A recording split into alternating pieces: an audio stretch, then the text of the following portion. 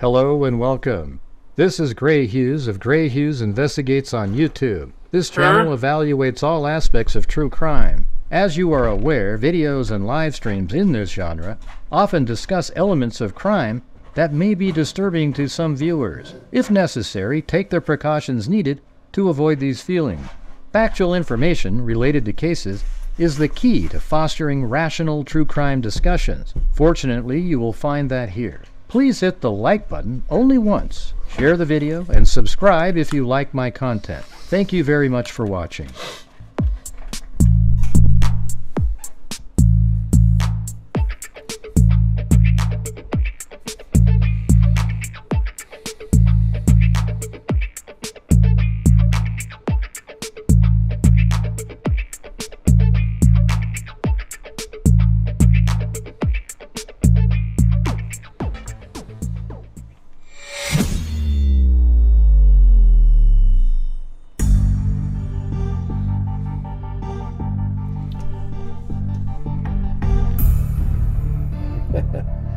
Don't even know. There we go. What's going on, freaks? Well, my voice still sounds crappy, but I did test negative today, but I don't know, man. I don't feel that great, so we'll see tomorrow. We'll see tomorrow. You can always get the false positives. Or negatives, I guess. So, hey, there's some new audio in the Jennifer Soto case of Jennifer again on the 29th of February and the 1st of February. This is one of the ones I paid for too. I usually get second dibs even though I paid the same amount, but hey, what the hell, right? So I've got the audio, but you guys want to hear this this crazy let's see, hold on a second. It's Polk County, this arrest made of this kid.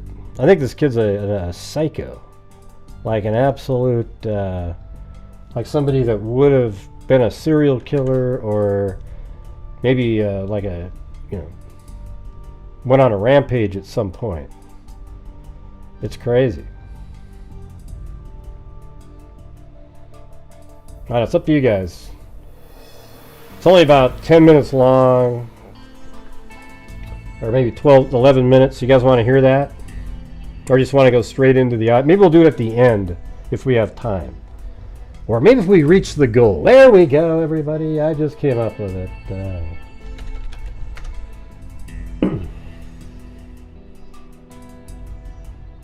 That sounds like a good idea. Yeah, if we make the goal, we'll do it. Alright?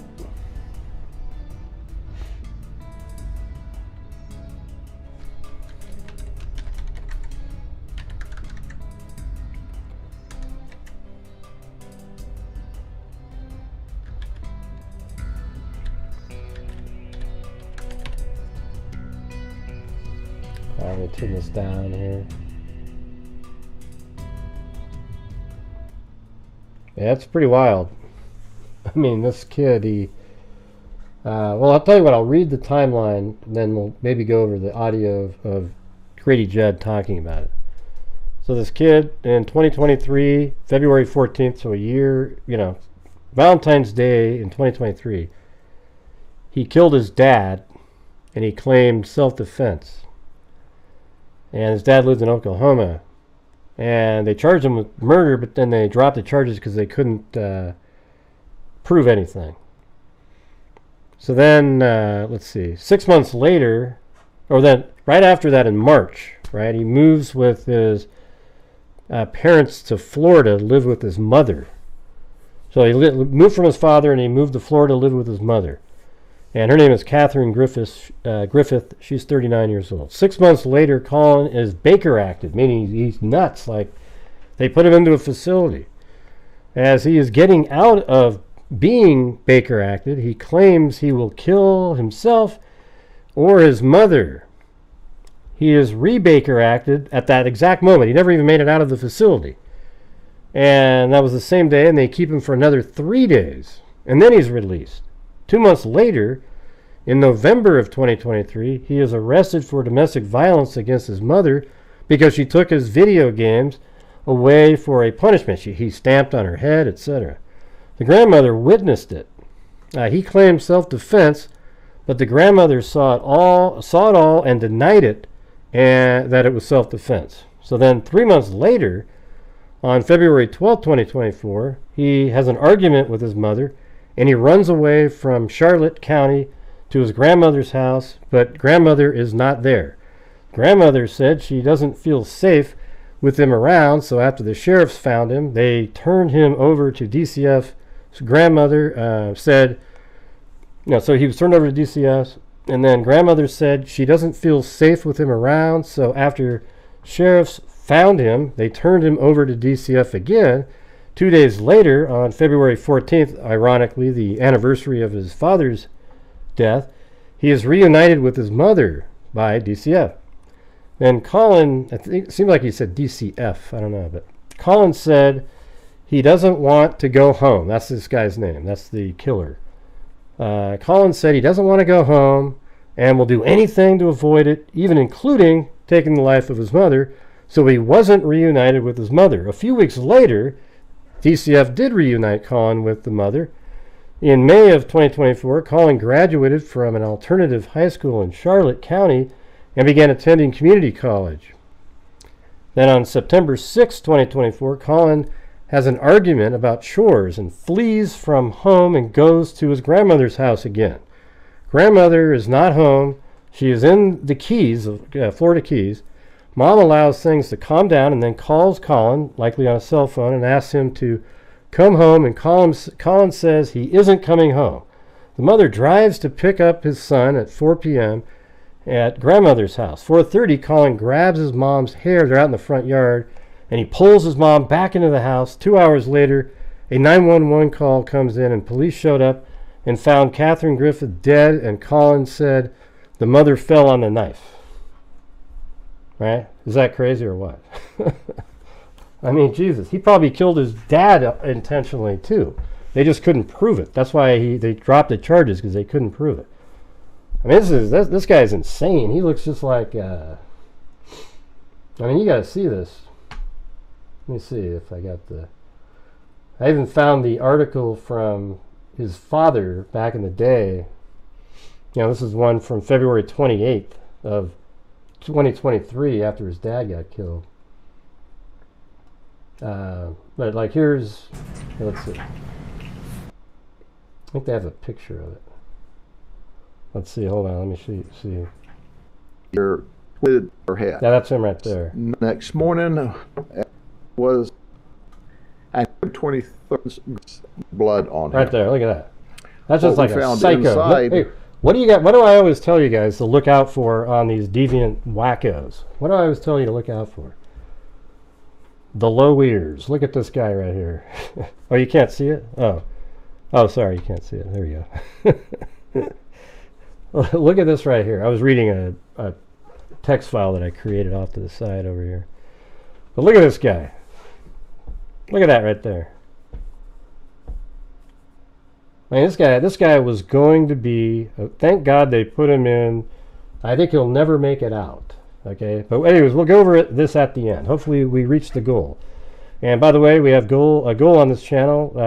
For people to help support the channel, and that's what's allowed us, out of the income from the channel, to donate $213,000 to various true crime related charities, a DNA fund, and a scholarship fund since January of 2020. In 5 years, we've donated $213,000, and I'm proud of that. The only way to make that happen is if people are supporting the channel. The audio that we're going to be playing coming up here costs like $900 for this whole batch of information that's coming out. So if you guys have the ability to help support the channel, I would appreciate it. Anyways, we'll play that press conference later, but consider supporting the channel. All right.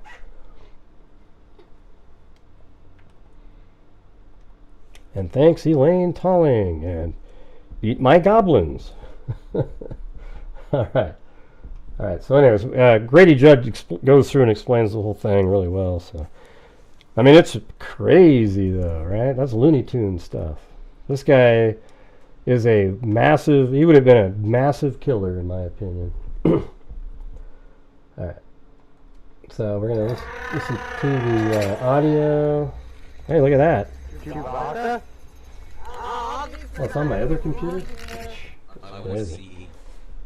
Alright, I'll turn it off there. Thanks, Marylise.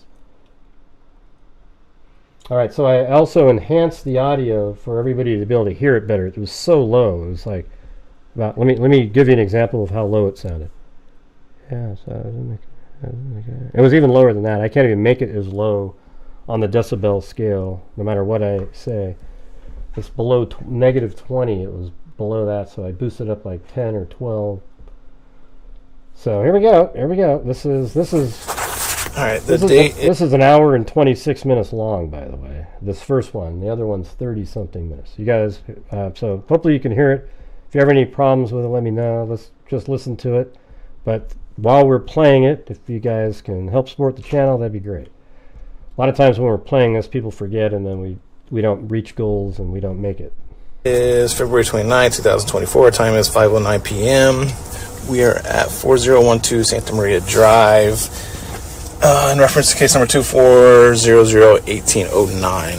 It's myself, Detective Morris, Detective Smallwood, and Jennifer Soto. So, to give you a little bit of what's happening now, there's a few other additional pieces of evidence that we're collecting at the time. Okay. Some of that evidence came from Stefan's phone. Okay. Some of the pictures that were on the phone. Okay. That we've identified belonging to Maddie as well. So clothing that she was wearing, that sort of stuff. Okay. That's what we're collecting. Okay. Okay.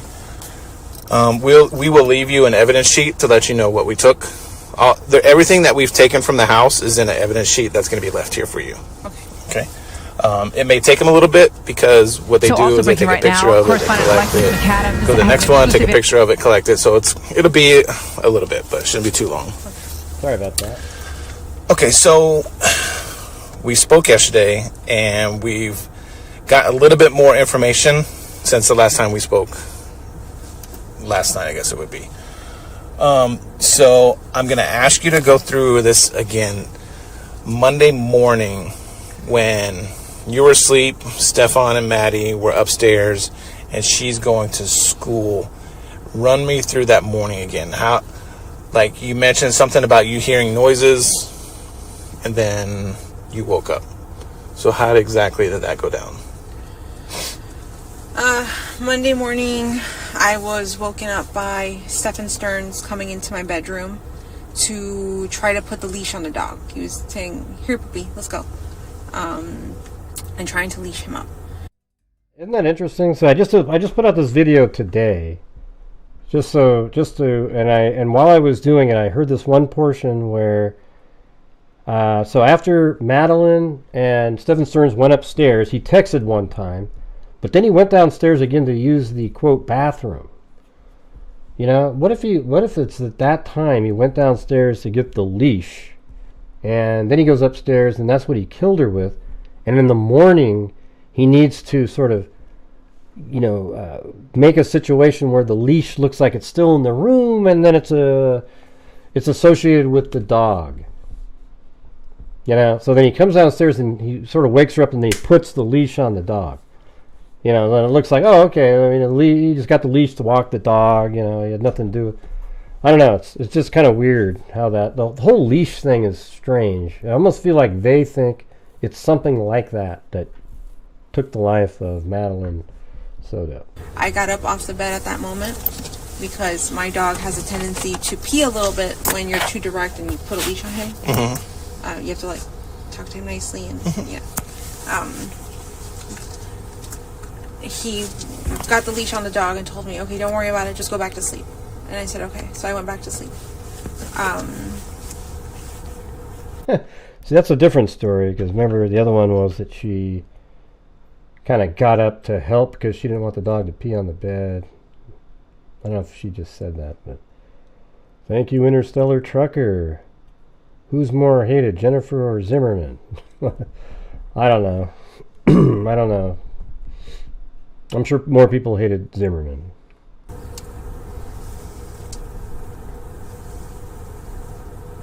I think because with Zimmerman, nobody liked Zimmerman, but in this case, there's no evidence to prove that Jennifer Soto has anything to do with or has any knowledge of killing Madeline Soto. Okay, that's just the truth. You can pretend that there's something out there, but there isn't. If there was, she would have been arrested for it. This was around, I'm assuming this was around 8 o'clock in the morning, because I'm assuming, he's getting ready to take her to school, he's walking the dog before he does that. Yeah, that's one of the theories people have been talking about. I'm sure another creator must have said it, because about 15 people have typed in the exact same sentence. That he wanted to go down and walk the dog so that Jennifer didn't get up to walk the dog, and would have seen, when she went outside, would have seen Madeline in the car. Yeah, that makes sense. You know, I can't say it doesn't make sense. You know? So, you know, it makes sense that that's what he was trying to do, is preempt her getting up. But he also kind of left pretty quickly after that, too. So, I don't know. I don't really... It's hard to make any rhyme or reason for it. Yeah. So, I'm not sure what time it was, but I think it was around 8 o'clock in the morning when this happened. Okay. I thought I had heard somebody in the kitchen. I don't know who it could be. But yeah, I just heard sounds, but I'm not sure who it was. Who was in the kitchen? Could have been Stefan. Could have been Maddie. Okay. Could have been one of my roommates. When the deputies first talked to you, when you were reporting her missing, yeah, you remember writing a statement? Yes. Okay. In that statement, you say you saw Maddie. I saw. I know. I misremembered. I didn't see her. Yeah, remember that? So that was a big deal. She said she saw her getting ready in the morning, but all she did was hear some people in dishes in the morning. And her reply here isn't really that great, right? Okay. I wanted to believe I saw her, but I didn't. Okay, wow, okay, really? You wanted to believe you saw her, so you said you saw her? I don't know. But when you're talking to the deputy on his body cam, you describe what she's wearing. Because she had picked it out the night before. Okay, now she's saying that she picked out those shorts and everything the night before. Okay. I told her to set up her clothes the night before to have it ready, so she was ready to go. See, that's consistent with the interview that I just played today. However, it's, I don't know, it's just kind of interesting how, you know, I don't know, it's just weird. Like, how do you not remember stuff like that? I mean, now it's strange if she doesn't remember what she was, well, I guess she didn't remember what she was wearing when she came home. But she would have known what she was supposed to wear to go to school.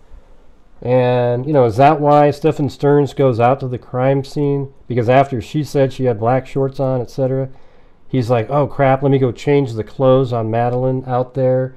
And then after I change those clothes, when they find her skeleton at some point, it won't be obviously linked back to her. Is that what happened? And is that how the scent got into Jennifer's car? Because that was at 3 in the morning? Does that make sense to you guys? Thank you, Cheryl Bullock. Did you do a interview with Fox 35 recently? Yes. Okay. In that interview, you say something to the effect that you don't want her to come home. Do you remember that? No. Why would I say that? I don't know. That's part of the interview. Maybe I don't know if you listened to it or if you saw it. I haven't seen anything. Okay. Maybe when we're done with this, you can Google it and to see if you misspoke or. I must have misspoken because that's not. I remember asking her to come home. Please come home. We miss you. I want you here. Like, please be safe. I remember saying that. Okay. All right. I want to touch a little bit more, or go more in depth on the relationship that you have with Stefan. Now, you said you guys have been dating for a while, and then you kind of broke up, and it's been on and off for a few years, I guess you'd say, right? Yeah. During that time, was he seeing anybody else?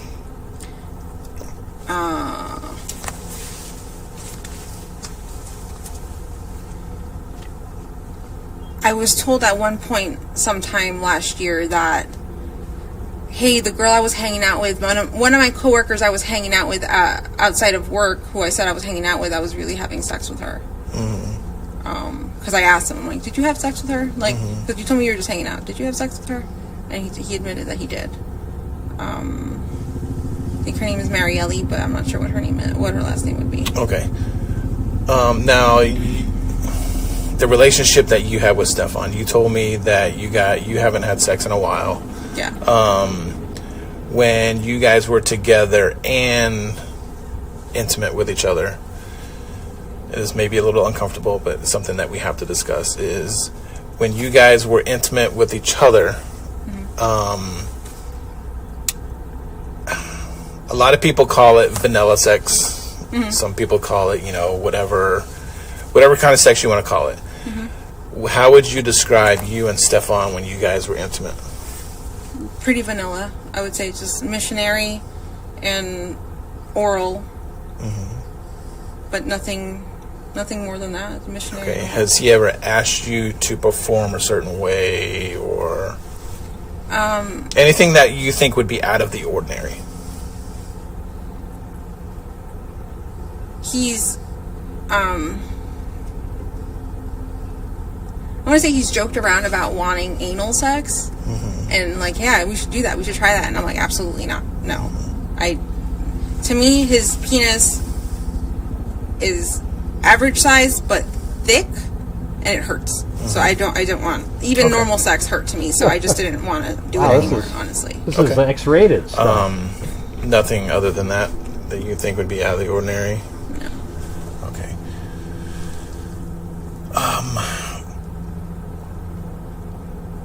All right, so he is on medication. You told me he's on medication for insomnia. Can you say that right? Sleep apnea. Yeah. And then I believe you said ADHD. Yeah, and also anxiety meds, I think. Anxiety, okay. Anything else that you can think of?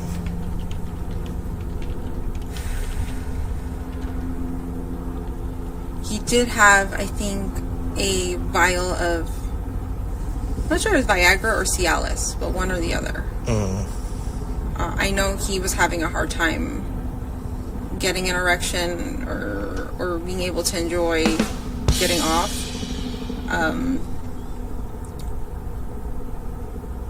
He was having a hard time. And he ended up figuring out we couldn't figure out, he went to the doctors, tried to figure out why he was having these issues. They told him it must be something mental because physically his body's fine, should be acting normal. But we found out it was a side effect due to the Adderall medication he was on, that he was not able to enjoy himself sexually. Once he got off Adderall for a while and was able to enjoy himself again, I think there was no need for the Cialis or anything like that. Okay. Would he ever talk to you about what kind of porn he liked watching or anything like that? No. Okay. Have you ever, quote unquote, watched porn with him or anything like that? No. Okay. All right, now Maddie, what medication did she take? She was on hydroxyzine, which is a sleeping medication and anxiety. Why do they say that, but they don't say... What's the part that they're cutting out that seems like they can't say? You're already saying the name of the drug, right? Hydroxyzine. I mean, why is that first part always cut out? Medication. So that... because she suffers from really bad GI issues. She's constantly constipated. What else? She had an asthma inhaler. Are you talking to me, Gina? An asthma inhaler. This is my job. Sound like a fool. I can't think of any other meds she was on.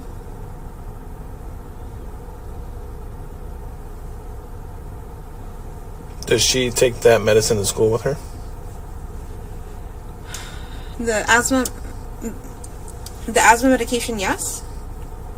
The asthma medication, yes. The Adderall I give to her before she goes to school, and the anxiety meds we give it to her when she's at home. How does she react to this medicine? Anxiety. Like, how does her body I bet react? she gets sleepy during the anxiety. Okay. No side effects. No, nothing weird. Nothing, Okay. really? And she takes it in the morning? Well, see, but that's bullshit right there, right? Because you just said that because when it was doubled up, she was really groggy, could barely... Or at night? Adderall she'll take in the morning. Hydroxyzine, the sleeping meds, or the anxiety meds, either or. Probably in the afternoon or evening time close to bed. We use it mostly for sleep aid. That would be given to her. I think there's marijuana in her system.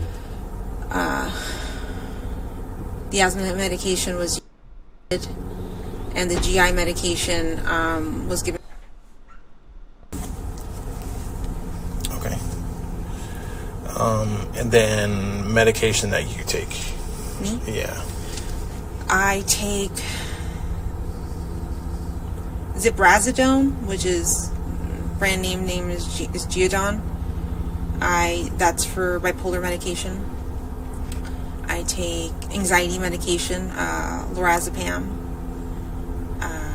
methimazole, which is a thyroid medication. I'm also prescribed medical marijuana in capsule form and flower form. And then a vitamin D medication, a really high dose of vitamin D I have to, because I had gastric sleeve surgery a few years ago, so I'm vitamin deficient, so they give me some high doses of medications to keep my vitamins balanced. I think that's it. Okay. All right, so going back to the morning that Stefan takes her to school, you said you think it's around 8 o'clock when you physically see Stefan messing with the dog? Yes. Okay. And you don't see Maddie anywhere? I don't. Okay. When Maddie gets dressed for school, like now that I've seen the inside of the house, it looks like a majority of her clothes are in that little partitioned area in the living room. Yeah. Does she have clothes anywhere else? Like, where would she put clothes to wear to school the next? See, he actually comes back home at 8:19 a.m. into the facility. So the dog leash thing isn't 8. It's like 8:22 or something, 8:23. All right? And then he, let's see. Then I think he goes out the back gate. Let's see what time that is. 8:31. So he goes and gets... See, that's what's weird about the leash thing, you guys.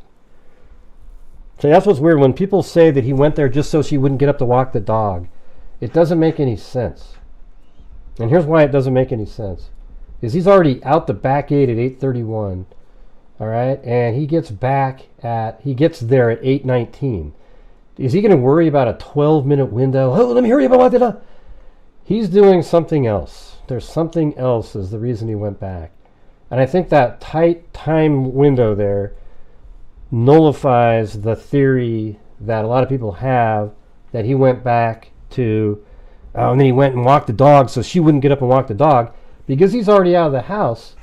Like 4 minutes after he's there, he leaves again. I think he may have even okay, so here you go. I think this gives it more credence to my theory that he got the leash at this moment, and I think he used that to strangle Maddie, who possibly could still be alive in that vehicle, as he was driving around, and he used the leash to strangle her in the parking lot of the hotel just before putting her into the trunk, but she was drugged the whole time before that. What do you think of that? Hey, thanks, Nate Campbell. He says, follows the wave. Also, thanks for gifting a membership, Nate. Appreciate it. Anyways, what do you guys think of that? Don't you guys think this kind of debunks the... I want you to focus in on what I'm saying here, okay? Focus. Doesn't this debunk the, I went to the room to, make sure that she didn't walk the dog because I didn't want her to see something? Doesn't it kind of debunk that? I mean, he gets home. He goes through this gate at 8:19. He gets home at like 8:21, and he's only home for like 4 or 5 minutes. And then he exits over here at 8:31. He's already exiting, you see? He's out of there. So he's not even 10 minutes. He's in at 12 minutes in the complex from here coming in and leaving 12 minutes later. So he's doing everything really fast, really fast. I don't think there's enough time for him to like, oh, let me walk the dog. It's a ruse. All right? So I think there's some other reason they're focused in on that leash. That's my opinion. All right, anyways, back to this. I guess nobody heard what I said. Okay. Where would she get dressed? She would get dressed in her bedroom, right there, that little nook in the living room. Mm-hmm. All her clothes are there. Mm-hmm. When she takes off her clothes, her dirty laundry hamper is typically in my bathroom downstairs, mm-hmm. and she'll just dump it in the basket. But there is no basket there right now. She's been dumping everything on the floor. Well, you might if you knew you were already going to... he threw stuff in that garbage can throughout the day, before and after, remember? Yeah, he threw stuff in the garbage can at 7:35 in the morning, 10:54 a.m. She was already dead at that point and in the trunk of his car. And then at 3:24 p.m. and then at 4:36 and then 3:28 and at 7:35, you know. I mean, at 7:35 he's throwing stuff in the garbage can. That was already before somebody would even leave the house. Hey, thanks, Esther M. Floor. Mm-hmm. I think the basket is currently being used with clean clothes, so I just wanted to keep the clean clothes and dirty clothes separated. So dirty clothes are on the floor right now. That doesn't make any sense, Kiwi meme. Sorry. I do think it's possible he weekended Bernie'd her, because if he would have been caught, she wouldn't have been dead. See, in any of those times when he was driving around, if cops had pulled her over, he would have said, and they wanted to check on her, she would have been dead, right? But if she was still alive, he could go, yeah, she was kind of sick and everything, I'm trying to get her back to... He could make up an excuse, but he just wanted her seen on camera. And then later, when he was hidden in the parking garage, maybe that's when he took her. I'm not saying I'm married to this idea. It's just a theory that, you know, if you think through it, it actually makes sense. Thank you, Esther M. What's in the basket should be like half clean, half dirty clothes, I think. Well, thanks for joining, Yvette Losha. Okay. When you go to sleep, when you were sleeping that night, was your door open or shut? It is left cracked open. Cracked open, okay. Yeah, or he could have. I mean, I don't know how it all played out. You know, how she got into the car, it seems like it would have to be early in the morning. Okay. Would you see or hear Maddie going to get changed?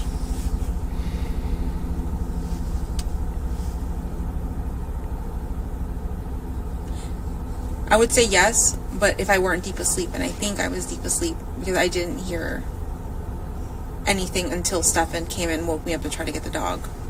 Okay, so he woke you up to help with the dog? Yeah.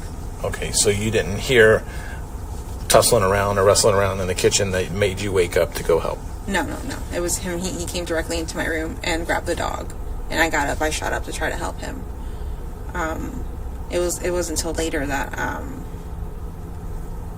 after that is when I heard rustling in the kitchen. Okay. So he takes the dog out to go potty or whatever it may be, and he comes back inside. Do you see him when he comes back inside?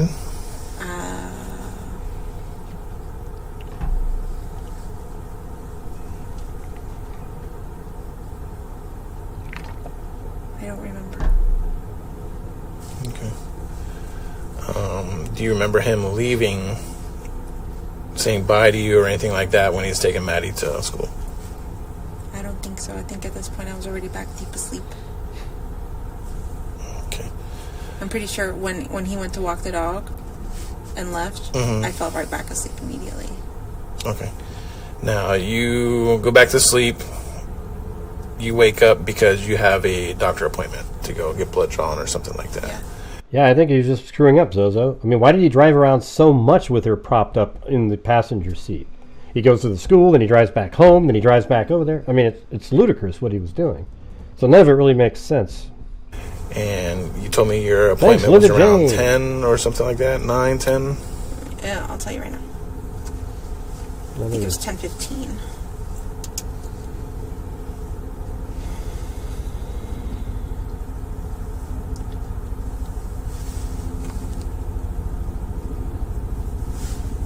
Yes, it was at 10:15. Okay. So you go to this appointment, and on your way back, did you talk to Stefan on the phone at all?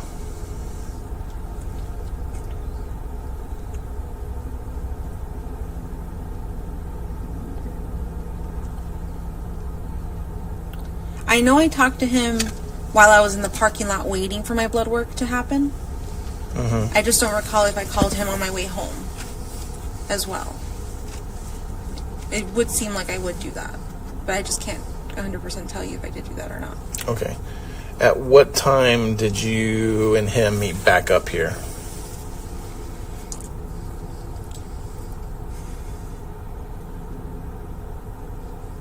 So I got back from my blood work appointment anytime between, I'll say 11:15, 11:30, so sometime around that time.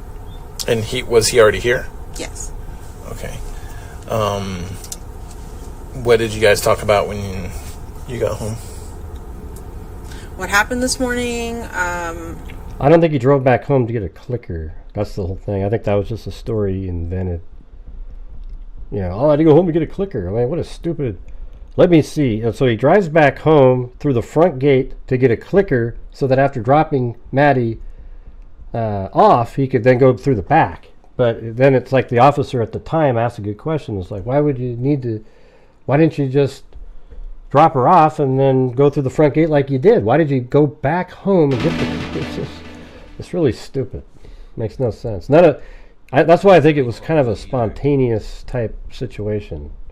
You probably thought through what to do, later, okay. But it wasn't working out right, and he just kind of was struggling. What did he say? What happened this morning? Thank you, Lanky Tour. We had a good morning. We made really good time. Maddie got ready super quick. We were out the doors super quickly. I was super impressed with our time. Super duper. I tried convincing Maddie to go have McDonald's breakfast a few times, but she changed her mind and decided she didn't want to. She just wanted to sleep in the car. And the thing is, the night before, we had discussed, Maddie, maybe he should leave a little bit earlier than normal so that you can go get breakfast with him at McDonald's. That would be a really cool day to start a Monday right after your birthday, having McDonald's at breakfast. Well, so this is something they talked about. That's interesting, right? Like, is that really what they talked about? Because if she's saying this and it's not true, but how would you ever prove that they had that conversation or not? She's like, that sounds like a good idea. So, they were supposed to have gone to McDonald's, but he told me they didn't. He told me he had left his phone because I had... no, he had already told me this earlier that he had left his phone. What else did he talk to me about? Oh, I remember that, Marilee's. That's cool. That's interesting.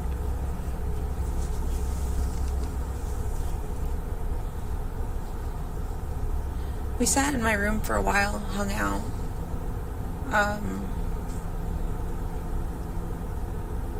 He discussed having to reset his phone even though he didn't want to, or no, not reset his phone. He discussed needing to update his phone because he's been avoiding an update for so long. But I think it's time to do it. And I said, just do it. Stop avoiding it. Just do it. And he started the update, and then through the update, he's like, oh my God, I don't know what button I pressed, but I just factory erased my entire phone. And I said, that was stupid. How'd you manage to do that? He goes, I don't know. I wasn't paying attention, and I just clicked the button, and it happened. And I said, oh, okay, that's unfortunate. Or did he tell you he meant to reset his phone? No, he didn't tell me he meant to reset his phone. He acted like and said that it was an accident. Did you find that odd? Of course I find that fucking odd. That's suspicious as hell. That... Have you ever reset any kind of... See, she said that. See, guys, like, that right there, she didn't, like, try to protect Stefan Stearns right there. She goes, oh, God, of course, that's, So, if she really was trying to defend Steph, I've never seen her defend Stefan other than in the original stories where, he probably guilted her into, like, saying certain things because, he was the one that was responsible. You were sleeping in. I took her to school and she's missing. Now they're going to blame me, blah, blah, blah, blah, blah. But look at right there. She just totally, didn't try to support him at all and said, yeah, I think that's weird. Let's see what she says right after this because we're just hearing this for the first time. Me? I have no idea how to do that now. Okay, have you ever... Stop avoiding it. Just do it. I'm going back a little bit. And he started the update, and then through the update, he's like, oh my god, I don't know what button I pressed, but I just factory erased my entire phone. And I said, that was stupid. How'd you manage to do that? He goes, I don't know, I wasn't paying attention, and I just clicked the button, and it happened. And I said, oh, okay, that's unfortunate. Or did he tell you he meant to reset his phone? No, he didn't tell me he meant to reset his phone. He acted like and said that it was an accident. Did you find that odd? Of course I find that fucking odd. That's suspicious as hell. That... Have you ever reset any kind of phone? God. Me? I have no idea. That's too bad that they interrupted her because she was about to give another example. Hopefully she gets back to it. But she was about to... That's why you just shut up sometimes, Like right at that moment, she was about to say that and, and what was that? What was it? Okay, have you ever... God, Jesus. Doesn't that just frustrate the hell out of you? She was about to say something else. Had to do an update on a phone? I think so. On these phones, yeah. Sometimes it'll ask me to just continue on with the update. And do I remember it ever asking me to erase? Maybe she'll get back to it. Got it, okay. But he's got a Samsung. I have Apple, so I don't know if there is a difference or not. So... All right, now that you mentioned phones, Jesus. So Maddie had a phone. Yeah. And... That's suspicious as hell. That and... Hey, now, can you tell us about... Oh, my God. Explain to me what her attachment is to her phone. Her phone is her lifeline. That's how she talks to all of her friends. That's how she talks to any of us. She's constantly on video chat with her best friend or talking to them or playing video games with them.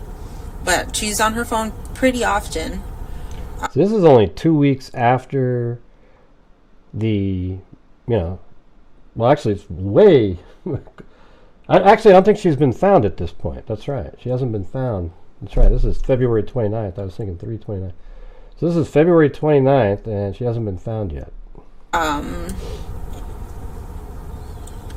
What exactly would you like to know about her? So,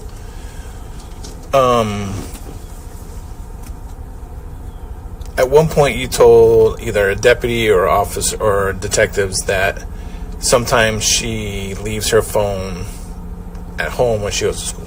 Yeah. How often do you think that is? I would say once every few weeks. It happens a lot. Like, for me, that's a lot. She has ADHD. She's very forgetful. She'll set something down and completely forget where she said it later. Where I found her phone was on her dresser. So I'm assuming she placed it there while she was getting ready and completely forgot about it, got ready, grabbed her backpack, and left. But it was on the dresser in front of her TV.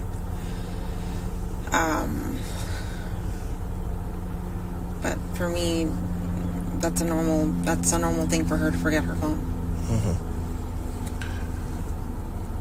Now, when she went, do you remember what time she went to bed on Sunday? I sent them to bed around 11 o'clock. Okay. Did you see him or her anytime after that other than in the morning? Or talk to them?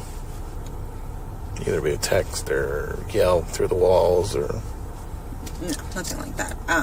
If anything, Stefan may have come down to use the restroom. Why wouldn't he use the restroom upstairs? Because our roommate does not like sharing.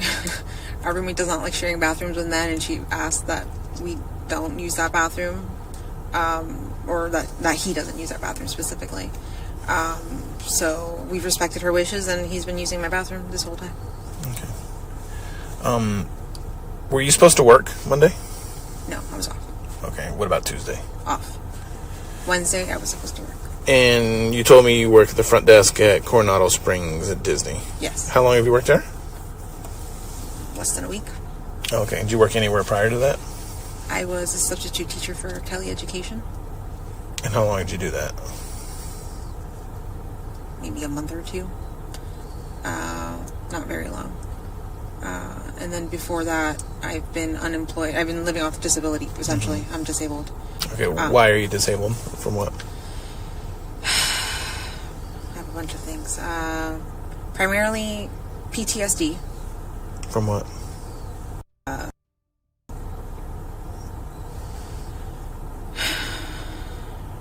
So PTSD, bipolar 2, generalized anxiety, ADHD.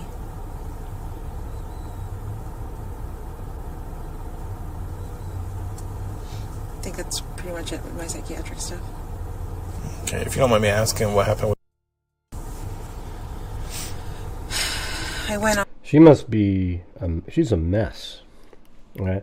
But I think she was probably assaulted. I haven't heard this yet, but the way they cut it off, that means it's one of those words. And now she's going to explain what happened. All right. Hey, thanks, Michelle H. And yes, you too. If you're out there and you want to help support the channel, especially to try to help recoup some of the over $900 we spent a piece to get these audio files, I would appreciate it. And it really helps support the channel, so thank you. On a date with a guy I had met. Was this before Stefan, or? Yeah, this was before Okay. Stefan. This was way before. It was a few years before Stefan, or maybe the year before Stefan. But met a guy at a car dealership who interviewed me for a job. I turned the job down, and he said, "Oh, great, I can't date my employees." And I said, "Oh, what do you mean?" He goes, "Yeah, I want to take you out on a date." And I said, "Oh, wow, I've never been asked out on a date in person before." And we went out on a date. He got really drunk. We got back to his place.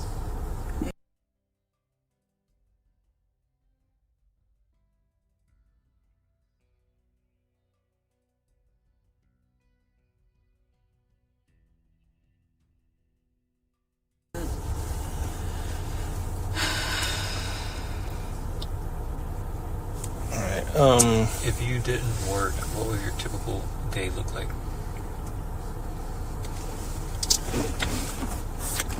My entire day was focused around Maddie. On a normal basis? Mm-hmm. Okay. I would wake up first thing in the morning, make sure she was ready, make her breakfast, get her backpack and water bottle ready. If she's taking lunch, get her some lunch ready. This is me doing this while she's getting ready. Walk the dog, come back, make sure she takes all her medications before school, take her to school, come back.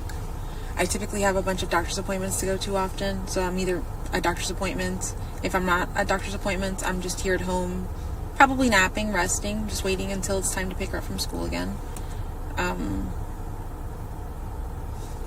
She was my entire life.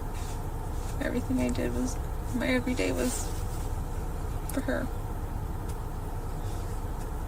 Did Stefan know about your doctor appointment on Monday? Did you tell him what your plans were on Sunday?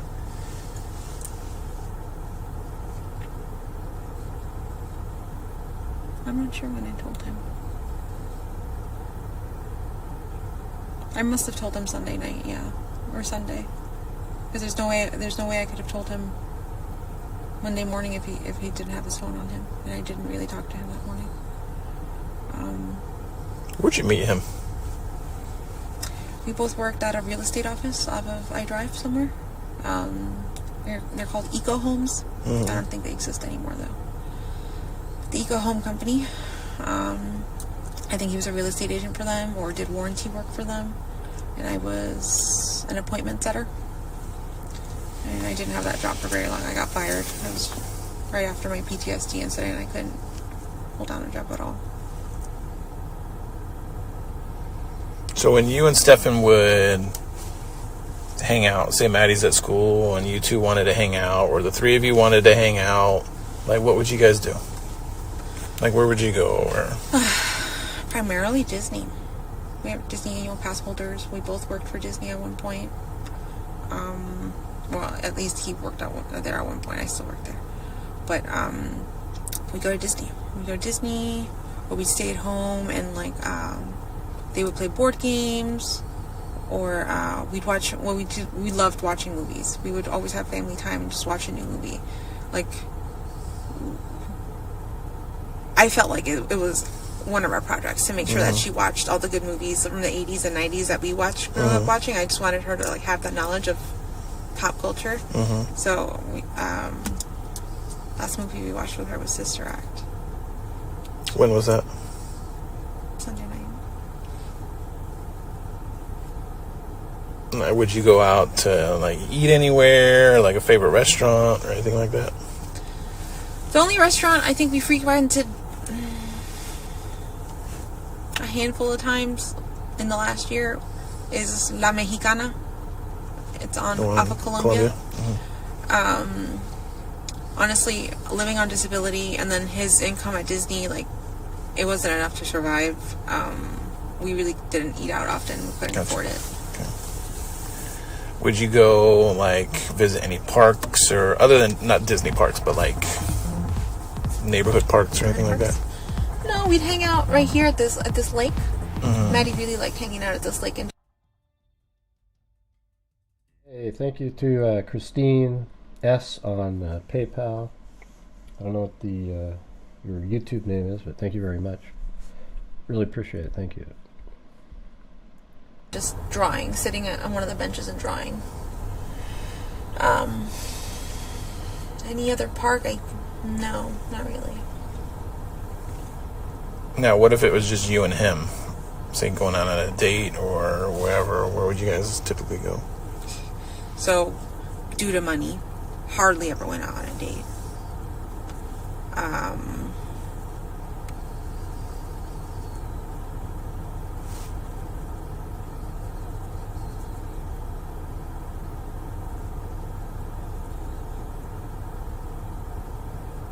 Honestly, we hardly went out on dates.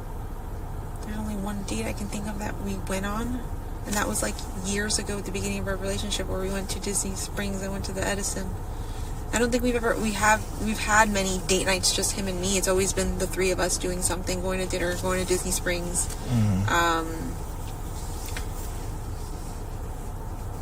We visit Disney Springs sometimes, often, or not often, but sometimes. We really liked that restaurant, Deluxe Burger. Really good. Shane really enjoyed it there. Now, the dynamic between you three. I know you told me that sometimes you and her would sleep in the bed. Yeah. Sometimes the three of you would sleep in the bed. And then sometimes you would send him and her to a bedroom so you could get a good night's sleep. Yeah. How long has that been going on? I know, people are like, oh my God, she went to Botox and her kid's dead in Stefan's car? What a biatch. Well, she didn't know. She went to the fact that she went to a Botox appointment shows that she had nothing to do with it, in my opinion. I really don't think she had any knowledge at all. Here's what I'll say. I guarantee you that she has no knowledge that Stefan Stearns killed Madeline. However, I can't say, because we don't have enough information, I cannot say that she wasn't aware of the sexual assault happening. However, I don't believe that either, okay, because I haven't seen it yet. There's some indications out there, like, that odd text message she sent about her not sleeping in the bed, and, her literally sending her to bed. But here's the thing is, why would she even admit that? She didn't think there was anything wrong with it, okay? Because Stefan Stearns groomed the situation to make it seem normal. That's what they do. I would actually encourage every one of you to go look up what these guys do, these predators, how they keep pushing the envelope, and when they get caught, they pull back a little bit, and they make it seem like it was something else, and over time, they get a little bit further and further, and over time, it seemed normal in this household for Stephen Stearns to sleep with Maddie in the same bed because he was like a father type person. Even though it sounds ludicrous to most parents out there, that's because you weren't one of the victims of one of these people. Okay? These guys are like a slick car salesman that have perverted desires. Okay? Okay, so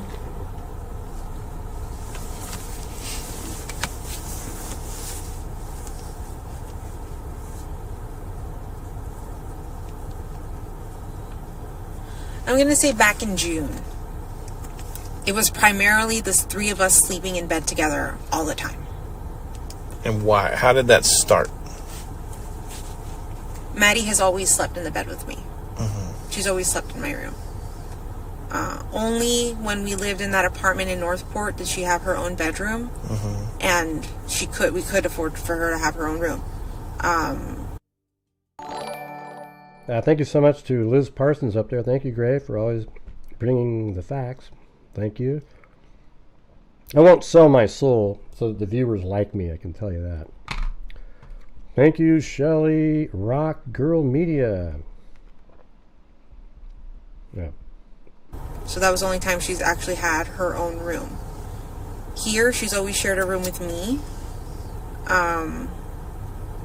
When she was a baby, she had her own bedroom here for a few years. But once she got older and we started having roommates and all that stuff, she started just staying with me in my bedroom. Stefan, during the times that we did live with Stefan, it would be the three of us in this bed down here, down in the master bedroom.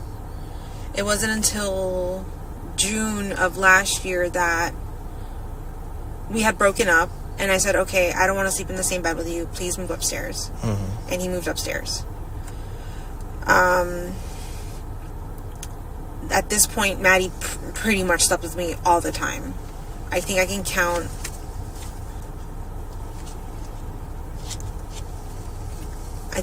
maybe on one hand how many times she's gone upstairs to sleep with him alone, because I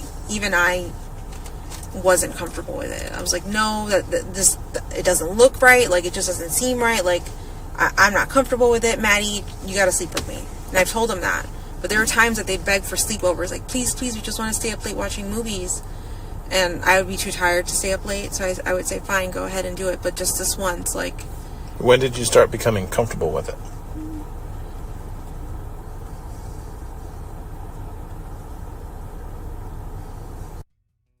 See, for example, like this right here, these are the kind of comments that really annoy me. It says, Jen Soto knew he's molesting Maddie. She offered Maddie up on a platter for years, and she did it because she valued her sleep and privacy over her daughter. I totally disagree with you there, all right? 100%. I think you're somebody who just wants it to be that way. I don't know if I was ever comfortable with it.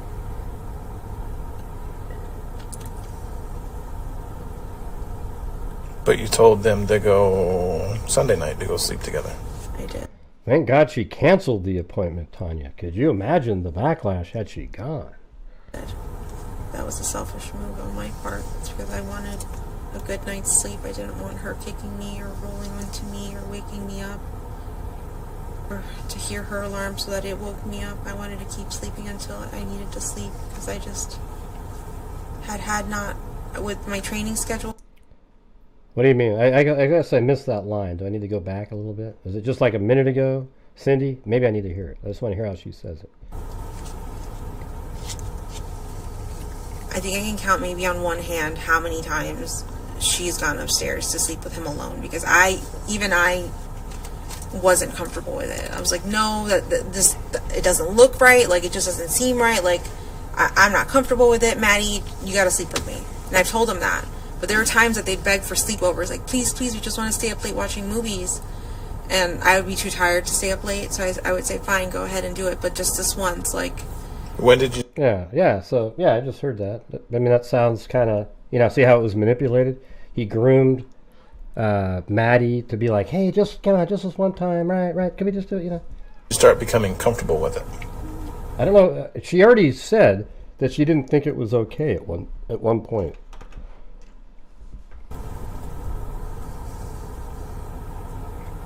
Wait, what was that last question? Sorry. When she was a baby, she had her own bedroom here for a few years. But once she got older and we started having roommates and all that stuff, she started just staying with me in my bedroom. Stefan, during the times that we did live with Stefan, it would be the three of us in this bed down here, down in the master bedroom. It wasn't until June of last year that we had broken up, and I said, okay, I don't want to sleep in the same bed with you. I didn't ask you, Cindy. I'm just waiting to hear it again. And he moved upstairs. At this point, Maddie pretty much slept with me all the time. I think I can count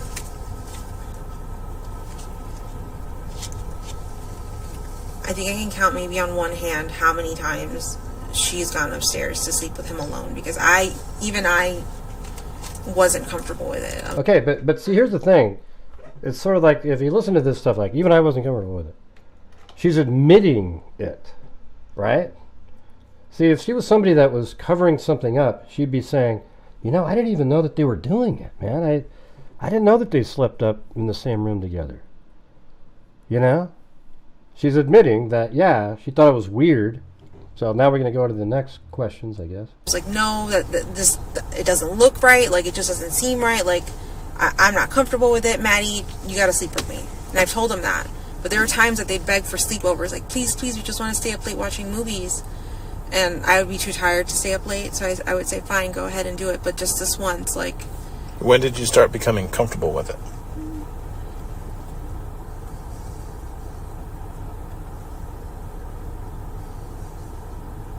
I was ever comfortable with it. So she said she was never comfortable with it. But you told them to go Sunday night to go sleep together. I did. That was a selfish move on my part. It's because I wanted a good night's sleep. I didn't want her kicking me or rolling into... So she said she's never comfortable with it, and it was a selfish move on her part that night. Yeah, I mean, this is the thing, is I understand why people don't like her. I don't like her. I've said I don't like her. These are the kind of things, like, wow, So now we know that she didn't think it was okay, but still allowed that to happen. See, that makes it a little worse for her. I mean, quite a bit, actually. It doesn't make it where, he just made it seem like it was so, I trusted him, etc. It's like she knew in her mind it wasn't right, but maybe it's the trust part that allowed her to think it was okay to do, even if she didn't think it was okay to do.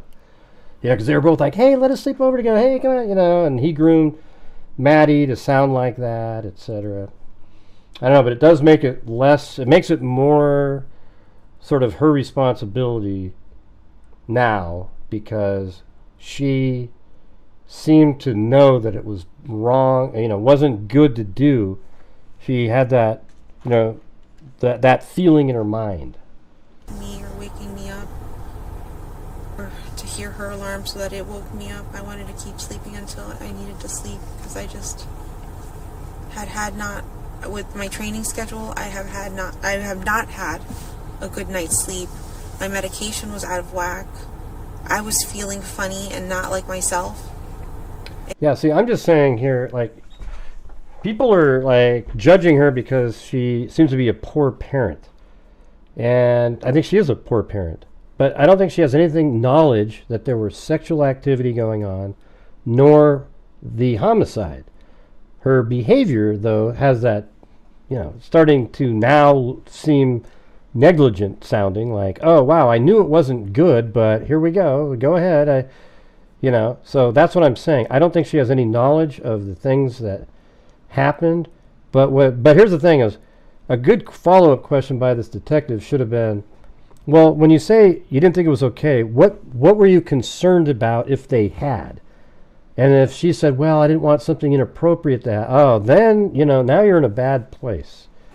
I don't know if they asked that question, but it would be, well, when you said, this is why I think I could have been a good attorney at some point, because I know what the next question would be. That's what you got to ask. Well, you said that you were concerned, of course you didn't like it when, that they were possibly going to do that. What was concerning about it for you? What was it that you were worried about? And then the answer to that question is then where you're in a different place. And I knew that I needed another night's sleep and my medication in my body, like ASAP, so I needed to go to bed. So that was... No, because she's on drugs all the time. I wasn't even comfortable sending Cindy. her that night, but I just did it for my own selfish reasons. Okay. Did you know? Well, here you go. That's what he's asking right now. Do you know that Madeline was, and then... He's never said anything to you or anything about it? No. If anything, I've always told him that my biggest fear is that this would turn into a Woody Allen situation where the stepdaughter or the dad grooms the child and the child turns 18 and ends up running away with him. I told him, like, that was my biggest fear and I don't ever want that happening. Like, you can't do that to me. Like, why would you say that to him? Jesus, that's crazy. That means she sort of thought that he was kind of like that. I have to admit, like, this stuff today is getting to a different place, okay? It's like now she's admitting to... See, this is what I was talking about. None of the stuff before has anything to do with this, right? Now we're in a different place. Because I never trusted... I grew up being told, never trust a man. My mom put that in my body, never trust a man. And, like... I did not completely 100% trust the man, but in my, like, the logic in my head was saying, he's been in your life for 7 years, nothing's happened, he hasn't shown you anything that he's weird, or that he's done or that he's interested in her, or said anything about her body, or talked to her about her in any specific way that, like, freaked me out. He's never said anything like that, or shown me any of those signs, so I thought I could trust him, that he was safe, that he was a good guy, and that he was taking care of my baby and loved her the way I loved her, but I was wrong. Yeah, see that? I don't know. See, when you say that's bull crap, I don't know if it is. It just seems, but now it seems like she was more worried about it and should have been more protective. That's what I think. You may... Yeah, why risk it, right? Think he was whatever... Why don't they cut this stuff off? Jesus. I know. Yeah. See, you could tell, like, she feels like a complete idiot for, even though she was worried about it, she trusted him enough to think, okay, my fears aren't okay. They're not, my fears aren't correct. Maybe something like that.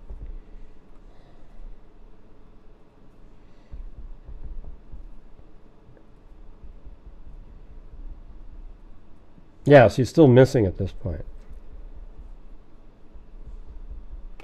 But hey guys, if you guys could help support the channel, we are about half the goal. If we can get to the rest of the goal, that'd be great. I'm trying to recoup some of the $900 that we put out. And by the way, when we get to the 900, then I start trying to get ahead for the month. Yeah, so...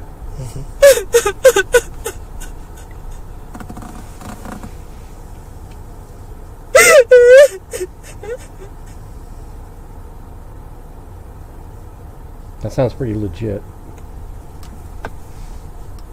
So I need you to... I know this is a lot.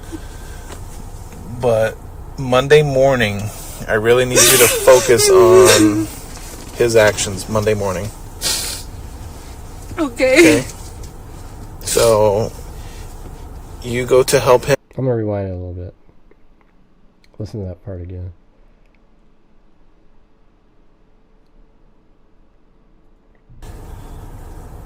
He's never said anything to you or anything about it? No.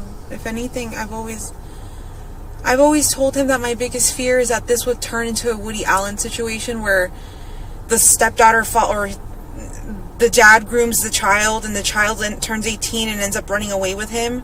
I told him, like, that was my biggest fear and I don't ever want that happening. Like, you can't do that to me. Like, I wonder why she had that fear. Was she noticing that they were really close together and doing things? Or, what made her have that fear? Why would you say that to him? Well, there you go. Because I never trusted. I grew up being told never trust a man. My mom put that in my body. Yeah, well, there you go. Sounds like a lot of you guys, too, in here. Never trust a man, man. Never trust a man. And, like, I did not... That's not why she's crying, Carrie. You guys are just... It's so crazy. Completely, 100% trust the man, but in my... Like, the logic in my head was saying, he's been in your life for 7 years. Nothing's happened. He hasn't shown you anything that he's weird or that he's done or that he's interested in her or said anything about her body or talked to her about her in any specific way that, like, freaked me out. He's never said anything like that or shown me any of those signs. So I thought I could trust him, that he was safe, that he was a good guy and that he was taking care of my baby and loved her the way I loved her. Yeah, see, that's what he did. He probably groomed Jennifer or Maddie not to say anything, and he never talked about those kinds of things, so she wasn't worried about those kind of things. And so even though she had those fears, she decided to trust that situation, even though it's ludicrous. Like, at this point, since she was already nervous, it's just ludicrous, but he groomed her and Maddie. That's what happened here. Okay? So that's how it works. It just, right now it's weird because it seems like she was worried about it specifically. So then, it's more like her being selfish is the reason that she allowed it, even though I don't think she knew, still, there's no evidence to support that she knew that they were actually engaged in activities, okay? There's no information yet. But I was wrong. But this is getting closer to, like, wow, okay, so she knew, but she was wrong. Yes, because you may... Thanks, Courtney. Think he was whatever. I know. So he must have said he'd been doing stuff to her, but he used certain words. And now she's saying something about that too.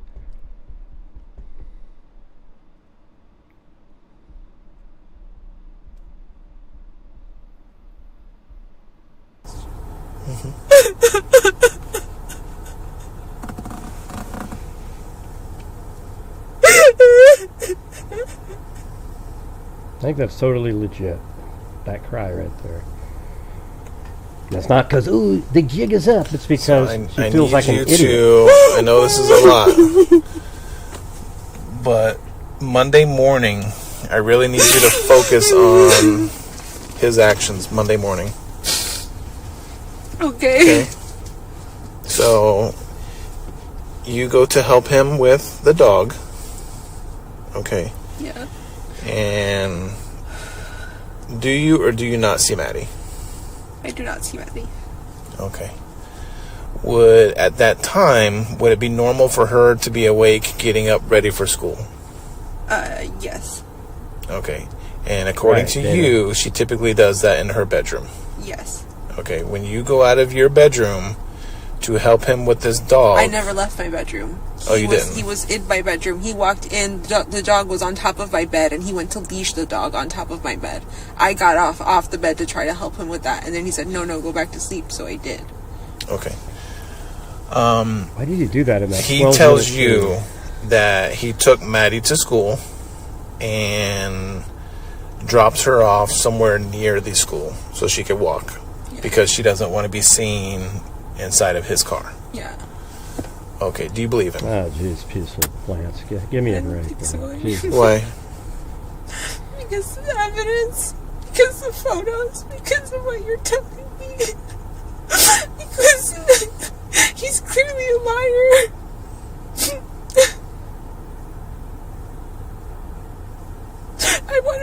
my daughter's alive and out there, and that she was taken.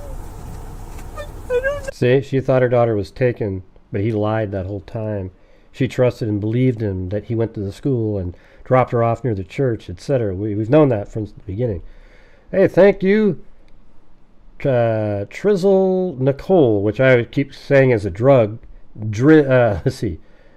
Trizlenicol. Have you ever had any Trizlenicol, anybody? It's fantastic.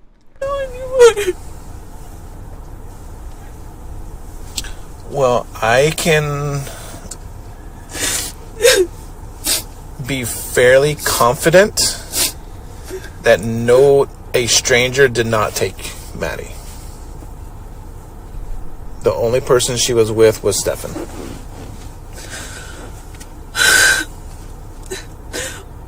Why would he go to Northport? I don't know. I don't know what's in Northport other than his parents. Did you know he was going to Northport? I thought when I woke up and he wasn't in the hotel, I thought he had gone to the Target Plaza right next door to the hotel we were staying at, because he likes to go shopping when he's stressed. But that's not what Let's try it, Lanky Tor. A pedo groomer has an advantage when being able to administer medications to his victims. Yeah, there you go. happened according to you guys. He actually went all the way to Northport and came back. So when he gets stressed, he likes to go shopping. Yeah. Okay, did he tell you he was going shopping on Monday? He was going to go stop at a few game shops to see if they had any Lorcana cards for sale. Would that be considered stressful shopping? In your mind? Or your eyes? No, because he does this often.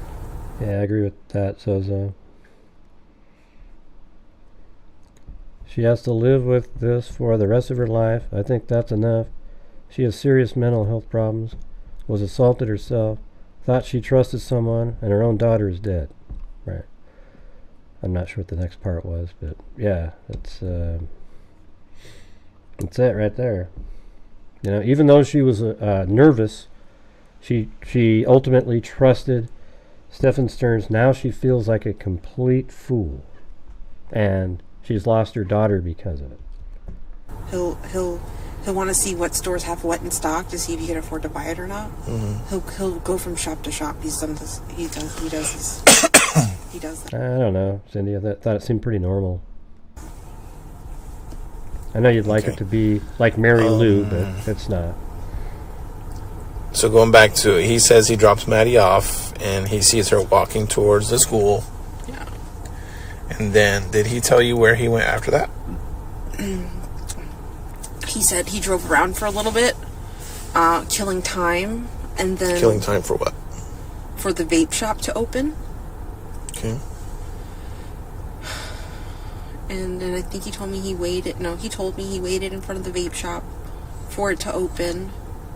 But I think that it didn't open. It never opened in time when it was supposed to. Do you know what vape shop he went to? Yes. Yeah, it doesn't matter. Even if Stefan Stearns said, yeah, she had no information at all. The holier than thou crowd out here will always say that she knew that Madeline was being assaulted, etc. She knew that he killed her. Blah blah blah blah blah. It'll never move on. You know, it'll never move past it. But I think it's pretty meaningful that even when his parents tried to convince Stefan Stearns in that one audio file to get him to say that Jennifer had something to do with it, he wouldn't do it. Never answered, didn't do anything. That's pretty telling. He knows exactly what he is. That he spent that time grooming Maddie and Jennifer at the same time, and it worked for him. He got to do what he wanted to do. And for years he's been taking pictures. I believe he actually was uploading those pictures to places like Telegram. That's the one that's just really, you gotta admit, man, like 1:40 or 11:40 something in the morning on that night, or not in the morning, 11:40 p.m. just after they're sent up to the room, he's on Telegram. What in the hell was he doing? And I'm telling you, I was looking something up and I stumbled upon an FBI, just a site listing different people, and I saw Kissimmee. Oh, what's that? And it's this lady who more recently was arrested for CSAM material in Kissimmee, who also used Telegram. I mean, it was on the site that I used. So pretty crazy, pretty crazy. You kind of wonder if there's like a network there. And I know that I brought this vape shop up to one of the other detectives earlier, and I had shown them this location. But that vape shop is located in a plaza where it has an Amscot on one corner and a bank on the other corner. So if you guys could probably find video footage of if he was even there, pulling in and out. That's in Hunters Creek. And you know for a fact this is where he went? That's where he told me. Yeah. If it's any vape shop, it's this vape shop. And why that one? Why that specific one? He likes the brand, the e-smoker company. And that's where he gets all of his vape stuff. He won't go to any other vape shop around here. He goes to that one. What time is this vape shop supposed to open? Does it say on there? Kyle? Yeah, my mom's not like Jen either, Glamis girl. Yet there are girls just like that. So you gotta realize that it's like that. And usually the people, a lot of times when people say, "Oh, I'd never be like that," well, it ends up happening to them. 10 a.m. Gotta be vigilant. Vigilant.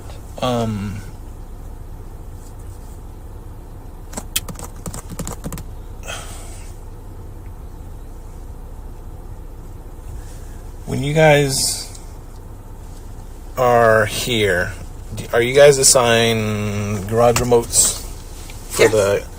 How many of those do you have? I have one. Stefan has one. I'm not sure if Angelica or Natalie have one. Is it something you keep in your pocket or? I keep in my car. What about Stefan? I think sometimes he leaves it in the car, sometimes he brings it in with himself. It depends. Why would he bring it inside? I'm not sure. Does that seem normal to you? To bring a garage remote inside the house? No. But he said that morning he left the house. He said that morning he left the house and then returned again because he forgot the garage clicker, so he came back to get the clicker. I don't know how true that is or not. But do you think that was odd? he's a very forgetful guy. I don't fucking know what to think of him anymore. I don't know if he's lying. I don't know. I don't know. All right. So you know you're all around. Yeah.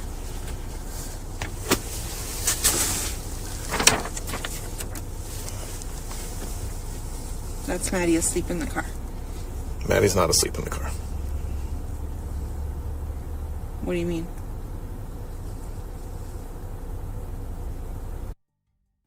Jesus, this is going to be bad. Let me go back a little bit. I don't know how true that is or not. Do you think that was odd? I have one. Stefan has one. Talk about the clickers. I got to hear this part. I'm not sure if Angelica or Natalie have one.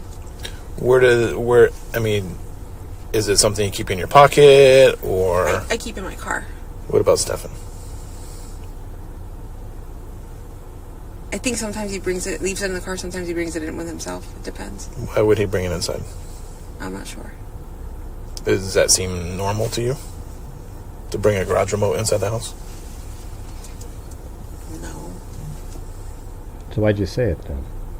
She was trying to defend him. But he said that morning he left the house.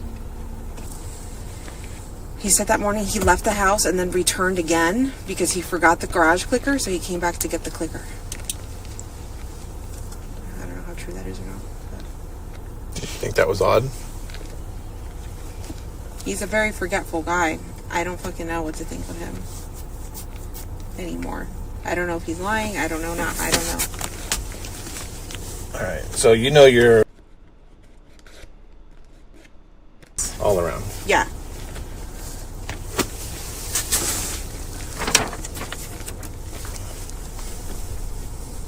Maddie asleep in the car? Maddie's not asleep in the car. What do you mean?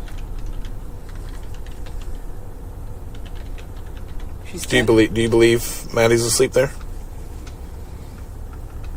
Is she dead? I don't know. We don't know where she's at. Wow, what a crazy image she must be looking at right there.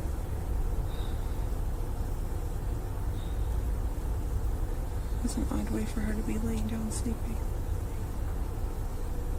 She said that was an odd way for her to be laying down sleeping.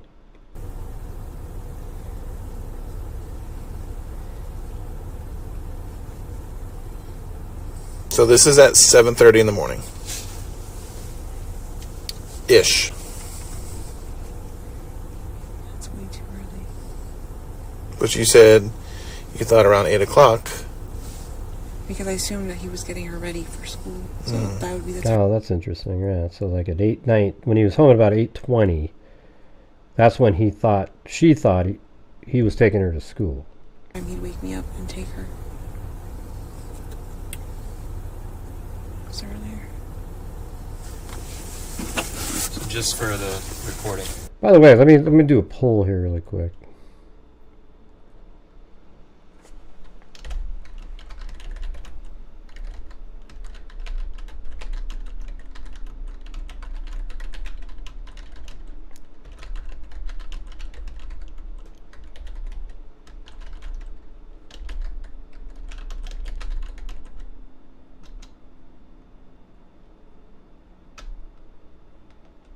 Let's see.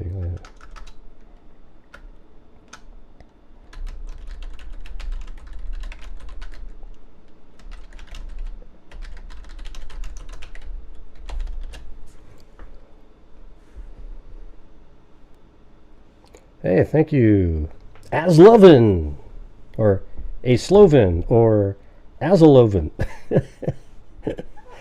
Aslovin? Okay. Aslovin?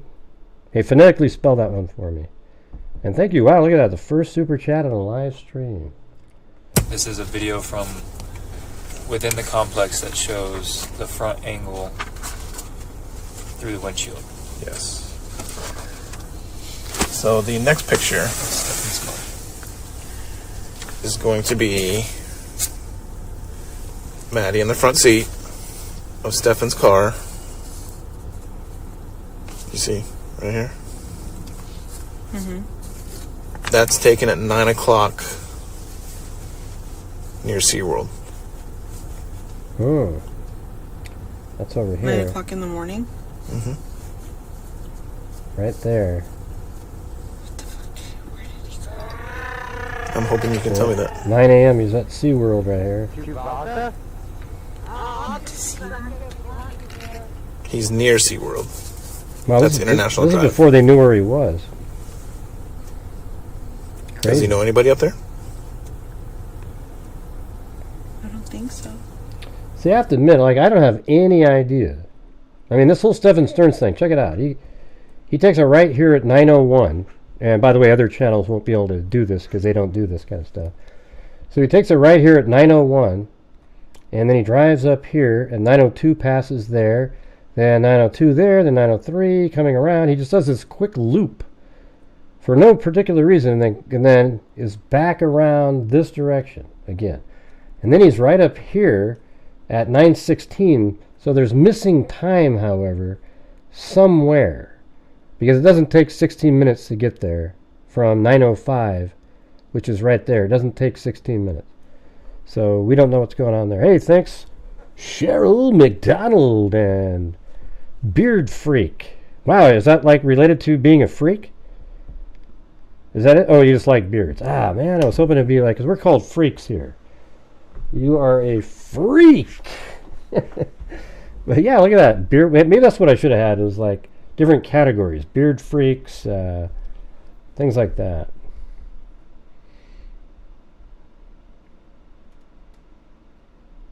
Yeah, I still have my voice is still... I tested negative today, however. Thank you, Cindy J. Are you guys finding this interesting? I am. Is there special place he likes to go? He doesn't have many friends like that. Like, not locally. Does he have anywhere he would like to go? Is there a special place he likes to go? And thanks, Cheryl McDonald, Beard Freak, Cindy J, Glamis Girl. Nothing I can think of.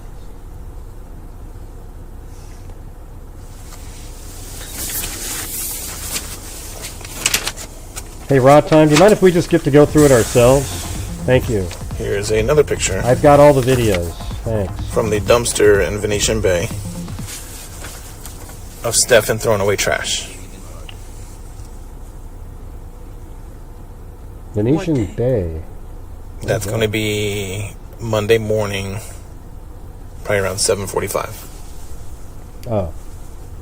That's her Is the apartment. dumpster, has that already been taken? Have you guys been able to look at what was dumped? What was thrown out? What do you think was in there? Clothes? I don't know. What makes you say clothes? It's actually 7:35. I can't tell what he's holding. I don't know if it's a plastic bag full of stuff or... Inside of that bag. Hey, thank you, Dejected Smiles, who said, I believe Jen was naive and Stephen Stearns manipulated everyone. Jen was naive and SS manipulated everyone. What I don't believe is Maddie wanted to be with Stefan. According to detectives, Maddie was asleep for most of the abuse. Why put drug Maddie if Maddie wanted Stefan? Yeah, why would you need to drug her, right?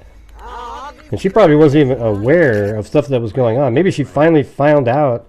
I think the pregnancy thing that I originally came up with on the very first show that we covered this case might turn out to be at least the reason, like, even if she wasn't pregnant, he might have thought she was. And I think that's going to be the reason. But if she was pregnant, that's exactly why he killed her. If he thought she was pregnant, he would have killed her too. The same thing. So I think that's going to probably be the answer. Is Maddie's backpack, Maddie's school computer, and one of her Crocs.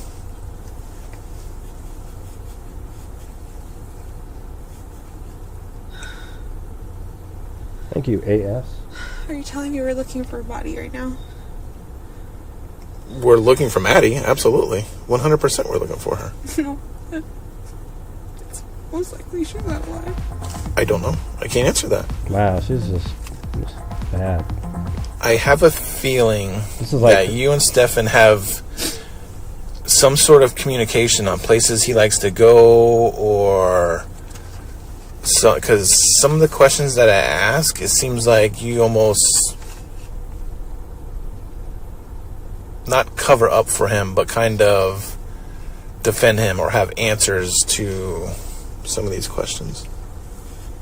Because I want you to have more further insight as to why he And I might do appreciate things. that. But you saying he's forgetful and all Maddie that too. stuff. I just want you to understand, like, we're all the same. We're both we're all very forgetful. We're all very time blind. It's just part of our ADHD. I just want you to know, like, What kind of grades does she make at school? Not great? What about her attendance record? she's got a lot of doctor's appointments that we've gone to, so she's got a lot of absences. Are they excused or unexcused? I want to say for the most part excused. Every time we take her to a doctor's office, I bring a note. Mm. Do you know that for sure, or we're working on getting her school attendance record? I'm just wondering if you being a parent, I would hope that you would know kind of like what her, because I know my daughter's school that if any of them miss one period or 2 periods or something like that, they will call me and say, hey, such and such missed periods 3 or missed period 7 or something like that. They don't do that. They send out an email and a voicemail, like an automated voicemail, saying your child was absent today from Hunter Street That's what I Middle just said. School. But not period 1, 2, 3. And it's not early in the morning like some other states do. It's late in the evening at 5 o'clock, or it's really late. Totally after the fact. Yeah, totally after. Like, it's. Have you got a lot of those phone calls of her missing class?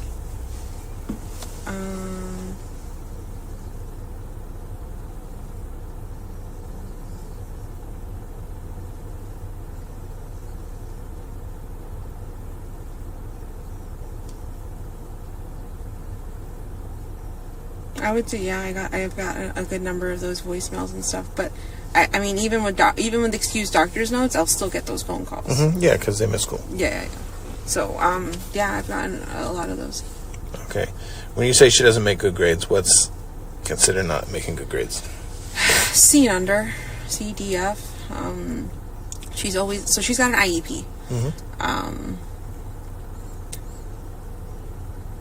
She struggles with. She's got a few learning disabilities with reading, with mathematics. Her ADHD doesn't help anything at all. She's very spacey, very...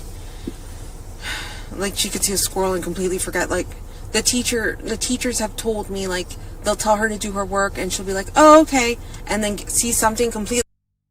How's the audio for you guys? Here, I'll show you what the original audio sounded like. Alright, the date is February 29, 2024. Time parks, or other than not Disney parks, but like... That's my last one. Hold on, let me open this up. Alright, the date... But that was about it. We didn't... sometimes we'd go to the beach. Have we heard this part yet? Yep. Has more people living in it. No, the beach gives him... My brain screwed up. And I know we talked last night too, and I just kind of want to reiterate. Has she had any changes in her behavior in the past few years? Have we heard this part yet? Because I think I was further down. I lost the part. I think it might be right over here. Left. Okay, I get that part. Are you 100% that you went to... Oh, okay.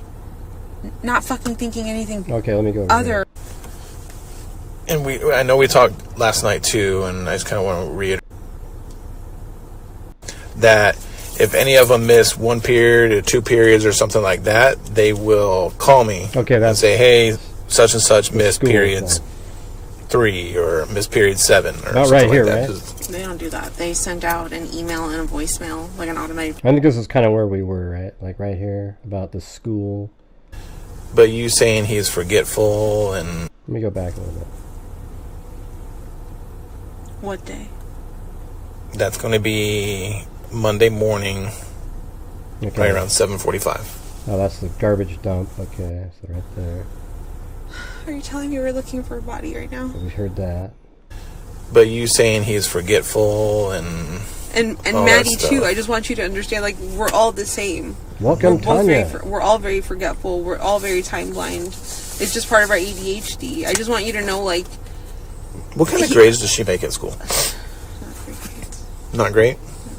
What about her attendance record? She's got a lot of doctor's appointments that we've gone to. So she's got a lot of absences. Are they excused or unexcused? Hey, thank you very much, Kimberly, for the PayPal. Very kind. I guess like a KNS, I think, is the name. I want to say for the most part. Thank you, Spud Smith. Every time we take her to a doctor's office, I bring a note. Mm. Do you know that for sure, or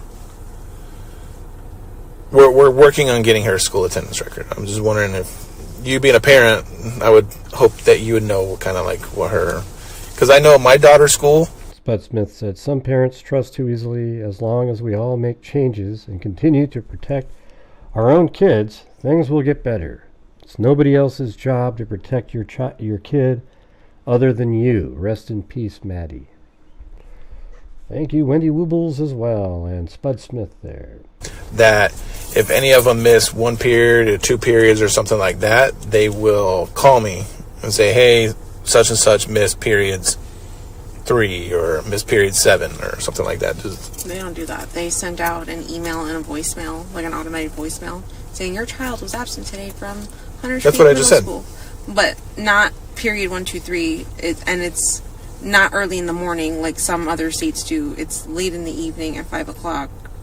You know, I think a lot of people failed her. You know, it starts with, you know, I mean, the thing is, Stephen Stearns is one that groomed people. But, you know, if you were to believe that he completely convinced Jennifer, I mean, her gut instinct was to not allow it to happen. So I guess you could count that as she failed Madeline. But the school, too. I mean, like, come on. I mean, all these times she went to the counselor, you weren't able to get something from her. You didn't notice anything because I don't know. It's just this is one of those shitty, sad stories. You know, Stephen Stearns is the monster, though. Everybody, that's the monster. We should all be focusing on that person. Or it's really late. Totally after the fact. Yeah, totally after. Like it's. Have you got a lot of those phone calls of her missing class?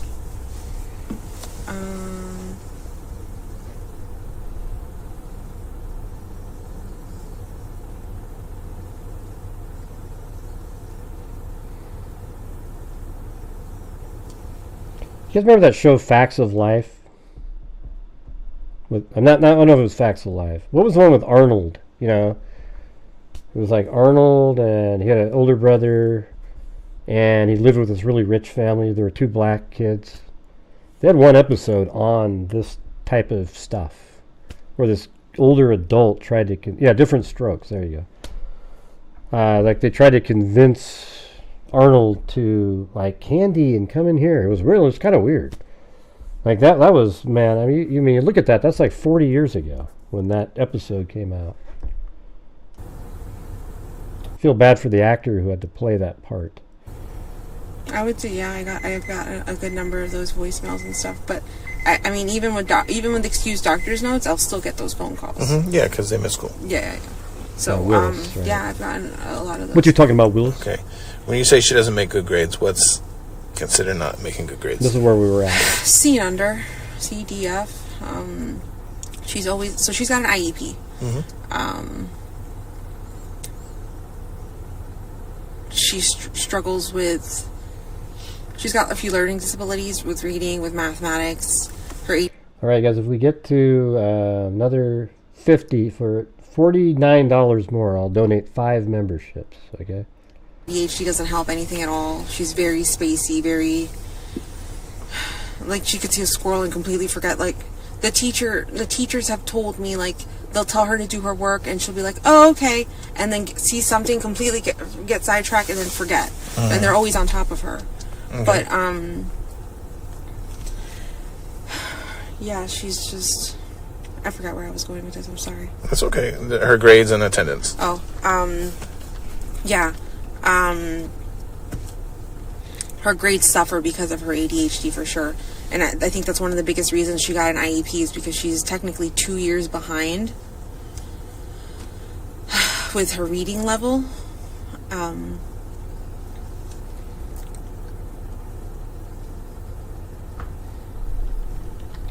Okay. What grade is she in? 7th. Okay.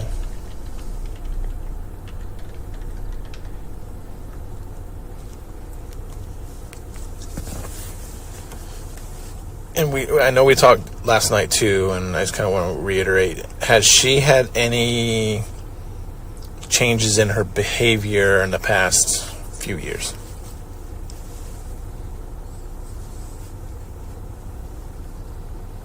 I'll say yes.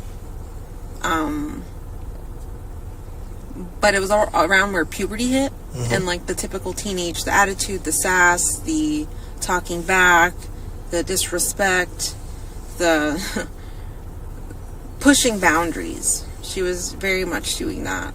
But that calmed down over the last few months. It got even better when Stefan moved out and went to Northport. Maddie and I were actually seeing a therapist together to try to like work through our issues because we were having problems communicating. So, yeah. So, Stefan, tell me about his... I know you said he likes to play board games and all that stuff. Is he like... What else does he like to do for fun? Well, we know the answer. He collects... Play sports or anything like that? No. He collects games and hobbies. He collects... Do you know what Tamagotchis are? He collects Tamagotchis. He's got so many of those. Digimons. Lightsabers. Is he... Does he like to go camping? Does he like to go to the beach or any of that stuff? No. The beach makes him self-conscious because he doesn't like how his body looks. He calls himself flabby. But, no, he's not an outdoorsy person. He doesn't play sports. He doesn't like the beach. Okay, he used to... Okay, this may be irrelevant. Back a few years ago, I used to own a scooter, an electric scooter, and he owned something called the One Wheel, which is like kind of like a scooter, but with one big round wheel in the middle. We would take that and ride around. The Kissimmee Trail connects back here, so we'd take that to the Kissimmee Bridge, do that trail over there, come back, or also go into Shingle Creek, cross the street, across Hoagland, go behind an apartment complex, and we end up in Shingle Creek.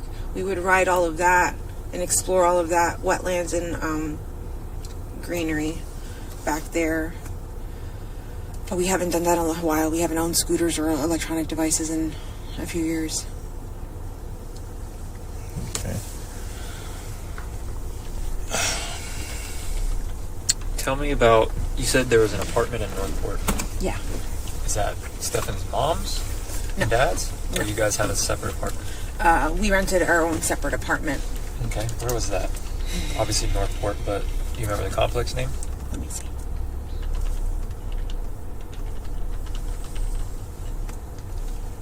And how long ago was that? This was back in 2020. Okay. I don't remember the month we moved in, but we moved out in November of 2020. We were there somewhere between 6 to 8 months. Okay. Let me see if I have their... Was it just you three there? Yes, it was just the three of us. Okay. Is Northport, I've never been there. Is it a big city, small city? Note the low ears. Oh, I'm sorry. So the apartment we used to live in is in the town next door over. It's called Port Charlotte, Florida. Okay. That's a small town. Northport, even smaller, I would say. But Northport being more popular because it's attached to Sarasota County, so it has more people living in it. Charlotte County is pretty small. Is it rural?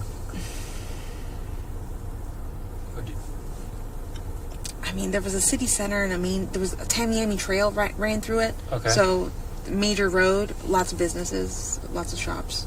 So, no, I mean, it's out in the middle of nowhere, but... Fun fact is, Northport is the third largest city in the state of Florida, square miles wise. Yeah, it's big. Yeah, that's a fun fact. The name of the apartment complex I used to live in is called Charleston K. Even she was like, yeah. Does it that's still great. exist today? Is that still what it's called? I'm not sure. I can Google. Man, these images got me hooked. I'm going to start buying some of these. And you don't know him to still own it or rent it? No, because it was under my name. The apartment It was under your name? Yeah, and I'm the one who gave up the lease.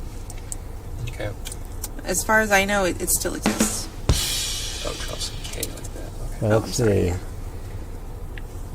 And you guys, so you were in that apartment for roughly 6 to 8 months, you said, right? Yes. Did you live in Port Charlotte or Northport for longer? No, we immediately... Only that time? Only that time, we moved right back.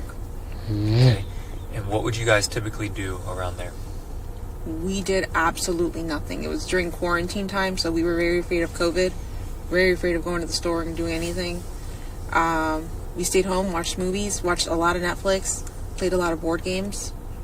But that was about it. We didn't... sometimes we'd go to the beach, Venice Beach. Yep. But that's about it. We didn't really go anywhere. Not much stuff outdoors? During that time frame? No, just Venice Beach. Okay.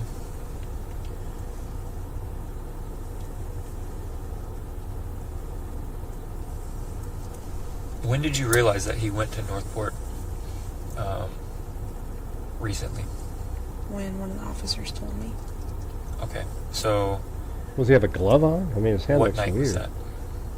Last night.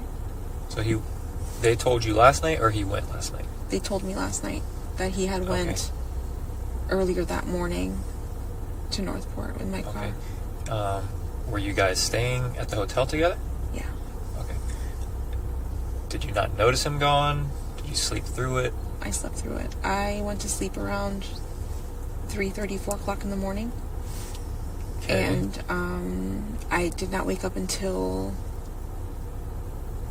9. And that's when I noticed he was gone. And I called Stefan's dad, Chris, who was in the same hotel. And I said, hey, is Stefan with you? He goes, no, he's not with you. And I'm like, no, he must have left and my car keys are gone. He's like, oh. I'm just like, maybe he ran out to get some food, or maybe he ran out to get something, or to Target. And he's like, okay, we'll just give him a little bit to wait. Why didn't you call him directly? Stefan? Mm-hmm. You have a phone? I don't think he had a phone. Okay. And I think his dad eventually did give him a phone for him to use, but that was later that morning, and I was never given that phone number either, so I never had a way to contact him. Okay. Why do you think he would go there? I was told he went into a storage unit. I have no freaking clue what he would be getting in a storage unit. Poor girl. Do you know about the storage unit? I have heard of the storage unit. I've always known Chris or his parents to always have storage units. They own a lot of shit. They're kind of a little bit like hoarders, but they own a lot of stuff. They have, I think, a few storage units, or they did. I think they may have condensed down to just one, maybe. But yeah, I've always known them to have storage units. Okay, and if you were to leave from Kissimmee, what way would I go to get to Northport or Port Charlotte? I-4 down to 75 to exit 179, I think, Toledo Blade Road. Toledo Blade? Yeah. Okay. And they live pretty close right off the highway.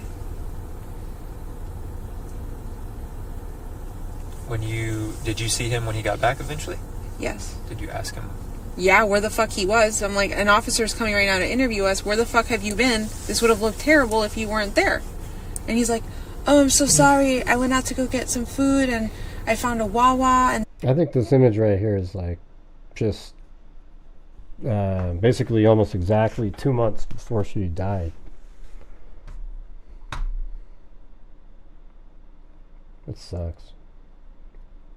then I got turned around and I got lost, and then I made it my way back here. And we're like, oh, okay. Not fucking thinking anything other than just believing him. I feel like so stupid because I don't know how long he's probably been lying to me about the stupidest shit for the longest time. Like, I'm... So he said he went out to get food. Yeah. And he came back with he had a cup of from Wawa. He was drinking a drink. Do you remember what time he got back? Like 11:15 a.m. Okay, so you were up around 9ish, you just told me? Yeah. So from the time you were up by the time he got back, roughly 2 hours. Yeah. Okay, and he came back with a Wawa cup. Yeah. That was it? Yeah. And so during that time frame, he told you he's been lost, got turned around, essentially. Yeah. And he had no way. For 2 hours. He didn't have a phone. He didn't know how to get back to the hotel room. That's obviously bullshit. Did you tell him that? No, but no, I'm speaking as from what I know right now. That's obviously bullshit. From what I was told by one of you guys, or from what I kind of calculated, he must have left the house in order for him to make this round trip to Northport and make it back by 11. He must have left 5 to 6 hours ago. So I'm just like, that makes it like 4 o'clock. 4 o'clock, 5 o'clock, I don't know, something like that. I'm just like, so he waited for me to fall asleep and then he left. And you said you went to bed around what time? 3:30, 4 o'clock. 100%. He waited for me to fall asleep and he fucking left. Okay, I get that part. Are you 100% that you went to sleep around that time? Oh, that's what you're asking me. I thought you were confirming me, like, 100% that's what he's doing.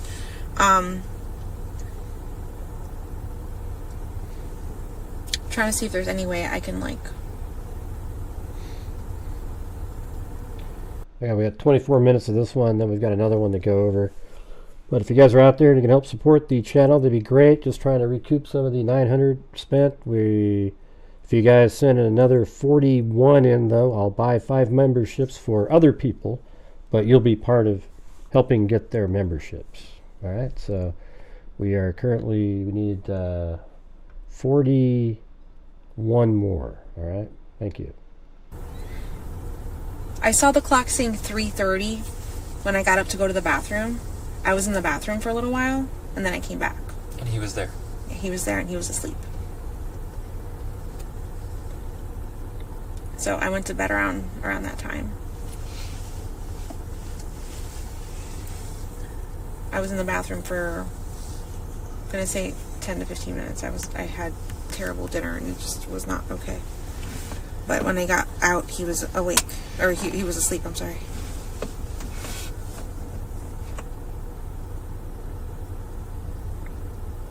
He actually mentioned, oh man, I woke up really early this morning, around 4, and he mentioned waking up around 4-ish, because he had really bad diarrhea, and used the restroom. He mentioned that the following day. And just so I'm on the same thought process, what day were you guys in the hotel? What day were we in the hotel?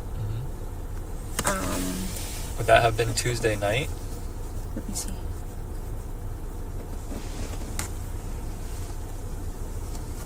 Really late Tuesday night, so I think it was technically Wednesday morning. All right. Well, hey, look at that. Thank you so much up there to Raw Time and Trislenicol. the new drug that's out there. Or Trizzle Nicole, whichever one you prefer. But anyways, thank you so much, and welcome to Misty, Emma Joy, Courtney D, Bluebird, Dina, and thanks Dejected Smiles also. Very cool, very cool. Morning when we checked into the hotel, it was really early.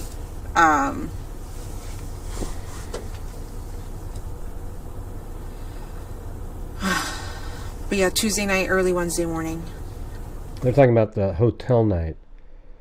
I think the very first night, like the 27th, early in the morning at 3, he drove back out to the crime scene.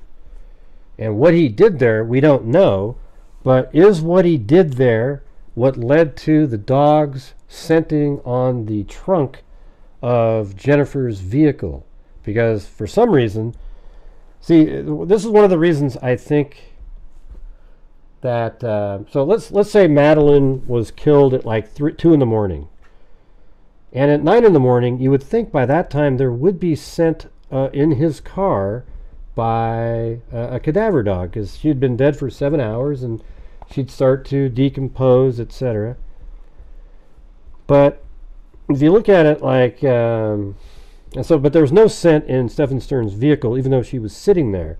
That's why sometimes I think maybe she was still alive, and then he strangled her later, maybe in the garage. Then that's when he moved her to the trunk, because now he doesn't need her propped up anymore, and he didn't need her alive in case he got pulled over. She'd still be alive.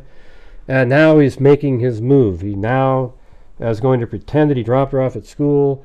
He's at the hotel parking lot. He strangles her, puts her in the trunk of the vehicle. Then he drops her body off, where he ends up dropping her off on the, what's the name of that road? Clear down here. What's the name of this thing? Well, anyways, the crime scene's right here, right? So this is where he dropped her body off, and that was around 1:30, right?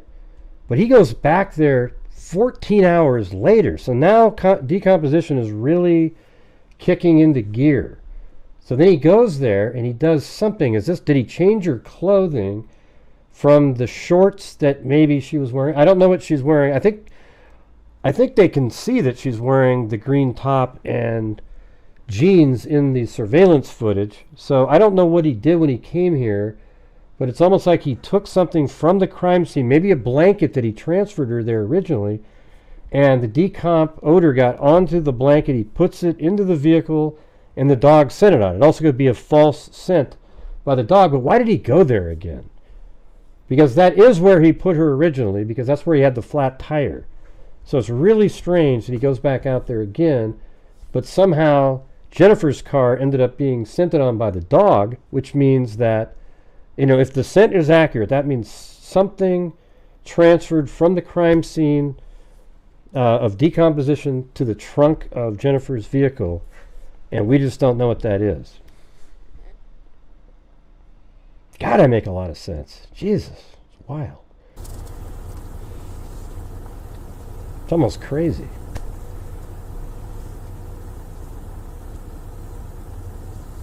Okay. I want to divert a little bit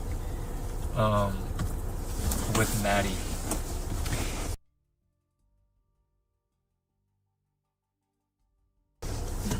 Never. I know everybody wants to say that, but yeah, she was drugged into the house, but couldn't he have drugged her even more, knowing that he's going to kill her, and she's totally out of it while he's driving her around propped up for 2 hours. She's visible in the window, or, about, right? Or an hour and a half anyways. So wouldn't it be more likely that he'd want her to be alive while somebody might pull over and go, hey, wait, what's going on? Something looks weird in your car. And then she'd still be alive, and he'd go, well, she doesn't seem to be feeling really well. He could make up some bullshit excuse. And if that didn't work, he'd get arrested and he wouldn't have a murder charge, right? So it's just a theory. I'm not married to my theory, but my theory is that she wasn't killed at the house. I think that he just drugged her, and then sometime early in the morning, I don't know, it's hard to say, because I don't know how he got her into the car, and then he leaves at like 7 something, and then what did he do, go back in? Then she could have woke up, or was he really, so it's just a theory, you guys. I'm not married to it or anything, but kind of makes sense, all this, when you put it all together. Why wasn't there decomp in Stern's car? If she was killed at 2 or 3 in the morning, that's 6 hours of decomp time where there should have been some sort of a scent in his vehicle. Don't you agree? Not maybe 2 hours, 3, 4, but 6 hours, that's where a dog, I think, could kick in. Okay. Thanks, M.M. Clar. Did she Is it disclose Clar to or you Claire? about has she had a period yet? Do you know? Yeah. Did she disclose to you about that? Yes. Oh, wait. See, that's not true, though. You hear that? Did she disclose to you about... You said... Really late Tuesday night, so I think it was technically Wednesday morning when we checked into the hotel. It was really early. Did she disclose to you about her... Has she had a period yet? Do you know? What does that mean? Like, yet in her life, or like this month? Yeah. She says, yeah, but we already know that she didn't have one in February. She disclosed to you about that? Yes. So do you know her regular Cycle? See, why did she say yes there? Because I think we learned on that last one in the April interview that she wasn't, she didn't have her period, right? Didn't we learn that, right, you guys? That in February she was supposed to have one early on. It didn't happen, and it hadn't happened before she disappeared. I usually put it, she usually tells me when she gets it, and we put it in an app. Mm-hmm.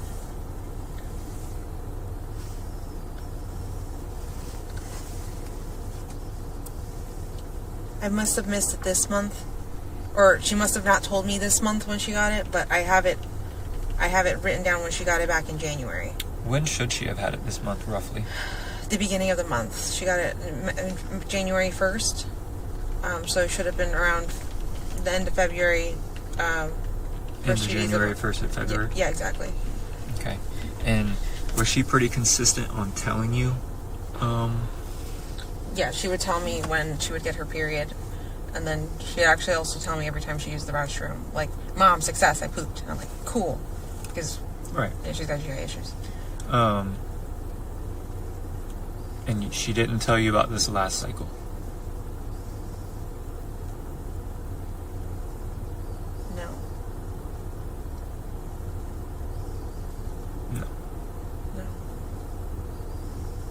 odd?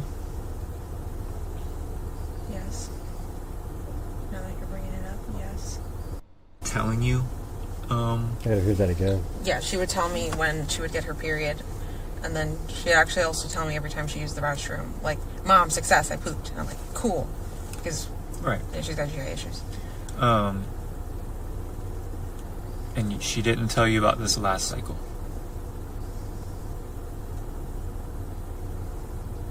No. Well, then how do you know she had one? No. No. You find that odd? Yes. Now that you're bringing it up, yes.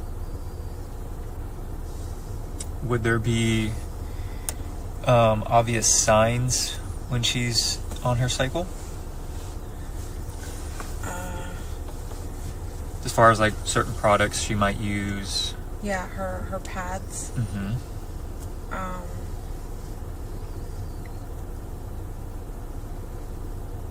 The pads she would use. I would get her a box about every 2 cycles or so, because one box would last her 2 cycles. She would typically complain of her breast hurting, having terrible cramps. Hey, hold on. Hey, thanks, Denise, and also to Kathy on PayPal. Thank you very much. Appreciate it. But I didn't hear any of that this month. Yeah, by the way, you guys, I mean, 385 likes with 824 people watching. You know, that's pretty ridiculous. So we're going to have to do the auctioneer now to get that going. If you could please hit the like button right now. 10, 20, 25, 30, hit that like button. 40, 45, 50, do I hear 60, do I hear 75, 80, 85, 90, hit that like button. 95, 100, 100, 105, 110, 150, 120, 125, 125, hit that like button, hit that like button. We're going to keep playing this till we get to 450 at minimum. Hit that like button, hit that like button, use your nose, use your toes, whatever blows, hit that like button. If your nose is broken, use your tongue. If you're missing an arm, use your thumb. You can't use the thumb if you lose your arm. I'm not sure how to do it, but just hit the damn like button. It's so simple.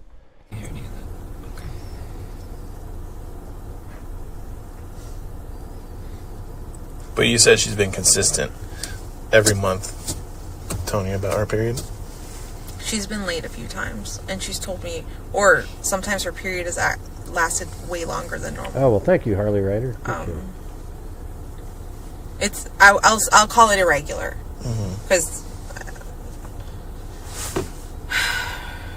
mine was irregular when I was younger too. So I just assumed just her body working through it, trying to regulate itself.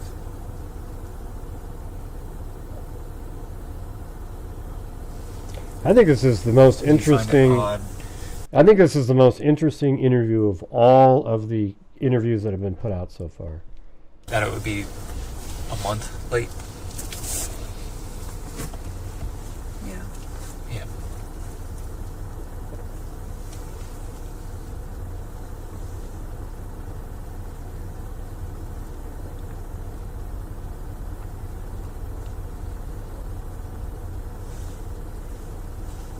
I don't know who Wendy Adelson's is. Those images you guys showed me with the car. Is there any more? I mean, none that I can show you right now, but yes, there's quite a few. But we don't see where he ends up going in the car. See, this is interesting. He's asking that question before she was even found. But I think it's more interesting that later on in April, after they've already found Madeline's body, that they are asking the same questions because their autopsy would have shown if she was pregnant or not.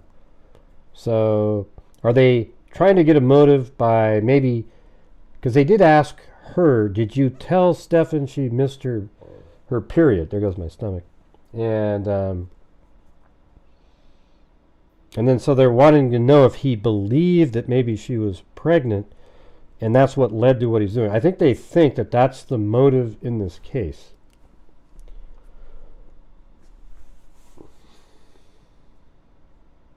Where do you think he would go? I have no idea. If I knew, I would tell you. And now we've learned that the body was placed where they had gone hiking before. Ah, there goes my stomach again.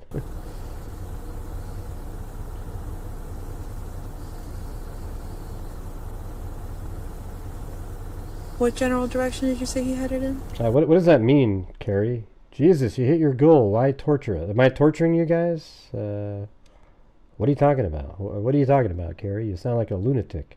He's all over the place.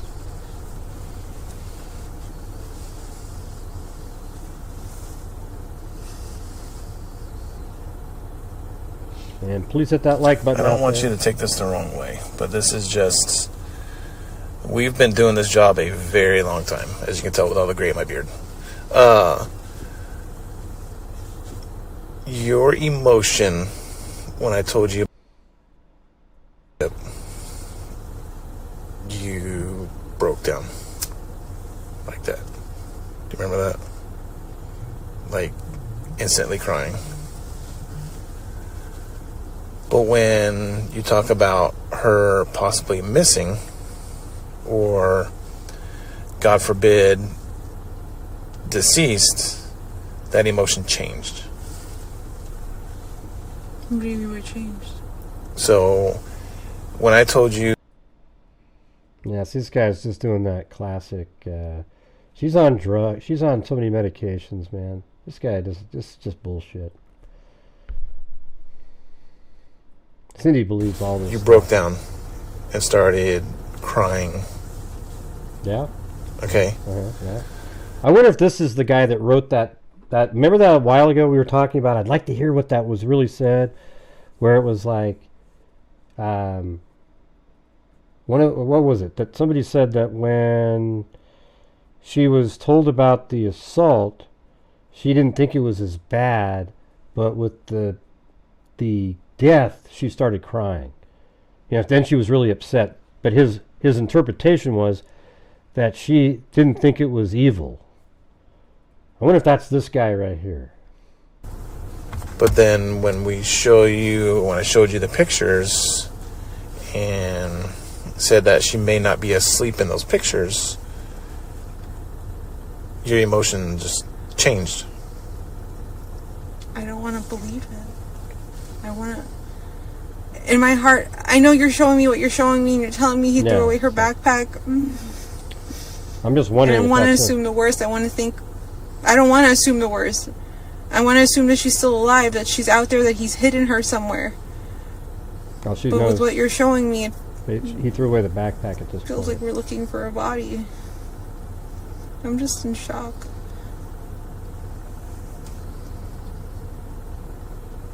But hey, you've given her some coaching advice. If you really believe she did it, I don't want to believe she'll act just the way you need her to next time. Right? She doesn't look like she's sleeping. Who sleeps? When you sleep in a car, you sleep with your head on the door. Her head was over here, right? Mm-hmm.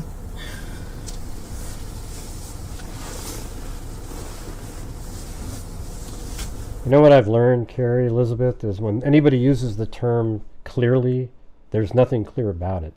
So I'm going to be removing you from the channel permanently. Good luck out there, okay? You sound like one of the lunatics from... And by the way, you guys, I know you won't be able to see this after the show's over, but this is one of those trolls that show up in here, okay? So, see you later. Here we go. I don't know what you want me to say or do, or... just want my daughter back.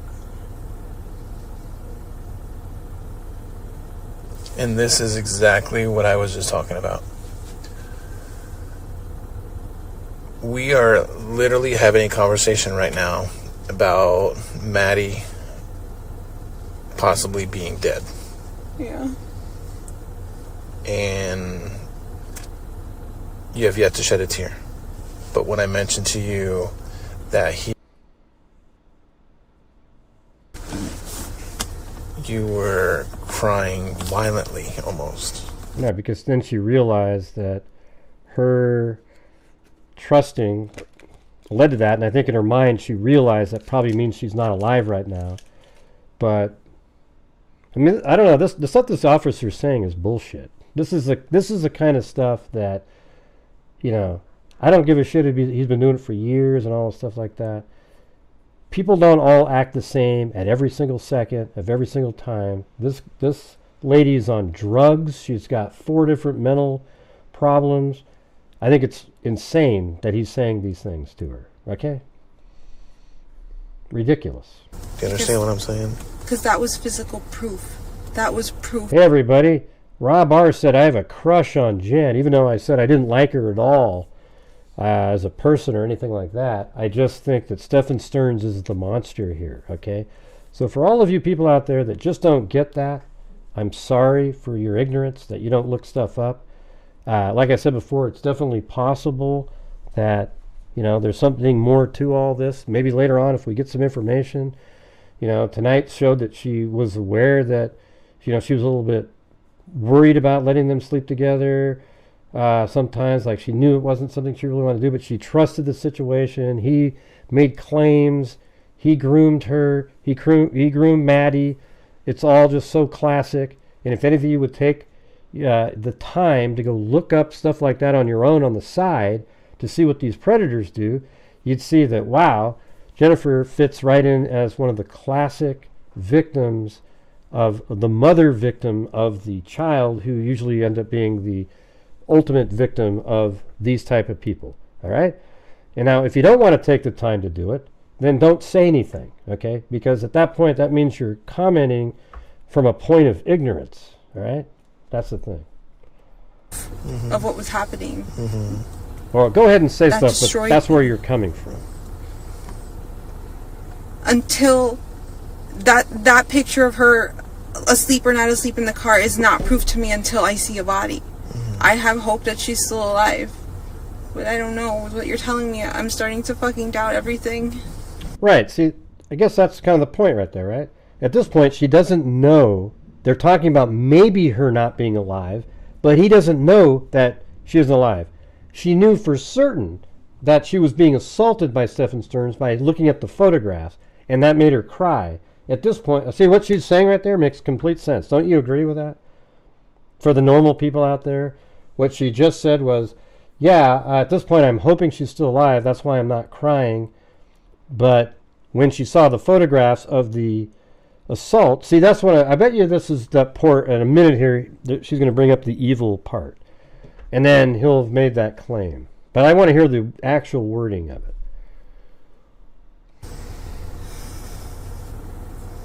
But I can't tell you why I broke down over one, and I'm being really yeah, you shouldn't have now. to explain it to him either. You know, that's the truth.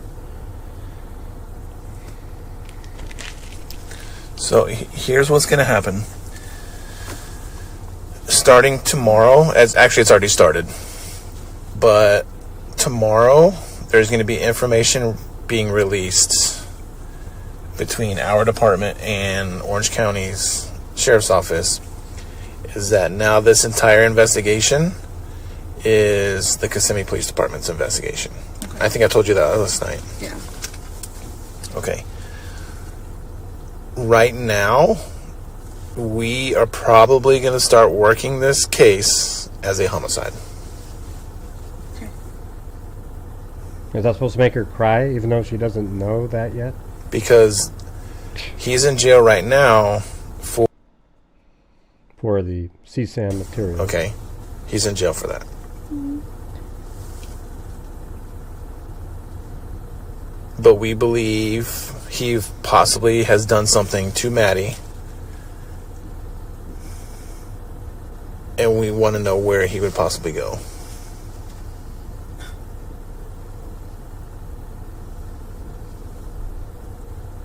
Now, this is going to be a very difficult situation. See, he's almost forcing her to try to attempt to cry on something she's not sure about yet.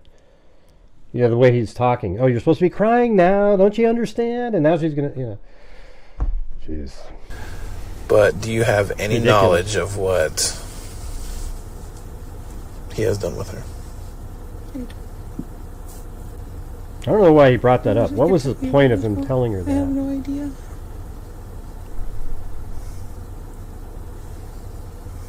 He's not doing his job. That was a stupid thing to say.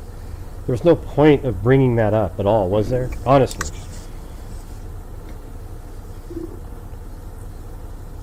She's not pretending not to understand. She understands exactly what he's saying. I wish I knew I would tell you.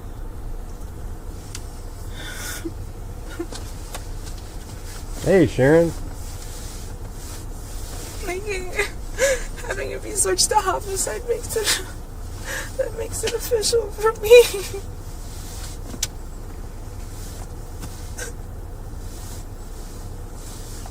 He's probably sitting there analyzing. He's gonna get out of this Kleenex and see if there are tears coming out of her eye.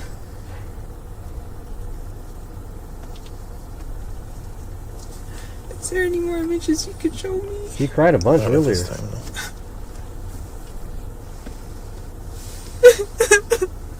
And he threw away her backpack.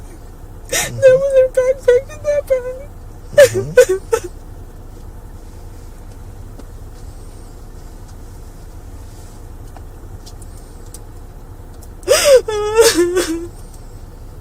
How long does somebody go to jail for this? Please tell me. It's so much. If he did something to her that led in her death, yeah, he's going to prison for life. Actually, he's going to get the death. He's probably going to prison for life. For just the CSAM stuff. So, like, multiple life sentences, fine. This is one that I bet you anything coming up right now is the comment about the evil. You know, it's more the sex stuff isn't as evil as the murder. Watch. Here it's coming up. Here it comes. It's not fake, Cindy. It's not fake, Cindy. Everybody that's rational can hear that it's normal crying. It's just not you. Fuck him. Oh my god.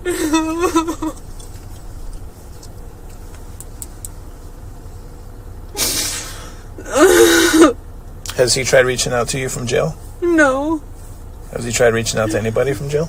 I don't know. I haven't talked to... I talked to his dad earlier, but... he didn't share much information. I don't even... Did I ask him?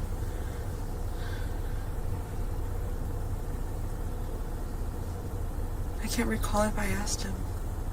If he's reached out to him. Because I can just tell she's upset, you know? Can't you tell by listening to her? Makes sense. I don't remember his conversation. Unless you want to blame the officer for making her feel that way. Plus she's on drugs. Everything else? Well, you don't know either, Cindy, but you make declarative statements all the time. We're going to check on the progress that they're making inside real quick. Did he tell you where she's at? No. I haven't spoken to... Like, since when? Like, in the hotel? Anytime. No, never. Like, we need to find her. I know. I wish I knew where to tell you guys to look. I fucking wish. Like, could you show me, like, a map of where around town he was so I could point out maybe this, maybe this, maybe this? There's too many places.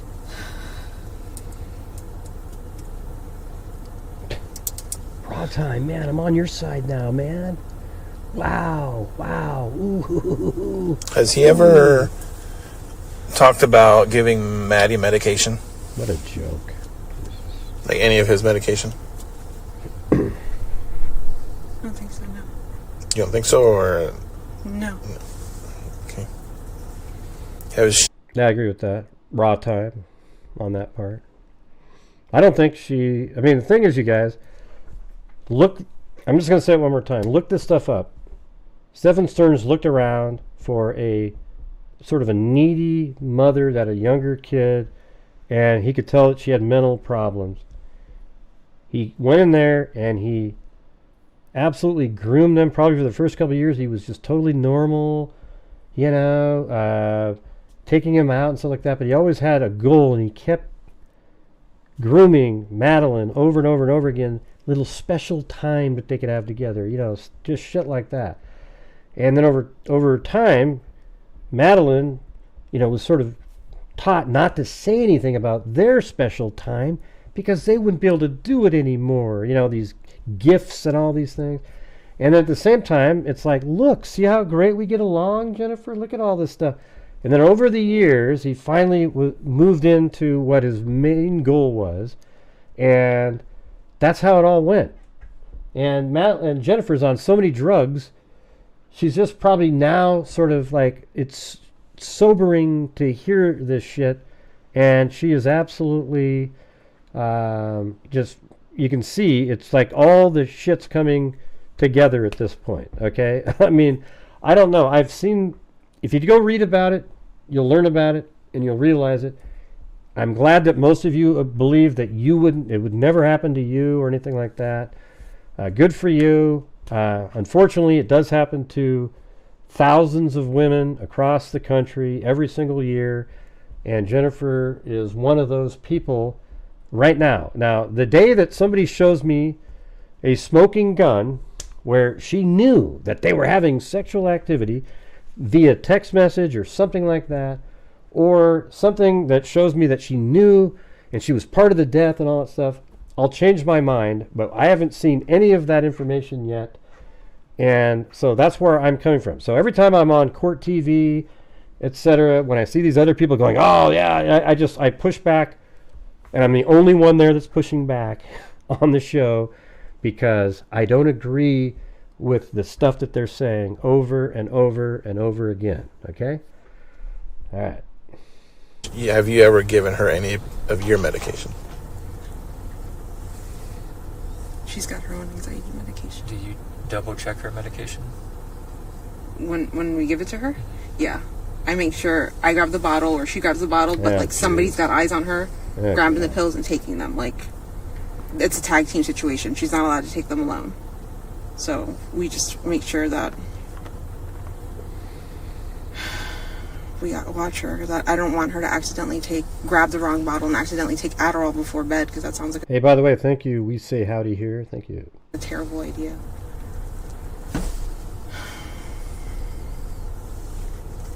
How long have you guys lived in Osceola County?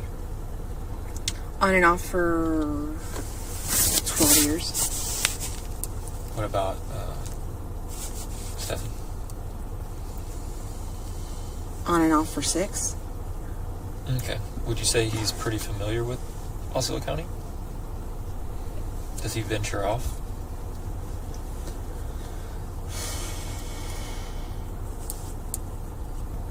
Oh, interesting, No. Alice. Thank you.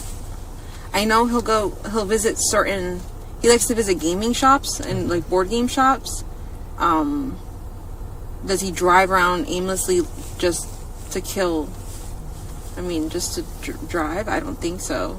I think he goes out with plans. Yeah, that's Marco. She was asking, see, look at this right here. What are you even saying here? Cop says, this is a murder case. Then she cries and says, how long will he get in prison? Hello? Your daughter could be dead and Stearns is the murderer. Yeah, that's she's saying, how much time would Stearns get if he's killed her? I don't know what's confusing about that. That's wild, you know? Like,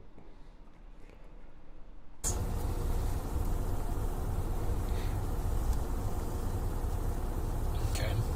Does he have close friends that live here? but like I'm saying, if you give me the information that shows that she absolutely directly knew, today it was bothersome that she was sort of knew it wasn't really like okay that they should sleep together and stuff like that, but she just trusted the situation. You know, that bothers me. Like, wow, that's such a... Then she felt horrible that she actually allowed it to happen, and now her daughter is missing and now likely not even alive. So, you know. I don't have anything yet, though. Find something. In Central Florida now. Stephen Stearns hasn't even said that she knew yet. Why? The majority of his friends are in Northport, Florida. Northport? Mm-hmm.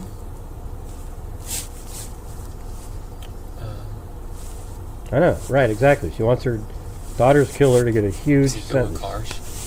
cars? I think Does he you go might even with get the cars? death penalty here. What do you know how to change the oil, change a tire? I mean, supposedly She he was said to strangled, change the tire Richard. She was strangled. on Monday Changed the and hurt tire, himself. and he hurt himself, but that's probably not what he did. So I don't know. See, like she's not trying to protect Stephen Stearns at all right here, you guys. You got to admit, right? Like she's saying, oh, yeah, he said he hurt his hand fixing the tire, and he made sure to say that while he was in that office and everything. But, now she's wondering, God, did he really hurt her hand that way? I don't know how good that makes you if you hurt yourself. But, yeah. But yeah, but that's just a quick comment she made, Marco. I mean, I don't know what that. It's just, it's like over-analysis paralysis. Come on. Question: The vehicle that you guys towed, that was his. Did it have a donut on the car? Oh, okay. Do you not know his car? No, I do know his car. I just don't remember if I ever actually saw the donut or not. I never. Well, it's interesting. Now she's even questioning. God, did he even have a flat tire? Inspect the car. I was wondering, was that true? Was that part of the story true? Did he actually get a flat tire? Now she sounds like us, right? When we were trying to figure out what the hell was going on. Who is in St. Cloud? I know people in St. Cloud, and he doesn't know where they live. Yeah, I don't mind debate, Marco, but let's have a really good point when you're making it. Then it's like, oh wow, I'd like a debate where it's like, oh wow, that's interesting. Does he know those same people?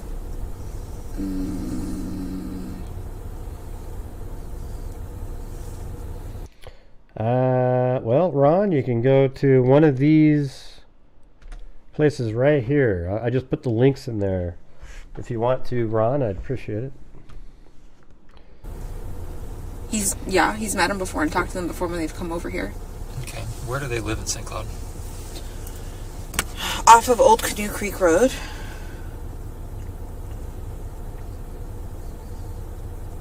Do you want me to get you an address? Sure.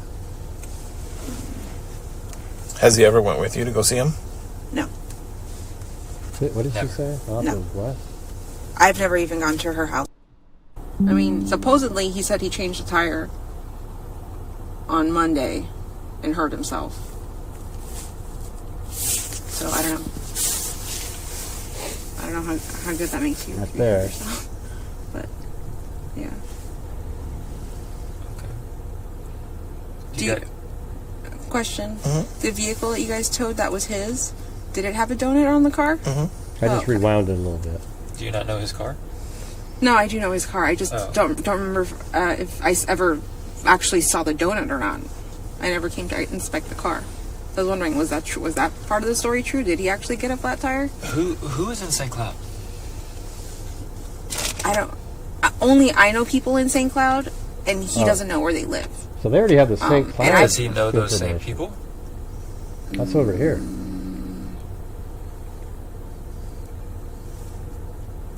I think this is St. Cloud. Yeah, he's met them before and talked to them before when they've come over here. This is the Blue House Where do they Predator. live in St. Cloud?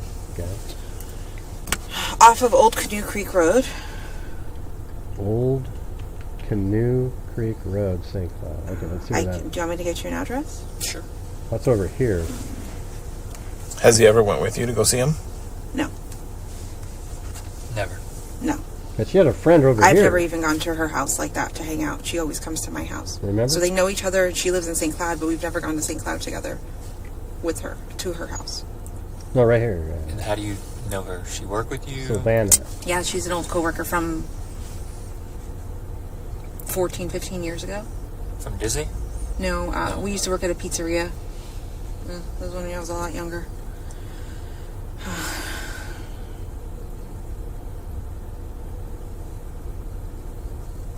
Are you texting her? Would you like me to call her or would you like to text? No, I thought you were just going to pull it up. It's off of Old Canoe Creek? Yeah, I don't know her exact. I don't know the exact street or address or. I want to say it's actually. Hold on. If I pull up a map. That's a February 2023 image, so it looked almost identical outside.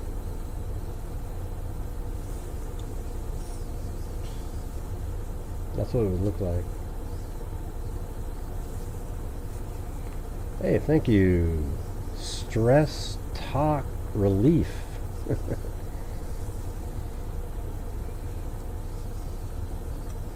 So she lives off of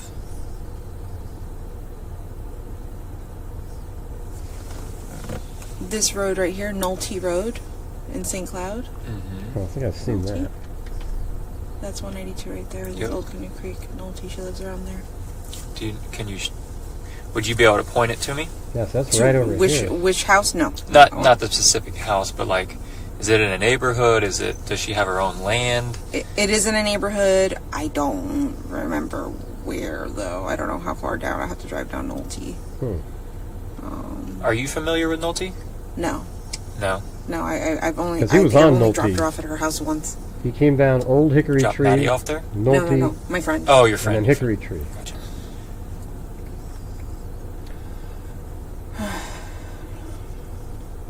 Yeah, so this right here is Old Hickory Tree Road, this first one. Then you take a left on Nolte, that's why it was familiar.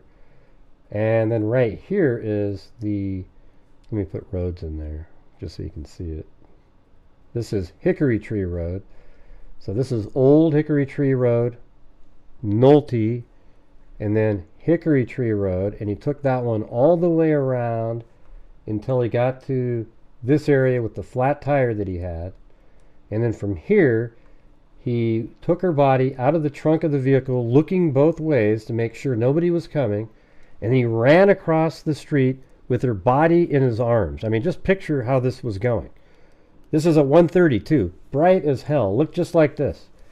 He runs across the road with probably her arms and legs limp, and he's running, holding her in front of him like you're carrying a bundle of wood to your fireplace.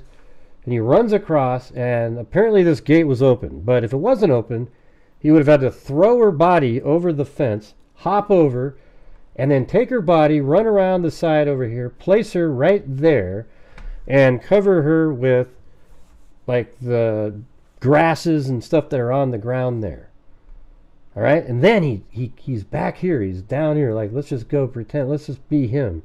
He's over here, and he's like, kind of peers out, and he looks that way. Okay, nobody's coming. Then he looks this way. Nobody's coming again. And then he runs across. And then he works on his car the whole time. All the while, her body's over there. He didn't leave her body in the car while he was fixing the tires. He put her there first. Then he fixed the tire. And then he took off. And then for some reason, he goes back out there 14 hours later. Is that crazy or what? Yeah, I'm You not want sure. to text for the address? Yeah, let me text. Yeah.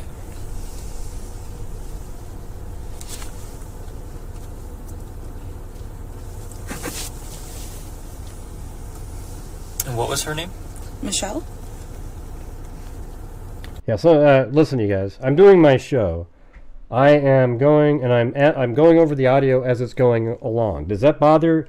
I tell you what, if it's bothering you, this isn't going to be for you. Now, I might upload a video at some point where it doesn't do that, but what we're trying to avoid is the people who steal the audio that you put out, and if I just uploaded the audio, they would just take it and pretend that they got it and then just have it. So I'm analyzing it, and if they want to, they can go through and listen to all the clips and edit out what I'm saying and all that shit. You go right ahead, but I feel like I want to talk about it as we're going through it, okay? So if you're one of the whiner and complainer types that don't like that, then don't watch the freaking show. It's that simple. It's amazing. We spent $900 a piece, 3 of us. It was like, let's see, Plunder, myself, and the docket all spent $900, and then we all spent another 100 and something on another set, and we're just waiting for it all to come in. Okay, so it sucks when somebody else just gets to download it. Oh, and they just play it, and yeah, it sucks for you.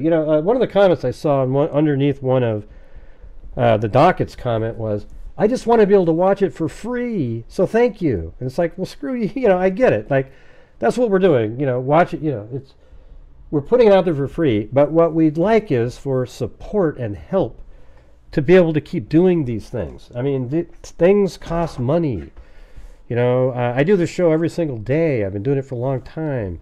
If you're new to this channel has donated $213,000 to true crime related charities, including over $90,000 for a DNA fund. We just got another solve. Of course, you don't know about it because nobody talks about it, but we just solved another one. It's in my community section. You can go read about it. We also have a DNA fund. We gave $6,000 out to 3,000 to 2 different students in the field. We've given over $25,000 to Texas Equisearch, and each, okay, over the years. Texas Equisearch, Rain, and NCMEC. This channel tries to actually make a difference. With the income that comes in, I try to give away a large portion of it every single month. So when you see me trying to raise funds on the show, et cetera, et cetera, et cetera, it's just what I need to do, okay? I wish times were better and we were back to the good old days, like during the pandemic, when I don't know what the deal was, but we just kicked ass. One year we gave $62,000 out of the income from the channel away. Hey, thanks, Esther M. All right, so I'm just saying this because people complain, I just want to listen. I just want to listen. You know what I want to do? I want to talk about stuff when I hear it, okay? And we've only got 3 minutes left of this one, and then I'm going to play the March 1st one, which is coming up after this. So you guys want to listen to that? Or? And by the way, thank you up there to Esther M. Peaceful Plants, welcome. And then MM, who said, thank you for this brand new information. We know you guys paid thousands of dollars. We appreciate your dedication to bringing us the information. I love the commentary. Excellent. And Stress Talk Relief said, so Jennifer Soto has anxiety, Stephen Stearns has anxiety, Maddie has anxiety, even the dog. I know, it's like everybody has anxiety or ADHD or something. Like all 3 of them have ADHD, right? And thank you, Lisa L. And thank you, Artistic Knots. And Esther M, 5 memberships. Very cool, very cool. All right, here we go. Michelle. Mason. M-A-S-S-O-N. 2 S's? Yeah.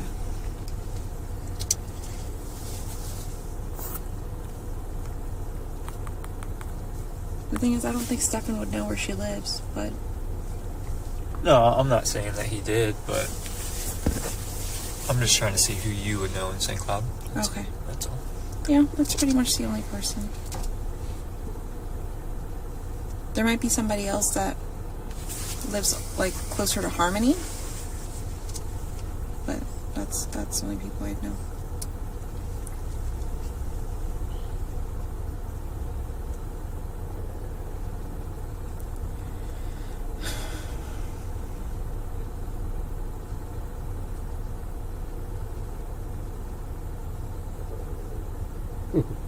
That's my stomach again.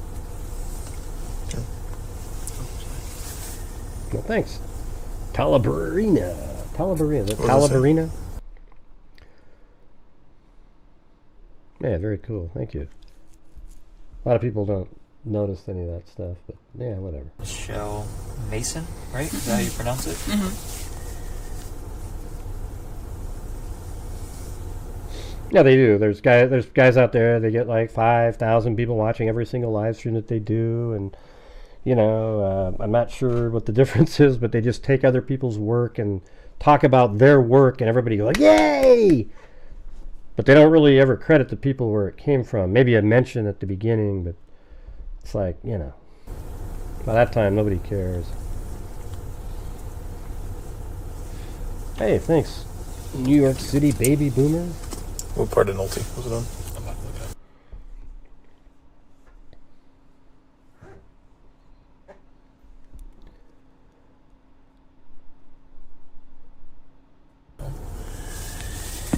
That is...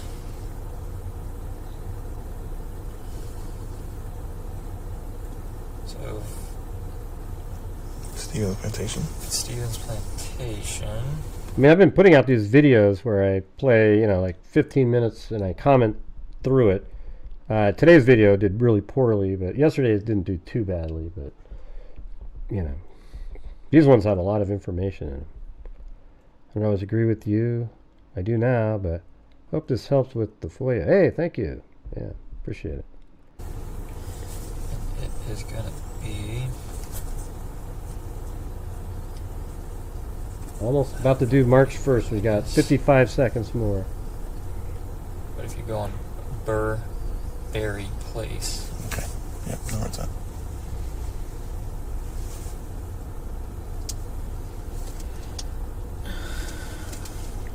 And by the way, I could have paid off my house with the $213,000, but I want to make a difference doing this. Okay.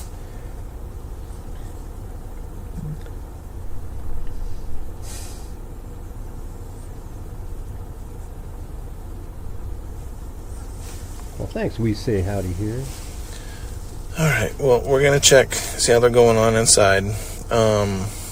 Like what we did last night. Do you swear and affirm everything that you've told us today is to the best of your knowledge? So see, she doesn't have to swear anything on an interview like this. You good? Yes. Okay. All right, here we go. You know what's weird? This interview here was so much better than the one in April that we just heard yesterday and the day before. You know, the newer audio that came out. It's way better than that. Okay, so this one's done. Now we're going to switch over to March 1st. Here we go. I know you guys left me this one's 40 minutes long, so we got another hour plus here. A paper with a list of stuff you guys have taken, but I can barely read it, right? Because I guess it was written pretty lately. There we go. Electronics that were taken from the house. Will that be eventually returned once it's all looked at? Like, do you guys keep it forever? How does this work? Eventually it'll be returned, yes. Okay. How long that takes, I don't know. It depends on how much stuff's on there. Yeah. Yeah, that's fine. Okay. All right. Like I said, I just have a few more follow-up things to ask about our conversations last night. So we're going to take you to the Orange County Sheriff's Office to pick up your car because they said they're done processing it. And they have your key up there. So I don't know if you brought a spare key with you or not. I don't know. The key that actually, just kidding. Hi, you guys. Thank you for all the nice comments. I appreciate it. We get the trolls in here too, but it's nice to hear some positive reinforcement. Thank you. I might have my actual original key, but the key that you guys have up there is my spare key. Oh, okay. So they have it up. And regardless, we have a key for you in case you don't have one. Your dad mentioned something to the effect that your sister saw that there's going to be some kind of press conference today? Yes. Okay. Just to let you know, we touched about it briefly last night, that we are taking over the investigation. Yeah. Okay. And when you say we, you mean homicide? The Kissimmee Police Department. Oh, okay. So, but to answer your question, yes, we are now working this as a homicide. Yeah. Okay, because we have strong beliefs that Maddie is deceased.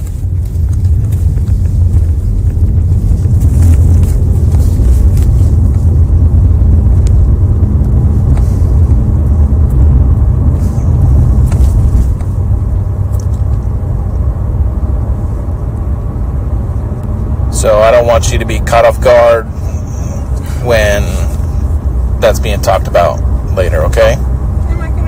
Am I gonna be there at the press conference? Am I gonna hear it? I don't know if it's gonna be something that the family's invited to. Those decisions are way above my pay grade. It's just I don't think they would want you there for that just because. But I may be wrong. To answer your question honestly, I do not know. I've been avoiding the internet because my family is telling me that stuff has been leaked or reports from you guys on the New York. Hey, thank you, Naomi. Isn't this what day was she found? I think I have this information. I just wasn't she found on this day, the 1st or 2nd, like that? Let's see.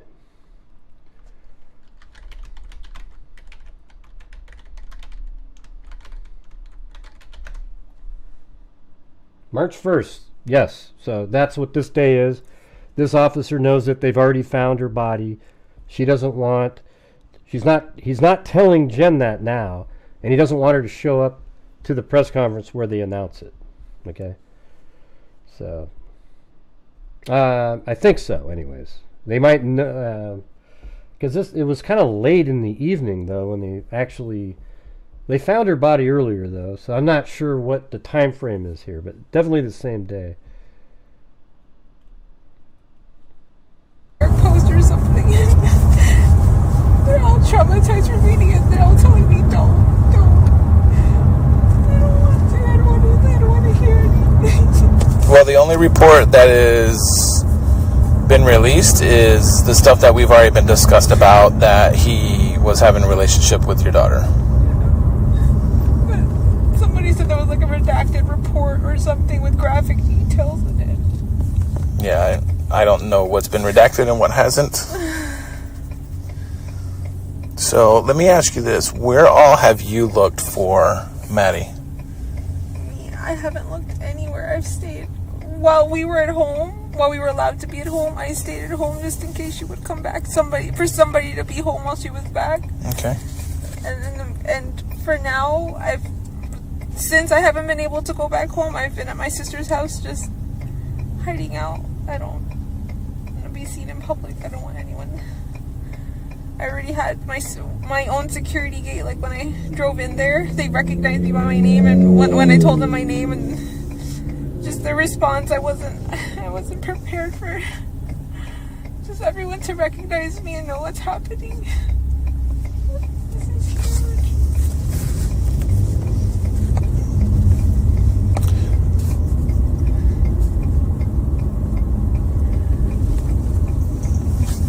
But I haven't. Back to your question, I haven't gone out looking for her because I don't know where to search, and the only place I thought of where to search would be Chico Creek behind her school because of the whole woods comment, but you guys have been doing that and I didn't want to get in the way of that.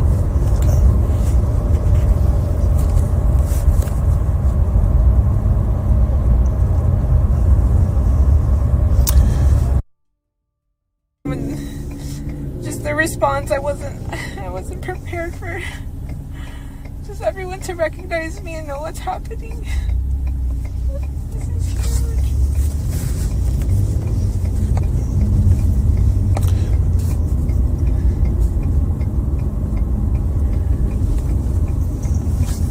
But I haven't. Back to your question, I haven't gone out looking for her because I don't know where to search, and the only place I thought of where to search would be Chico Creek behind her school because of the whole woods comment, but you guys have been doing that and I didn't want to get in the way of that.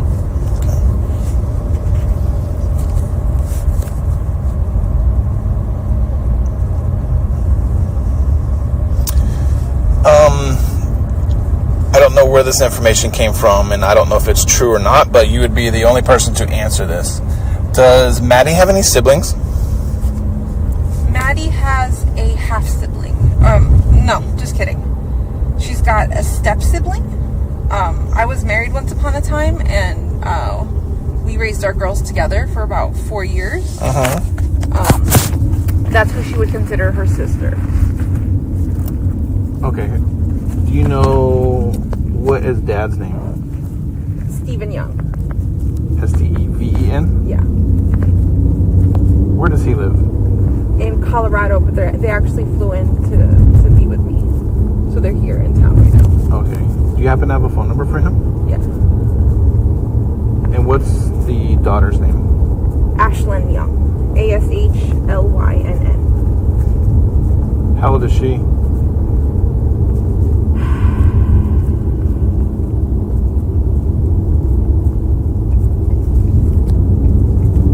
She'll be turning 15 this year, but I will warn you, she is on the spectrum, so I'm not sure how that's fine.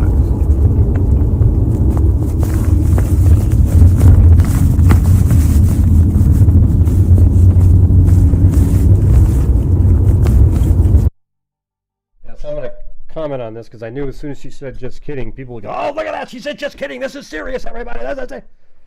That's just what she says. We all know that she just says it that way. We've been, the last, not longer interview, she just, whenever she makes a mistake, she just says, just kidding. That's just her reflexive comment she makes, like saying, oh, wait, that's not right. You might say, oh, that's not right. She goes, just kidding. That's her comment. I don't think it's disgusting at all. That's just what she says. Okay? That's just her natural response to an error that she makes. She just goes, oh, just kidding. Let's see, it's a... That's how she talks. We've seen it already on many, many other comments that she's made.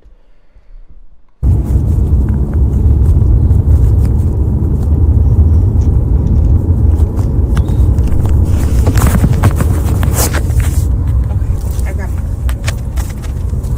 Okay. Right, exactly, Dana. Exactly the same.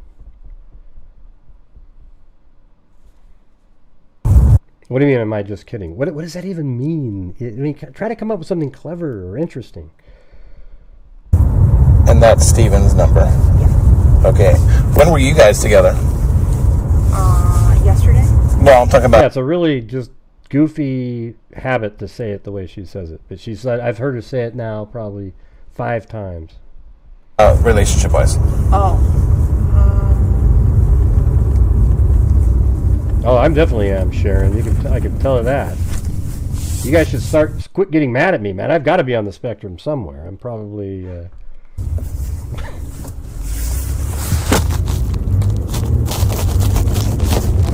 taking another COVID test right now.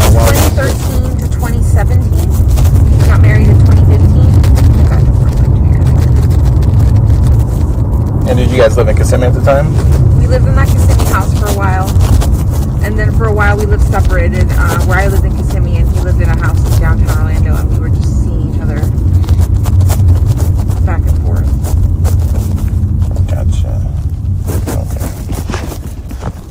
This may be a dumb question, but I'm going to answer it anyways. Has Stefan ever been around? But it's true, though. See, here's the thing. People like OZ Designs, love how you defend her comments. I just defend the reality of it. If that was a one-off comment, I would think, oh, that's kind of weird. I've only heard her say, just kidding, probably 6 times. When she got something wrong, she goes, oh, yeah, I cooked bacon. Oh, just kidding, it was, sausage. That's how she talks, okay? So I use my brain, unlike a lot of people, all right? That's the difference. Steven or Ashlyn? Yes. He has? Yeah. Where?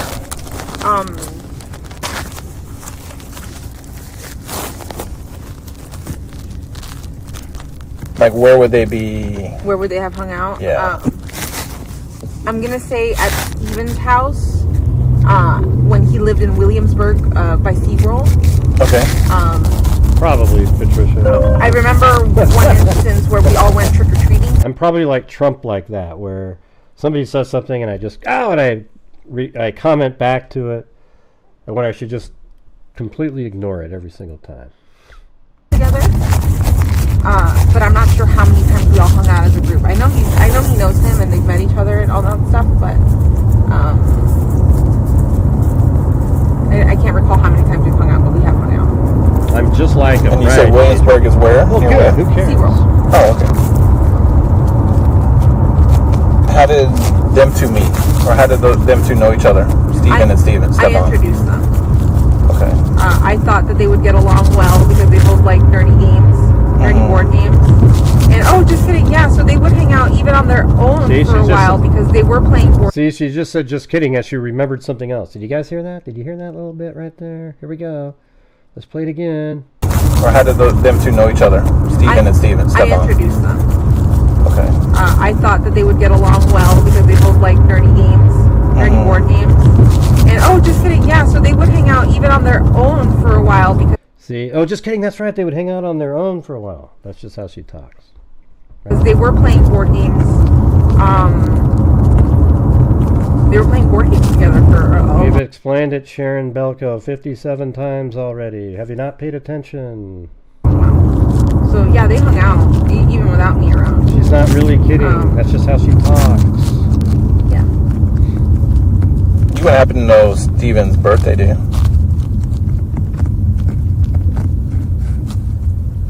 No, he's not. 43. Shade A. I'll tell you what's more like that is the media. They're more on his level. On the level of Stephen Stearns.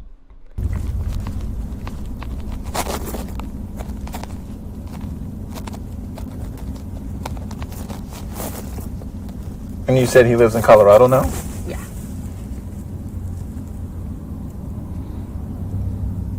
Is Steven married? Yes. Is his wife with him here with? Yes. Oh, gotcha. When do they move out there?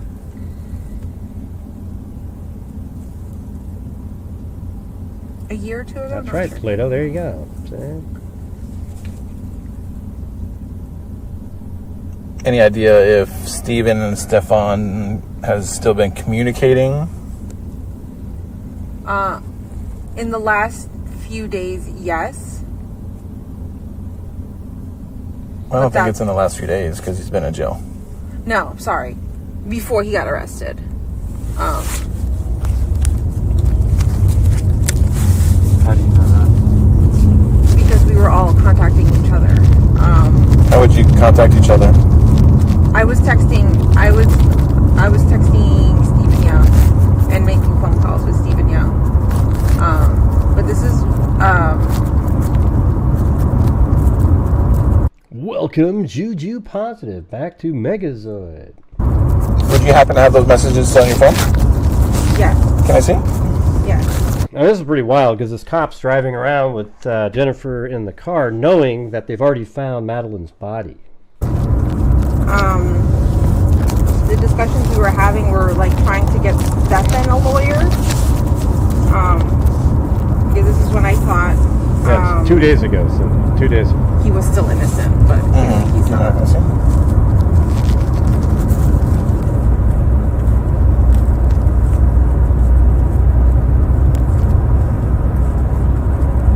What is the...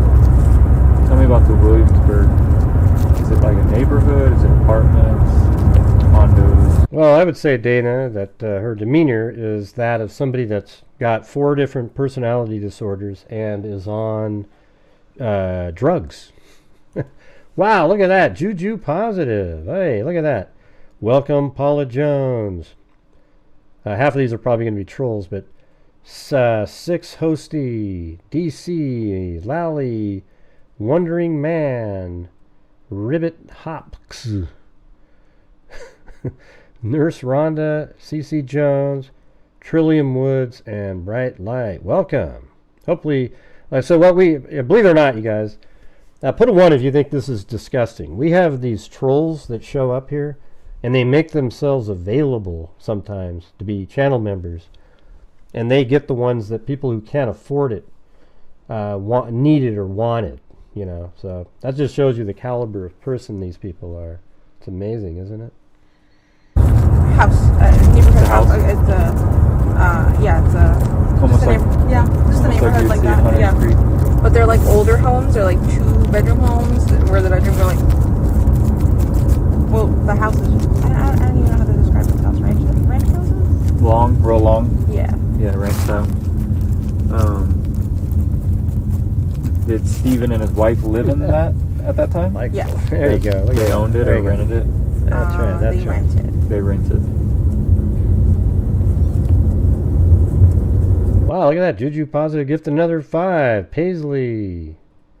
Art Star. Scooby Dooby Doo. Where are you? We've got some work to do now. Wolf Girl. Roger Berberick. Alright. Well, thanks, Juju You Positive. know why they went to Colorado? I think Stephen was having a hard time finding a job here. They don't like my channel 43 Shay Day because I do kind of run like a tight ship type of thing. I don't mind people have different opinions. It's when you got people that aren't willing to listen to rational thought and continue over and over and over again, and then they start saying rude things in the chat that I remove them, and then all of a sudden they go, Gray, remove me just for having a different opinion. And I've never actually done that. Okay? I don't delete people because they have a different opinion. It's when you have a different opinion and I'm talking and then you go off and you go on these tangents like saying, Gray, you're just like so-and-so or whatever. You know, I don't have time for you. It's a waste of time for me. I like people who just want to listen and work through the facts of a case and figure things out using the facts of the case and think through things rationally. And if you were anybody out there and you'd followed this channel for all the years that I've been doing it, we are right like 95% of the time. Okay?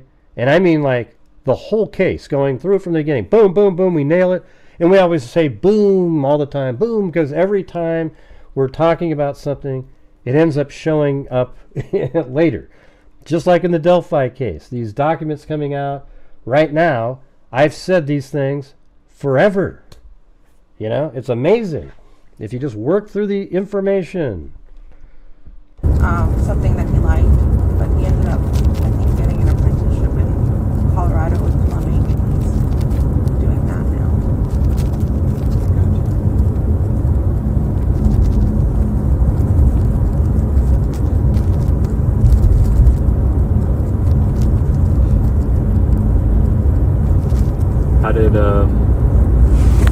How did Steven know all this was going on? I Told him that Maddie was missing. yeah. Yeah, thanks again, What was Juju his response Positive. to that? Shock. Yeah. Everyone's response is shock. Everybody's in shock. And worry. And he was another father figure to her for a few years. He was another father figure to her. So he's really worried.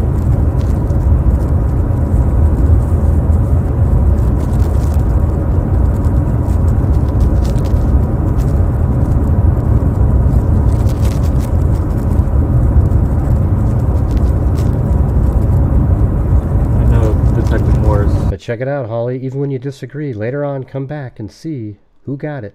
Asked it earlier, but I'm kind of curious. Why didn't you go search for her? I know you said that you didn't typically know where to look, but was there any other reasons why you didn't want to go search? I wanted to be at home to make sure somebody would be home. That's okay, Louisiana. I mean, it I sucks. didn't want the house to be alone. Let me go back. Let me rewind a little bit.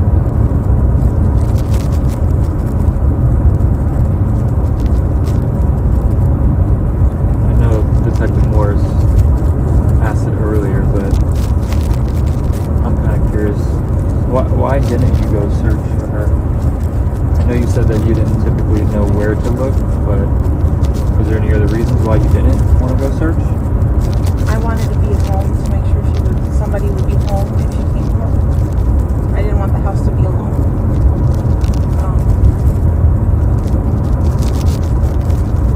And then the last few days, I just feel like, I don't know, the media have been like bombarding us, and since like more news have come to light, it's just, I've been feeling overwhelmed with the attention, and I just need to like preserve my mental health. I just have to stay home and Did it rain? Yeah. yes, right. Boy. I tried to go out a little bit yesterday to like keep my mind off of things, just to buy like, I don't have a toothbrush, I don't have anything. But the moment we were out in public, I felt so exposed and like I shouldn't be out. I shouldn't be doing any of this. I grabbed what I needed quickly and we left. But I don't want to be out in public right now. Did you feel like people were watching you? Not people were watching me, but I just didn't like the night before that. Yeah, let me see if we can try to make this, if we can hear it better. Let's see.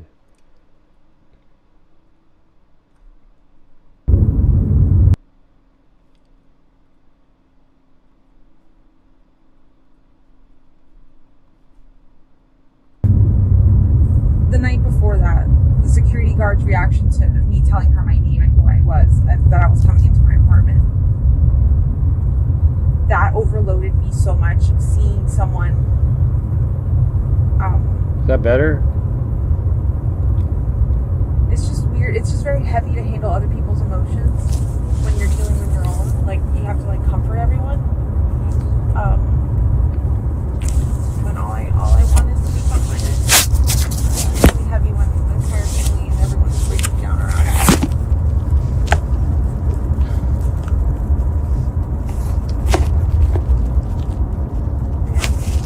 Just laying low to preserve my mental health.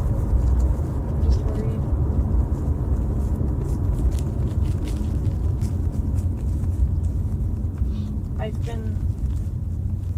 In the past, I've been hospitalized for my mental health issues, and I'm just afraid like that this is gonna make me spiral again.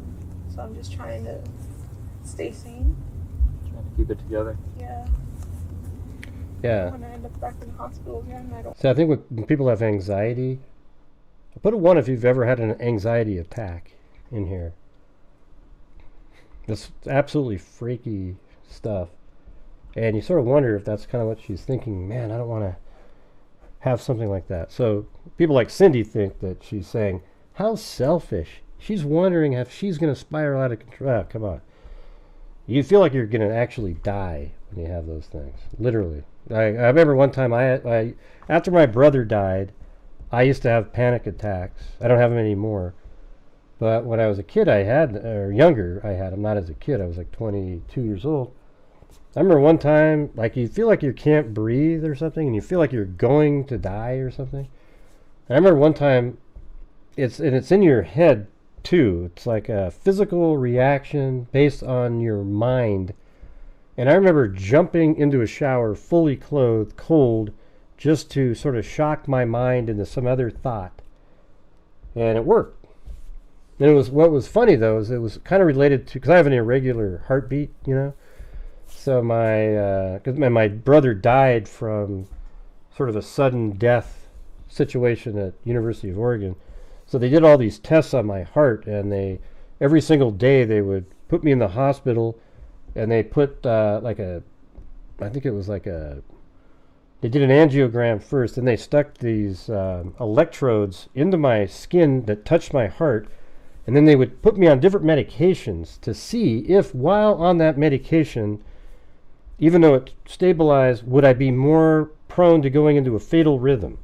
So every day they tried me on a different medication and shock my heart using this knob, and my heart would go. And they would try to put me in a fatal rhythm. And inside the IV in my arm, they had 2 full syringes filled with Valium. Because if they couldn't get me back with the dial knobs, they would jam that in me and then knock me out, and then they'd use the paddles to get me back. All right. Fortunately, that part never really happened. But after they did all these tests, the Dr. McNulty, he says now that was really barbaric what they did back then.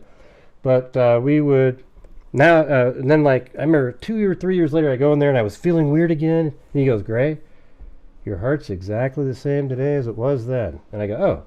And then I just totally don't have anxiety anymore. And then it happened again, and he said, "Great, it's the same." And then since those days, I've never had those again, because it used to be in your mind where you feel like something, your heart's not beating right, and something's going to happen, and then, you know, the anxiety, my brother died, and then you're just freaked out. Okay? I mean, those days are long gone, but I'm just telling you that's... you don't want to have those feelings. I don't want to be unstable again. Well, you got some of your family here, so Yeah. got some support. Love you too, Lanky Tor. Everyone's being so helpful. I didn't realize it. I knew I had family and I knew we had community, but I didn't realize it was as big as this was until everything has happened, and I see how everyone is supporting and loving and helping us with, you know, flyers or searching. Everyone keeps wanting to create like a search group so that we all go searching for her, but I don't want anyone to get in the way of you guys, because I know you guys keep searching different parks, different forests. I don't even know if those are the right places to look anymore. From what you guys have told me, and from apparently him driving all around town, for the longest time I thought she could be somewhere close to the school, like something happened on the way to school, but from what you guys are telling me, it's not the case. Everyone's ultimate goal is to bring Maddie home.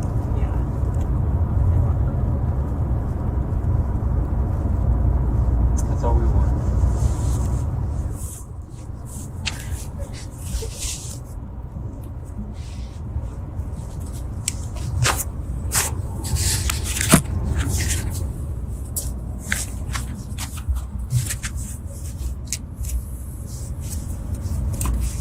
Nobody's talking.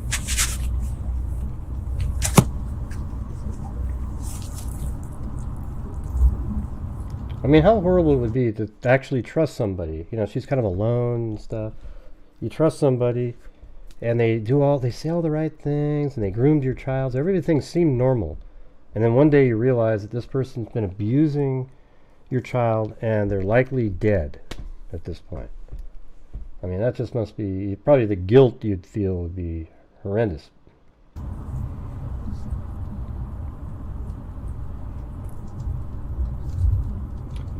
Yeah, and by the way, the docket's the guy that goes out and gets gets a hold of the courts and gets these documents. You wouldn't be able to do it though if there wasn't. I mean, nobody can spend $3,000 on some documents. That's just not really feasible.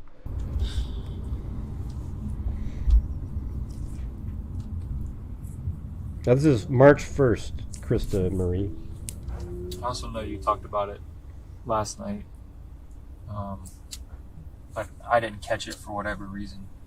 What was the medication specifically that you guys would use to help sleep? For who? For you. For me? It's a medication called, the brand name is called Geodon. Geodon? Yeah. Who knew me? Kathia. But the bottle says Ziprazidone. I can't say it right. Ziprazidone. Ziprazidone? Yeah. That's a bipolar medication. It kicks in at night with the food, and then probably takes about an hour, 30 minutes, an hour to work, and then I'm asleep. Okay. Mark, can you write that down just so I don't forget? Alright, let's see. Let's check this thing out. Here's the side effects of Ziprazidone. Before using, it's decided to use medication. The risk of taking the medicine must be weighed against the good it will do. Jesus. Wow. Doesn't sound like it's going to be very good. It's used to treat symptoms of psychotic mental disorders, such as schizophrenia, mania, or bipolar disorder. It should not be used to treat behavioral problems in elderly patients who have dementia. Ziprazidone works by changing some of the chemicals in the brain that cause psychotic disorders. This medicine is available only with your doctor's prescription. Man, look at all these drug interactions. Holy shit. What are the side effects? May cause effects to become worse. Okay, let me see if I can. Fainting. This medicine can cause changes in the heart rhythm. I wouldn't be taking that one. Such as a condition called QT prolongation. It may change the way your heart beats and cause fainting or serious side effects. Call your doctor right away. There's the side effect. Cough, difficulty in speaking, drooling. Hey, maybe that's what... Where's Zozo, man? Where's Zozo? We need to get all those killers out there taking Ziprazidone. Fear or nervousness. Fever. Inability to sit still. You notice how she's shaking around and stuff like that? Loss of balance control. Muscle trembling. Need to keep moving. You see her do that. Everybody's like, oh, look at her, look at her. Restlessness. Shuffling walk. Sneezing. Sore throat. Stiffness of limbs. Who the hell would want to take this medication, by the way? Twisting movement of the body. Sounds a little bit like Joe Biden. It's like, who the hell would want that? Uncontrolled movements, especially of the face, neck, and back. Less common ones are blurred vision, body aches or pain, chest pain, congestion, dizziness, fast pounding or irregular heartbeat or pulse, headache, hoarseness, pounding in the ears, runny nose, slow or fast heartbeat, swelling of the tongue, tender. You ever notice how they read the side effects really fast? Hey, everybody, take this and lose weight. If you take this medication, you'll die. There's like 17,000 things that not a soul would ever want. All right, here we go. What was it again? Can you tell me what the medication was? The brand name is Geodon. Geodon, okay. Geodon, and then it was... What was the... It started with a Z? The generic name is... what would say on my medication bottles is Ziprazidone. Ziprazidone, yeah. Ziprazidone. What was the medication that Maddie would take? Hydroxyzine. I agree. So, Juju, we've been saying that. That was used for what purpose? To help her sleep? To help her sleep. Look, we have a Juju, a Zozo, and a KK. But that's like... I think that's like a version of Benadryl that we would give her. At least it's how her doctor described it. It's like giving her Benadryl that night. See, her drugs are what make her sound like this right now. Like she's disassociating, just kind of, yay, you know, blah, blah, blah, blah, blah. But when she focuses in on what the reality is, that's when she gets upset. See, people aren't taking into account of all the drugs that she's on. Do you know my family's behind you? Have they been following you? I know they're coming up here. I don't know if they were following me specifically, but they have the address. I gave them the address.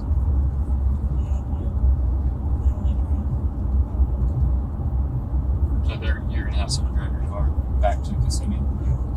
I don't agree, Kathy. Sorry for your not wanting to look into anything. I appreciate you, though. Thank you.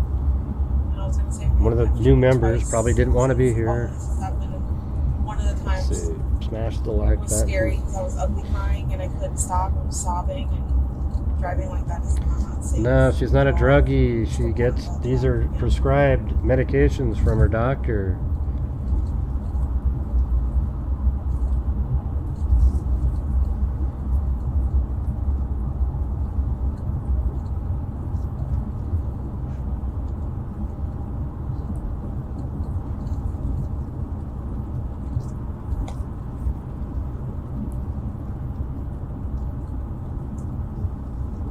Good for you.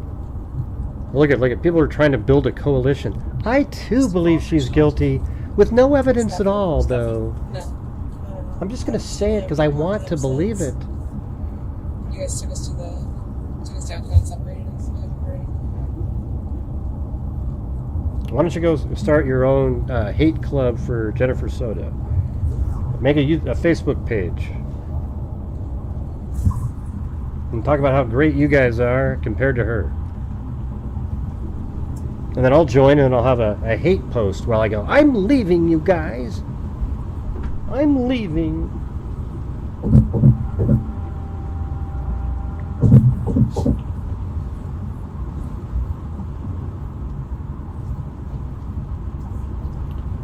think he'll reach out to you? Hey, it's Ginger Keys. What's going on? It'd be really fucking stupid if he did. He knows your number, though, probably by heart. Actually, I'm not sure. I don't know.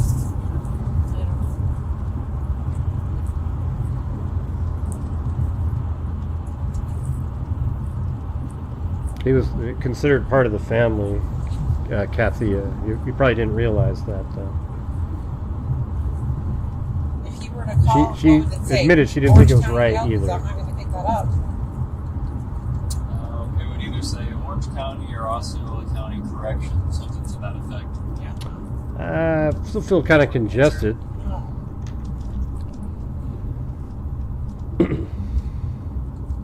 But look at, let's see, hold on, let's look at.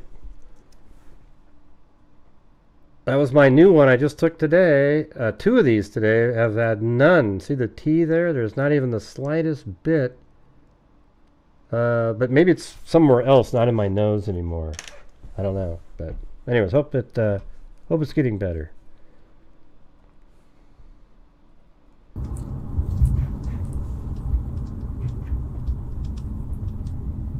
Pretty much not picking up phone calls from my phone anyway because it's either reporters or I've had a lot of scam calls, people screaming in the background going, help me, and hanging up. But that's not Maddie's voice.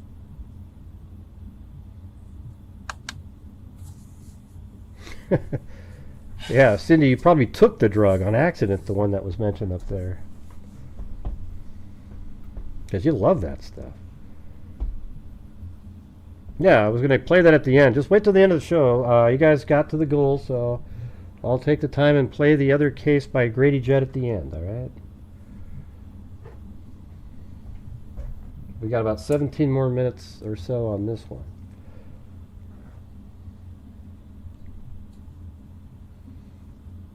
Sounds like a lot of people on Facebook. You know, like, it is awful that she was pranked, but doesn't it seem like a lot of the people in the chat here would prank her if they had the chance to? Their mentality is such.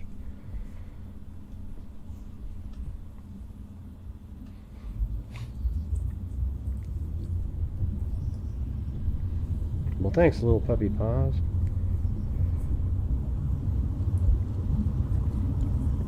One lonely beastie I be, all by myself without nobody. The sun was beating down on my baseball hat. The air was getting hot. From our conversation last night, if I could mention it to you guys. Absolutely. You guys asked me about kinks. What? Like sexual kinks. Yep. And something occurred to me last night. Okay. He said he woke up in the morning with one. I think anal kink. That's something he's asked me a few times, and that's not my thing. I'm really? confused. Juju positive? That's crazy. But Sorry about that. He told me he was always into butts. So, butt stuff. But you guys never had anal sex? No. Did he ever tell you he had anal sex with anybody else? Not that I can recall.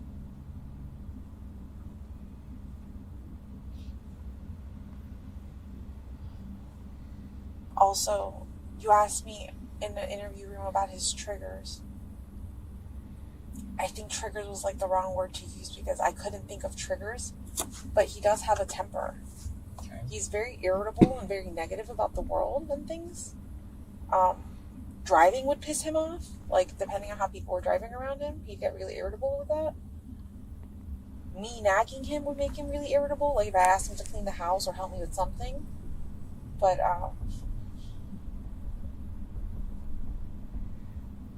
would he lash out and explode with me? No.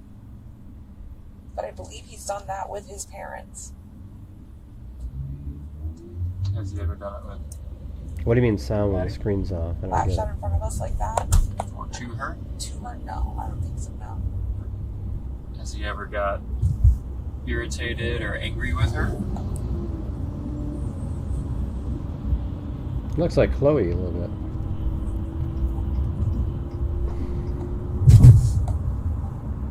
I would say yes, but like typical parenting stuff, like if she didn't clean her room when she was supposed to, like, you know, coming down on her for something like that.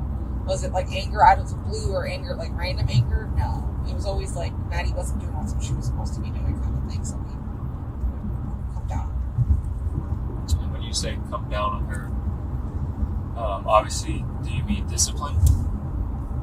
Yell at her. Okay. Yeah, we would never hit her. We were never physical with her. Okay. We would just be like, you're supposed to be doing this, you're not doing this, what's going on? Are you spacing out? Are you being lazy? Get on it.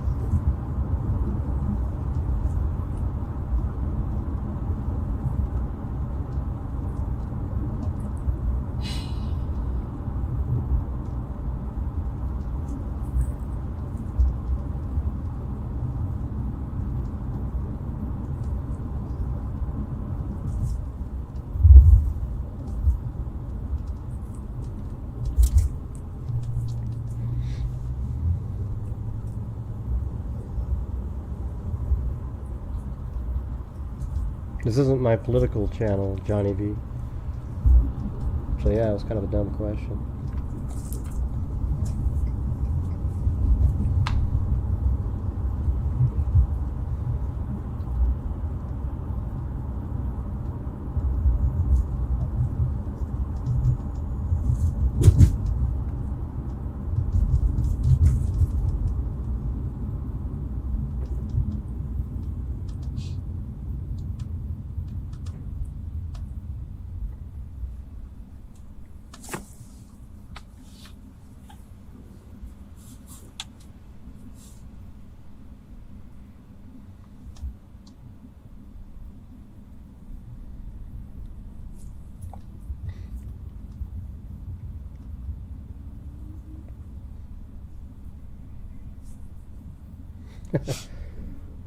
Yeah, and the thing is the commercials help us, you guys. You know what I mean? Like, there's nights where there's, you know, when you're doing a live stream and there's no super chats coming in, at least if somehow I get a monetized live stream, which is really rare, there's some sort of income coming in. It's kind of weird how people just want everything to be just free for them and free for everybody, but the people creating the content get nothing. It's pretty wild, the thought process there. When people that have premium watch our videos, we get some income from that too. Right,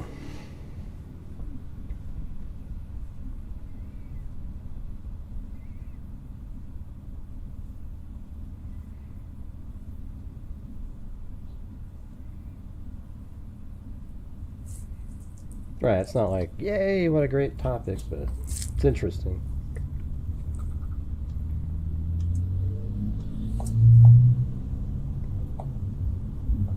Now that last audio had a lot of stuff in it.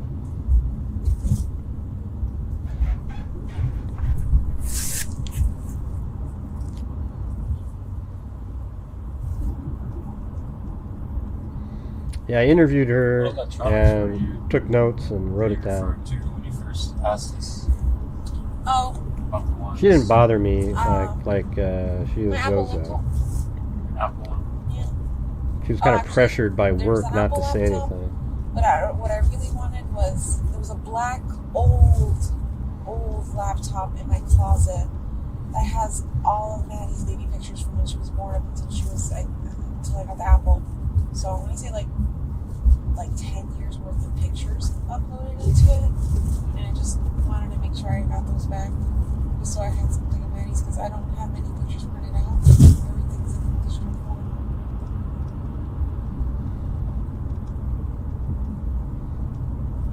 Yeah, but it was more than that. It was really kind of complex, the work thing.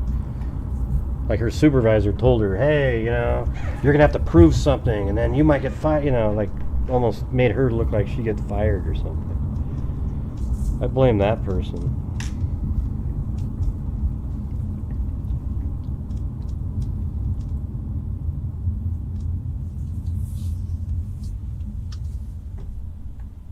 I just think she's last on the list of people to get mad about. I mean, you should be mad at Jennifer before that person. With Stephen Young and Stefan, I don't think they've had much contact since they moved to Colorado. They weren't super great friends.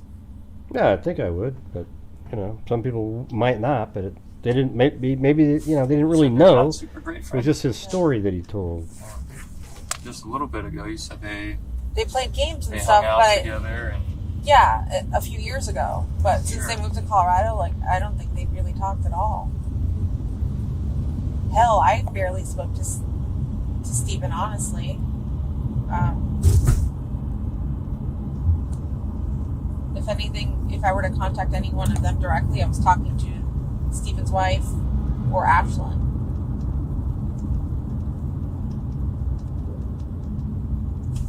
So she calls him Stephen. Or is that Stefan? I'm even not sure what they call him. People call him Stefan and Stefan. Stephen's a different So person. then why would you guys, you know, start contacting Steven about all of this, and then especially that's for right, a lawyer? You that's said right. something about a lawyer. Yeah, Yeah, so Lillian's around. when everything happened, Stephen Young and I got in contact, and he was letting me know he could be any support, any help. If I needed food, if I needed anything, he would come out and help me.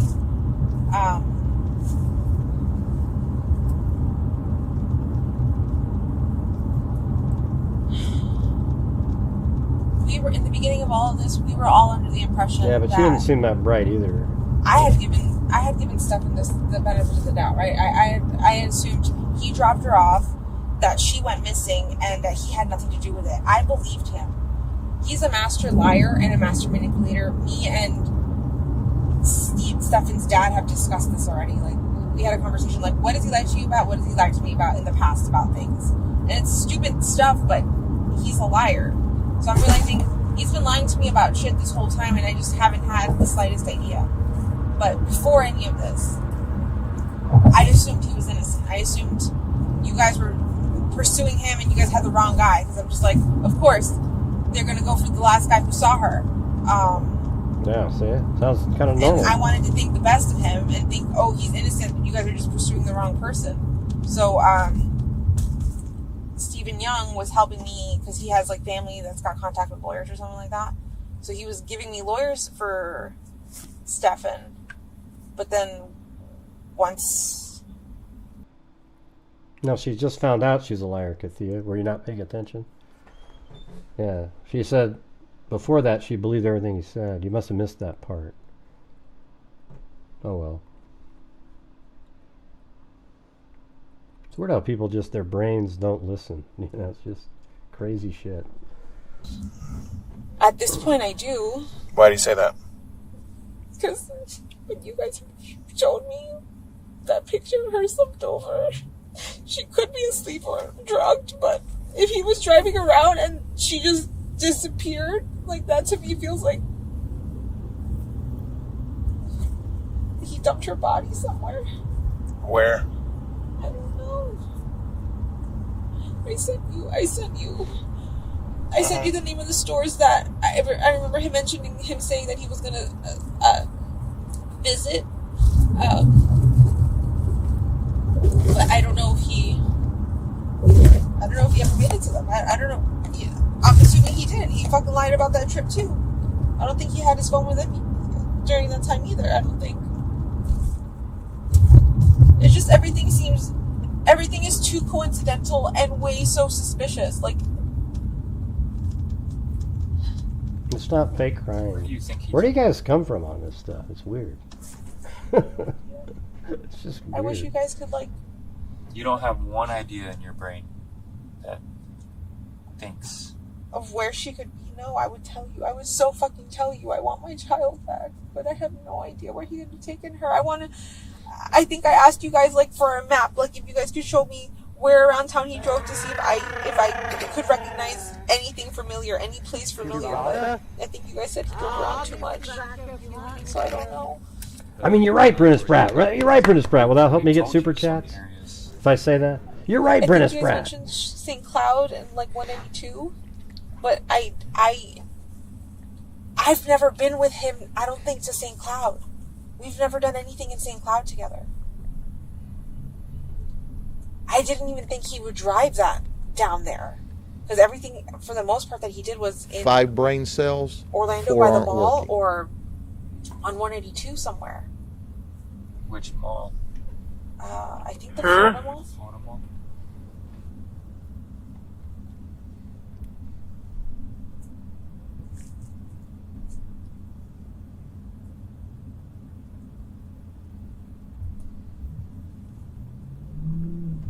It's a house!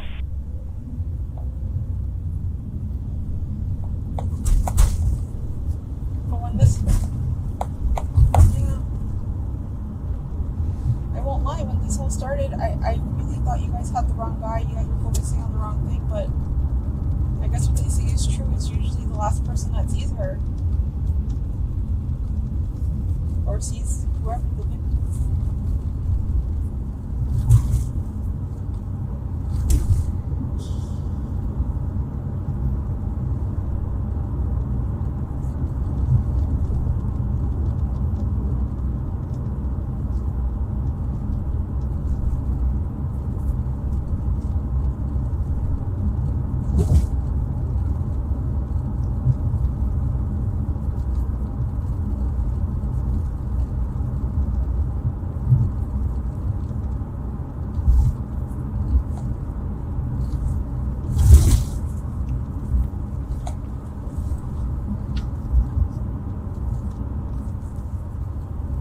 March 1st, the day of this interview.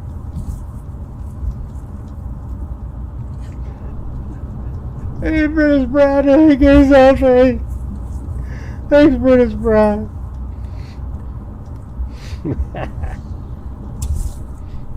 I have a great stepdad, too. He's awesome.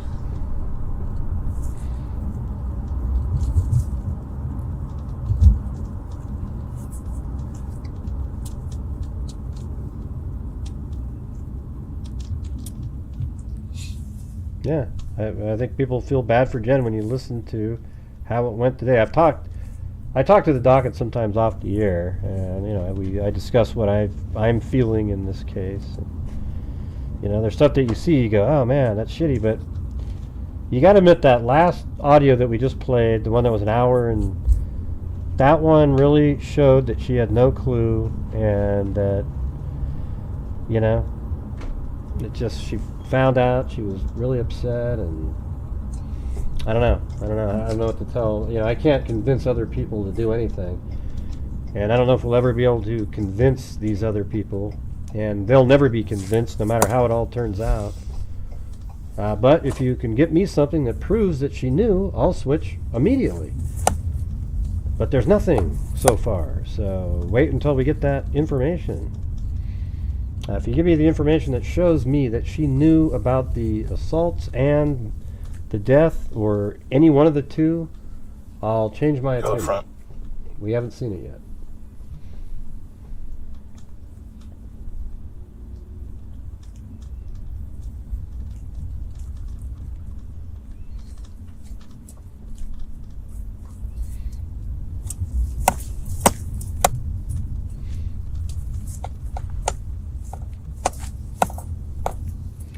You know, something, if you missed the earlier show, was pretty interesting because, I mean, not the earlier show, the earlier portion. You know, we realized that Stephen Stearns in the morning. Can you guys tell me, like, I read a few comments last night about you guys possibly searching around Lakefront Park. It's almost over. Kissimmee, where are you guys searching in Kissimmee other than St. Cloud? We're searching everywhere. I just go where the facts take me. And the facts so far aren't showing that she knew a damn thing. Okay? Now you think letting her sleep The with... helicopters at Kissimmee Lakefront, do you think they're looking for Madeline Soto? It's a fact that she knew, and that just isn't. Is that for her? They're everywhere. They're non-stop searching for her.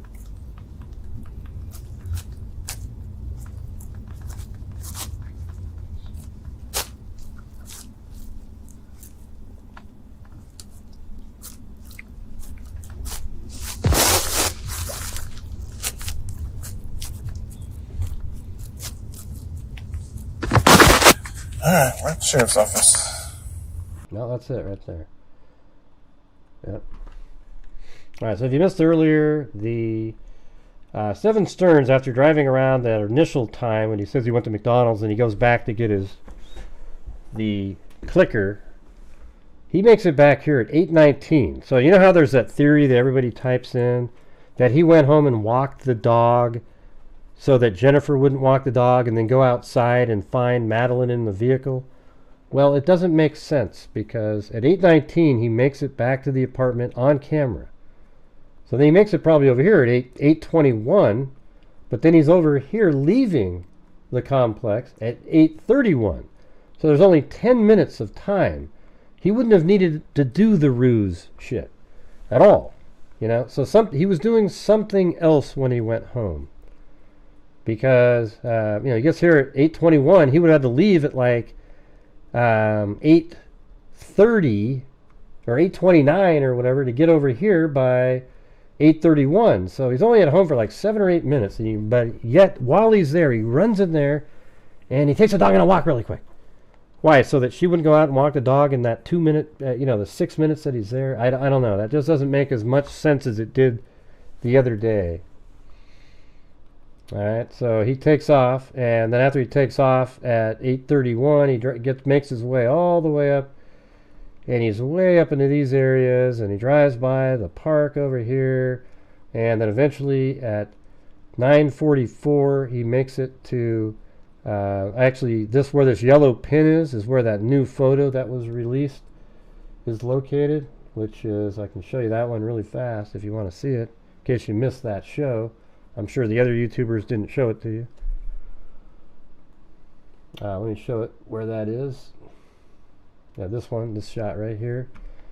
So here is one of the images that law enforcement used, and that's Stephen Stearns' vehicle. That means Madeline is in the passenger seat in the front seat in that vehicle while it's driving by.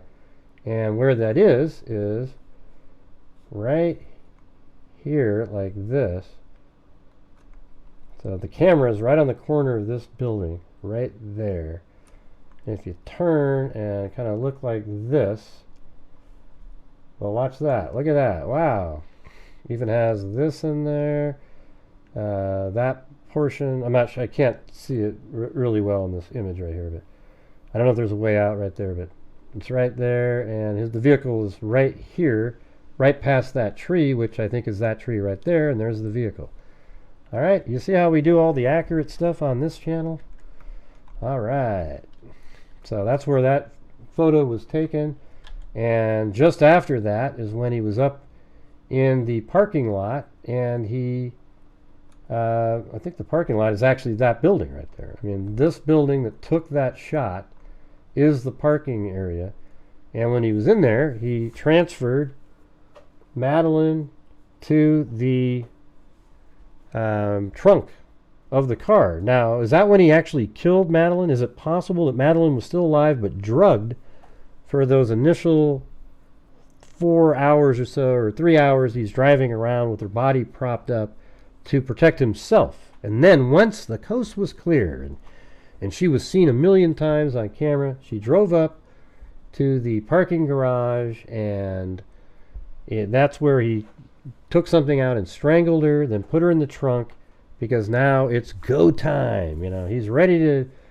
complete the mission, and then he drives her home for a while again, which is another, you know, that's where it's just sort of all weird stuff. He goes back home, he goes out and gets, she's still, now she's in the trunk. He goes to the shop to get some shit, and then he leaves the home at about 12:30 again after Jennifer's home, and then he drives out to dump her body finally. Leaves the home at like 12:50 or 45 or so, and then gets out to the crime scene by like 1:20, and heads on back home. It's pretty wild stuff. I mean, I have it all mapped out. Like, all these pins represent him going there and coming back, and then also when he went back out there at 3 in the morning. And, he's coming back at 4:13 this way. But he was at the crime scene. He was right, let's see. So at, I think it was right here. It's 3:35 a.m. And then he makes it back up here at 4:09. So from here to the crime scene, it's 9 minutes. So you add 18 to this, it would make it 3:53, and that's 4:09. So that means he was at the crime scene for about 16 minutes. All right, he was at the crime scene for about 16 minutes. What was he doing there? What did he transfer from the vehicle to, transfer from the crime scene to the vehicle that led to the dog hitting on Jennifer's car, since that's the car he took out to the crime scene, and that's the only time that Madeline's body was anywhere near Jennifer's vehicle, is at this point. So did he take something from the crime scene and put it in the trunk, and is that what led to the dog hitting on the vehicle? And it's interesting that it never hit on his vehicle. And it doesn't sound like she had rigor mortis yet when he was at the apartment complex. And so that comes in, so it's like she didn't die, I mean, again, if she was just killed, she wouldn't have rigor mortis.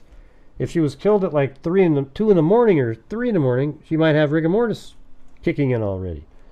So there's a lot of things that are interesting. It's just a theory that I have that she was still alive until the apartment complex. That's when he strangled her, then put her in the trunk. Like I said, I'm not married to the idea, but I think it's a possibility there. And keeping her alive prior to that would have mitigated any punishment he would have got had he been caught while he was doing Weekend at Bernie's. All right, does that make sense to everybody? All right.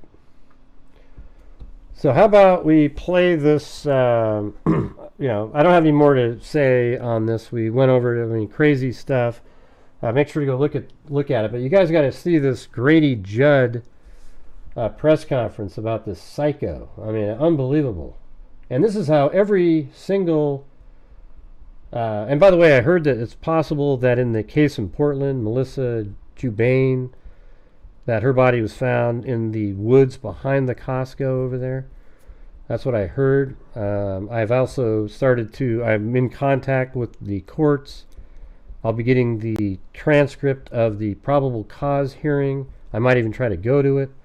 I got to definitely follow that one. It's absolutely crazy. If you guys aren't familiar, there's an Asian woman named Melissa Jubain. She's American, she was born in the United States, but her parents are from the Philippines.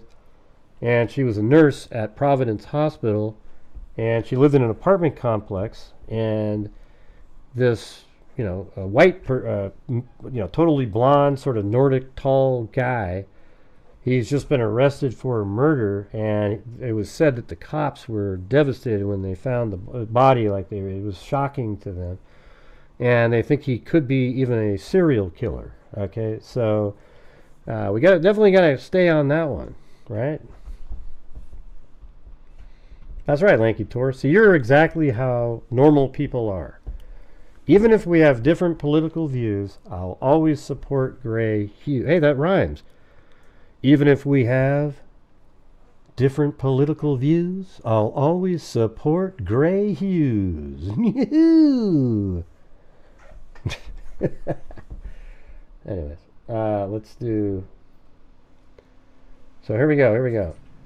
Check this shit out, you guys. This is freaky stuff. Hello, everyone. Thank you for being with me today. I've got 2 items that we're going to go over. We're just going to do the first one. And the first one that I want to talk about is a murder. A cold-blooded murder of a 39-year-old mother by her 17-year-old son.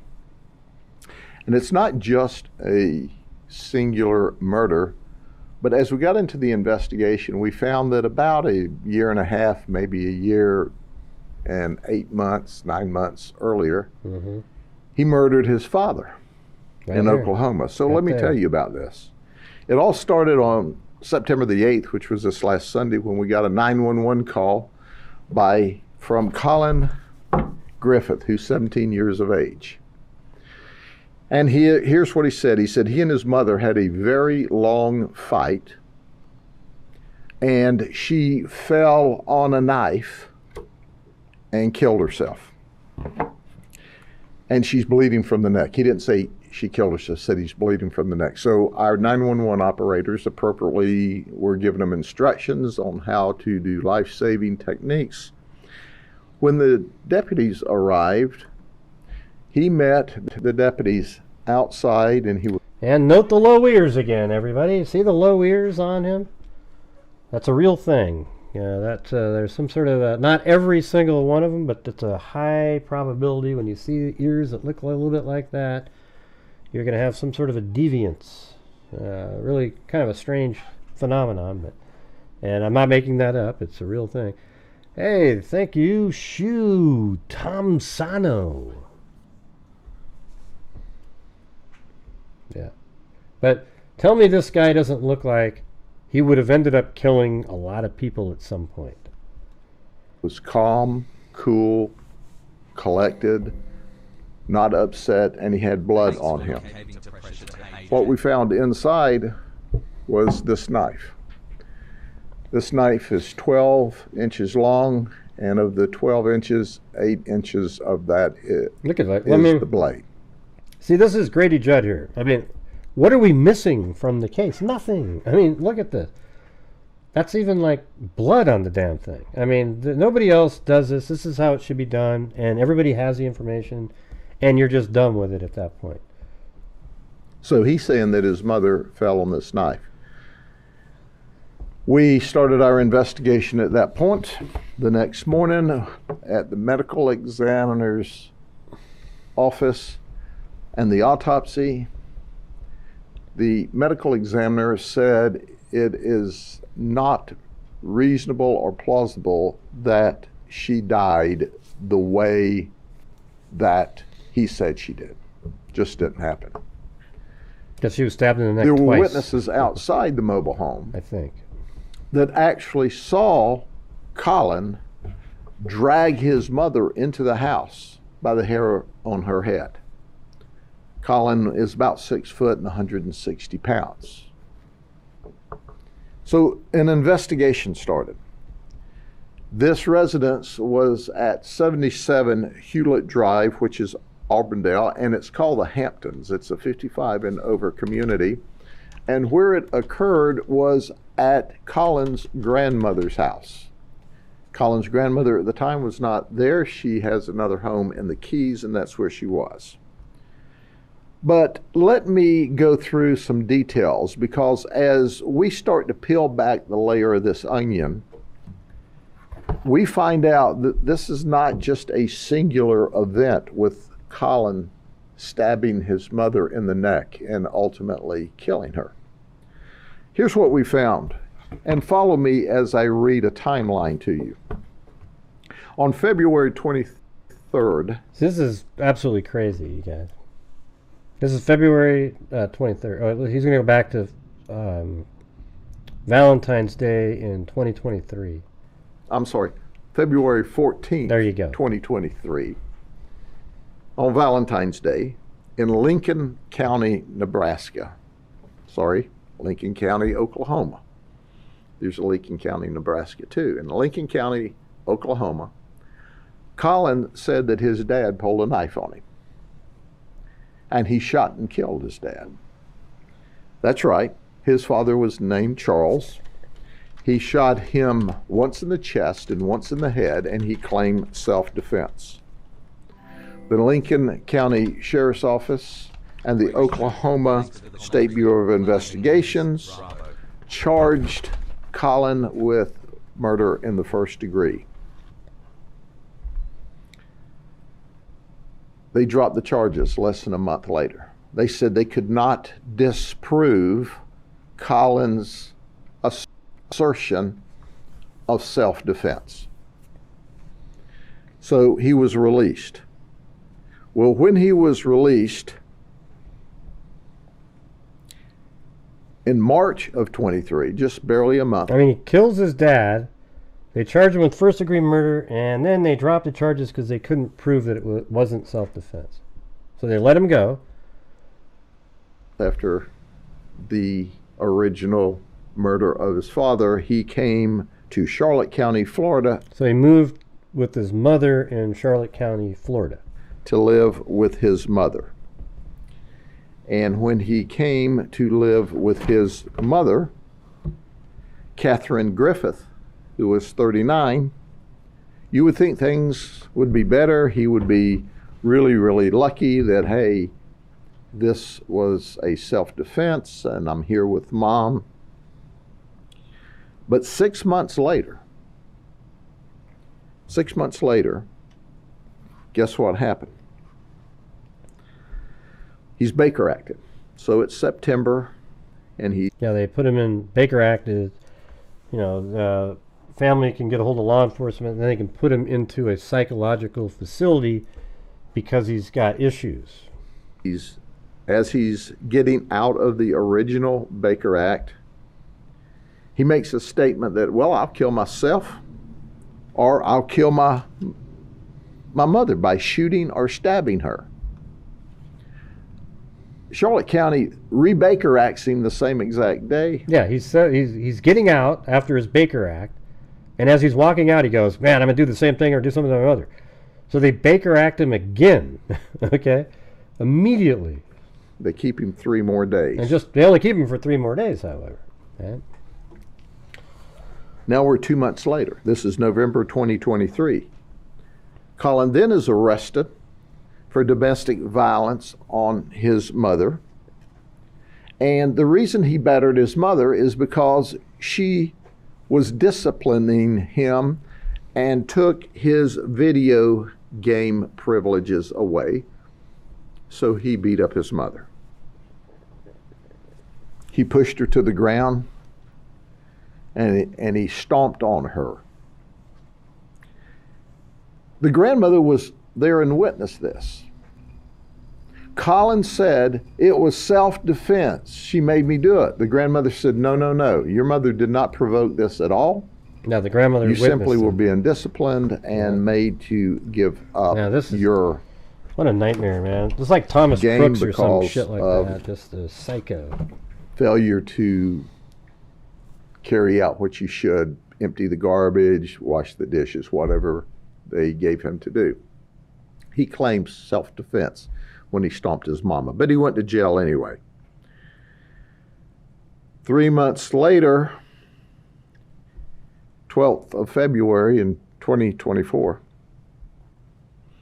he has an argument with his mother, and he runs away from Charlotte County and comes back to Auburndale to his grandmother's house. Now, his grandmother's not there. And we got involved in this on the 12th of February, and the mother said, and the grandmother said, hey, we don't feel safe with him around. I mean, that's crazy. Like, the grandmother's over in the Keys or something. Maybe not this part of the story, but anyways, he goes over there to her house, and she's like, man, we don't really feel safe with him here at all. You know, and this is February 12th, almost a year to the day of when the father was killed.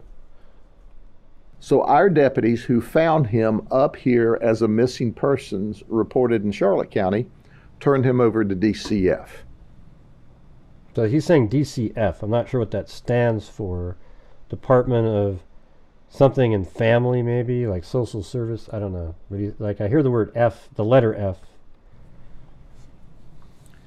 2 days later, on the 14th of February, the anniversary of him killing his dad a year ago, he's reunited with his mother by DCF.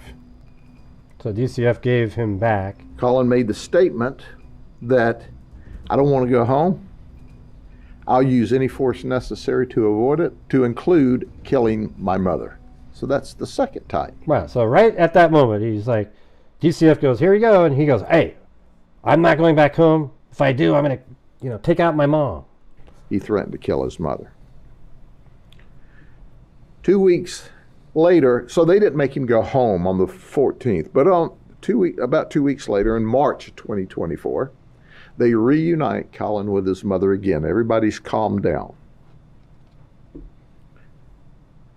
Now in May of 2024, Colin graduated from an alternative high school in Charlotte County and began attending community college.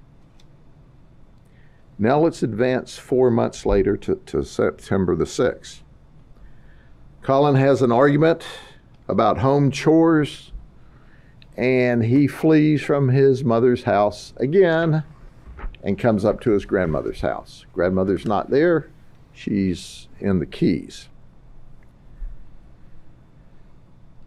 So then mom lets the event calm down, and she tells her son, hey, you need to come home. And she asks him to come home and face his responsibility. Colin says, I'm not coming back home. That was September the 7th. So now we're to the fateful day on September 8th. Mom drives up here to Auburndale from Charlotte County. She arrives at 4 o'clock. At about 4:30, witnesses and neighbors see Colin and Mom arguing outside, and Colin grabs his mother by the hair and drags her into the house. Just about 2 hours later, that's when we receive a 911 call where Colin said, I've had a very, very long fight with Mom, and she fell on a knife and she's bleeding from the neck. Our investigation clearly and unequivocally shows that that circumstance did not occur like that. In fact, he used similar language to when he made the 911 call, 18 or 20 months earlier, when he shot and killed his father. It's important to understand, when you look at this, you see a kid. When I look at him, I see a psychopath. Exactly. That's exactly. I see totally erratic behavior, to the point that he's already, at 17 years of age, shot and killed his father and got away with it, and stabbed his mother in the neck so hard that the knife went all the way through and was to the back of her neck, and she died there. Yeah, so this is Colin Griffith. I mean, hell, the New York Post has a article on him now that wasn't out earlier. See, it's 10:33 p.m. Eastern time. Look at this crap, man. And this guy, they're just going to repeat. I guess that's the mom. That's sad. Jeez. She's probably just trying to do the right thing. Okay, so is that the house right there? Let me see. That's this one. That's this house, I think. It looks more like that anyway.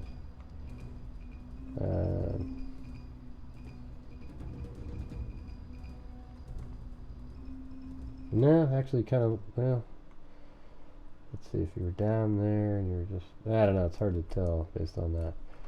But anyway, 77 went to where I had it. I just don't know what the hell, it didn't seem like it was on the top of the building. How about that one? Is that it? No, let's see the, anyways, let's get back to Grady Judd.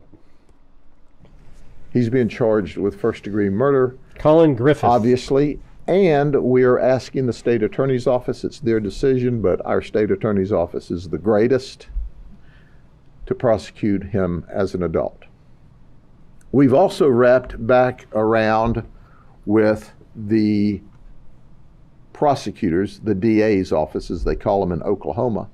And they said, if we develop information during this investigation that allows them, they will reopen the murder investigation in Oklahoma and potentially charge him out there.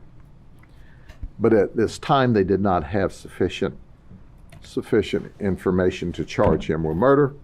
The unfortunate thing was now he's killed 2 people and killed his mother and father, and I can assure you, beyond and to the exclusion of every reasonable doubt, based upon his conduct, had he gone to live with his grandmother at the end of this and she crossed him, she would be next. No doubt about it. He's violent. He's dangerous. He showed zero remorse. Zero remorse when he was being interviewed. In fact, when we attempted the interview, he met the original deputy in the front yard. And he didn't say, Mom's in here, Mom's bleeding to death, Mom needs help. He looked the deputy in the eye and says, I know my rights, I want an attorney. Zero emotion about, hurry up, help Mom, she's bleeding, she's got a problem. He is a dangerous human being. And we have him securely locked up, and we are working with the state attorney's office. We're putting the rest of the investigation together. We have began to talk to some of the family, which has confirmed that he is a dangerous person. Before I go to the second event, are there any questions? Sure. Do you think the system failed him, that he should have never been out? I mean, after killing his father. Well, so when you look at this and you see how violent and how dangerous he is, it makes you wonder to what extent and what depth of investigation was done, because they released him from that murder charge that was lodged apparently within a month or so, because they were shipping him to his mother that quick. Now, did they wrap it up in that short period of time, or did they just say, hey, take him home, and notified the family later that we're not going to charge him? I don't know. But it's important to be accountable and responsible for your own actions. My question is, was there anything else that could have been done? Because had Oklahoma been able to act, Catherine would be alive and well today. But because she took him and tried to do like a mother should do and take care of him, she's now dead. Everybody that's special, should be special to him in his life, is dead when they crossed him. Is there any history of youth? We're looking through that now to see what his family history there may be. Sheriff, I noticed he has a charge of violation of no contact order. What God, it's only 63,000. We're working through the back pages now. Obviously, he's been involved with DCF in Oklahoma, if for no other reason, from the murder. He was involved with DCF here. We've been putting together our criminal case here. We will go through the back pages of him and any other interactions he's had with the system to try to determine everything that we can. But what we know for sure is he's violent and he's dangerous and he'll kill you because he's done that on 2 occasions. Yes, ma'am. Yeah, I noticed that the witnesses say they saw him outside at 4:30 with the fight. The 911 call was at 6 p.m. Is there a suspicion he killed his mother much earlier, and then what time? We are also investigating that. As you know, with these death investigations, the medical examiner cannot narrow down the frame to a 15-minute period. But certainly there are telltale signs that we are working through. So we looked inside the house. He said there was a protracted fight, and the home is neat and clean and no evidence of any kind of a large fight or a long fight, as he said. Kitchen knife? It's a kitchen knife from the house. People might hear you say DCF was involved and, you know, he was released. Is there anything you want to say about the system in Florida, the DCF system? Or? Do you know, DCF has an impossible job because all of society's wayward children and problem children and hot action events come to their lap. What did they know when? I don't know. That's part of the background investigation. I'm certainly not in a position, nor do I have an inclination to blame DCF at this point in the investigation. He was being intensely watched by the Charlotte County Sheriff's Office as a part of one of their programs down there. Wow. They had often contact with him and did a remarkable job. It's like that shooter in this last case in Georgia. But he was not under any criminal charges at all. It was simply that he'd been Baker Act and he had made verbal threats, and a verbal threat in and of itself, until you have the ability to carry it out and the means and a lot of legal posturing, you can't just arrest people. And Mom came back up here to get him to, once again, she was angry. She needed a cooling off period for a time, and then she wanted him back down there so she could appropriately deal with him. So there's still a lot of background and a lot of DCF stuff between Oklahoma and Florida that we're looking through. But listen, when you finish all of this, what I call sociological positioning, nothing gives you the right to unilaterally stab your mother and kill her. And I'm not convinced, based upon what I know now Oklahoma didn't know this then, there were no witnesses to him shooting his dad. I'm not sure now that he didn't set his dad up. I think he killed his to murder dad him. the same way. We don't know that. It's like. Under investigation, and certainly my prayer is if somebody knows something that can help prosecute him in Oklahoma that was missed for whatever reason, they come forward.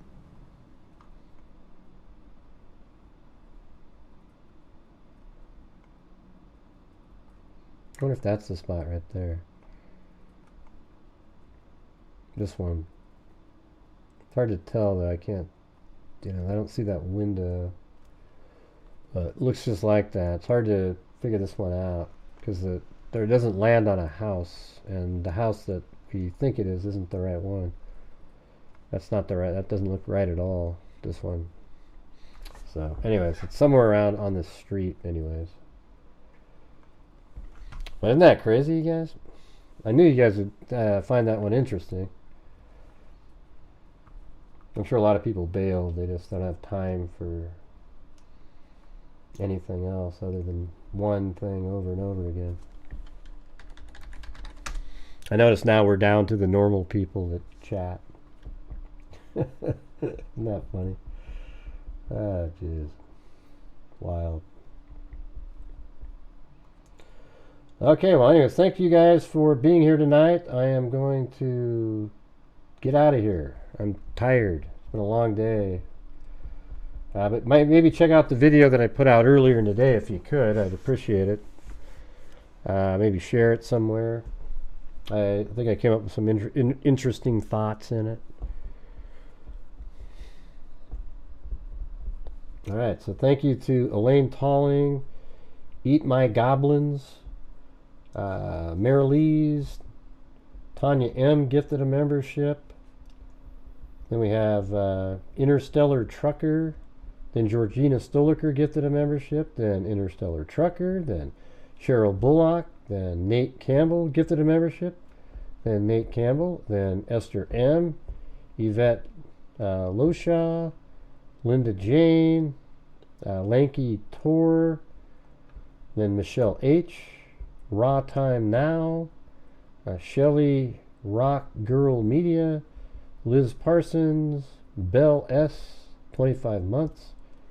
Liz Parsons, 38 months. Courtney D, thank you guys for your long support there. Courtney D, Trislenicol, a new drug. Asloven, Cheryl McDonald, Beard Freak, Jesus. Cindy J, Glamis Girl, Dejected Smiles, Flounder 23, AS, NYC Baby Boomer, Tanya M, new member, then Spud Smith, Wendy Woobles, Spud Smith, new member, Tanya M, April Rain, Kiwi Mima, Yvette Loshaw, then Linda Howe, then also Trislenico, which is actually Trizzle Nicole with a cat eye donation. Then Raw Time Now again, and then I gifted 5 memberships. Then Dejected Smiles, Linda Jane 45, Clar, something like that, and Richard Watts. We say howdy here. Stress Talk Relief, and then Stress Talk Relief again, and then Peaceful Plants, new member. Esther M gifted 5 memberships. Then Artistic Knots. Then Lisa L. Then Meg's Lost Password. And then Pamela, new member. Then Naomi. Juju Positive signed up again for her Megazoid and then gifted, right after that, 10 memberships and then 5 more, which is 15 members. Juju Positive also then sent in 10. And then Brynna Spratt, who gave me her little fake crying laugh. And then Louisiana Girl, a new member. Then Shu Tomsano, Lil Puppy Paws 99, and Susan Pritchard. Very cool. Then also had a few PayPal supporters. So let's see, we had a very generous Christine S. Won't say the last name. Then Kathy, she said her name as a YouTuber, but I forgot that one. It's hard to remember that kind of stuff. And then Sandra Shirley.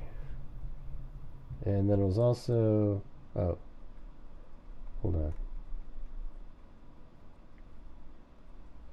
There we go, I missed a couple there. Then also KNS, or Kimberly. And then also, Gray, I like the way your mind works, they said. And that's from Denise M. Alright. The comment by Kimberly said, towards the audio files, thank you, Gray. And then Christine said, thank you for all you do. This is to help pay for Jennifer Soto's interviews. I appreciate you getting those. Very kind, you guys. Very kind. And there you go. All right. Well, thank you, guys. I appreciate it. Kind of a long show. We haven't done one of these long ones for a while. This one was 4 hours and 19 minutes. All right. Parting Glass. Do I have that one still? Just in these. Let's see. Maybe we should do the flyby with that song. That would be cool. Yeah, there it is. You want to do it? Do the Parting Glass. Do a couple loops around on the, maybe 2 or 3 loops on there. But anyways, thank you guys very much for watching. So after the rap song here, we'll do that. Okay. So thanks for watching. And as I always say, until next time, be safe out there. And thank you guys for making it sort of feel like an old school night tonight.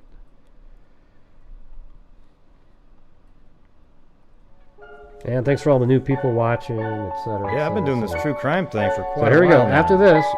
And during this whole time, I have not seen one person. Not even one great G. Crime dissector, a threat projector, I'm a certified human lie detector. I'm gonna get ya on a stretcher if you try and play me like a little projector. Crime sector is my nectar. The Patrick Ring is gonna give another lecture. Crime collector, freak connector, and I'm always gonna be a pop protector, fool deflector, interceptor, and I'm meaner than a spectre with a vector on his pector.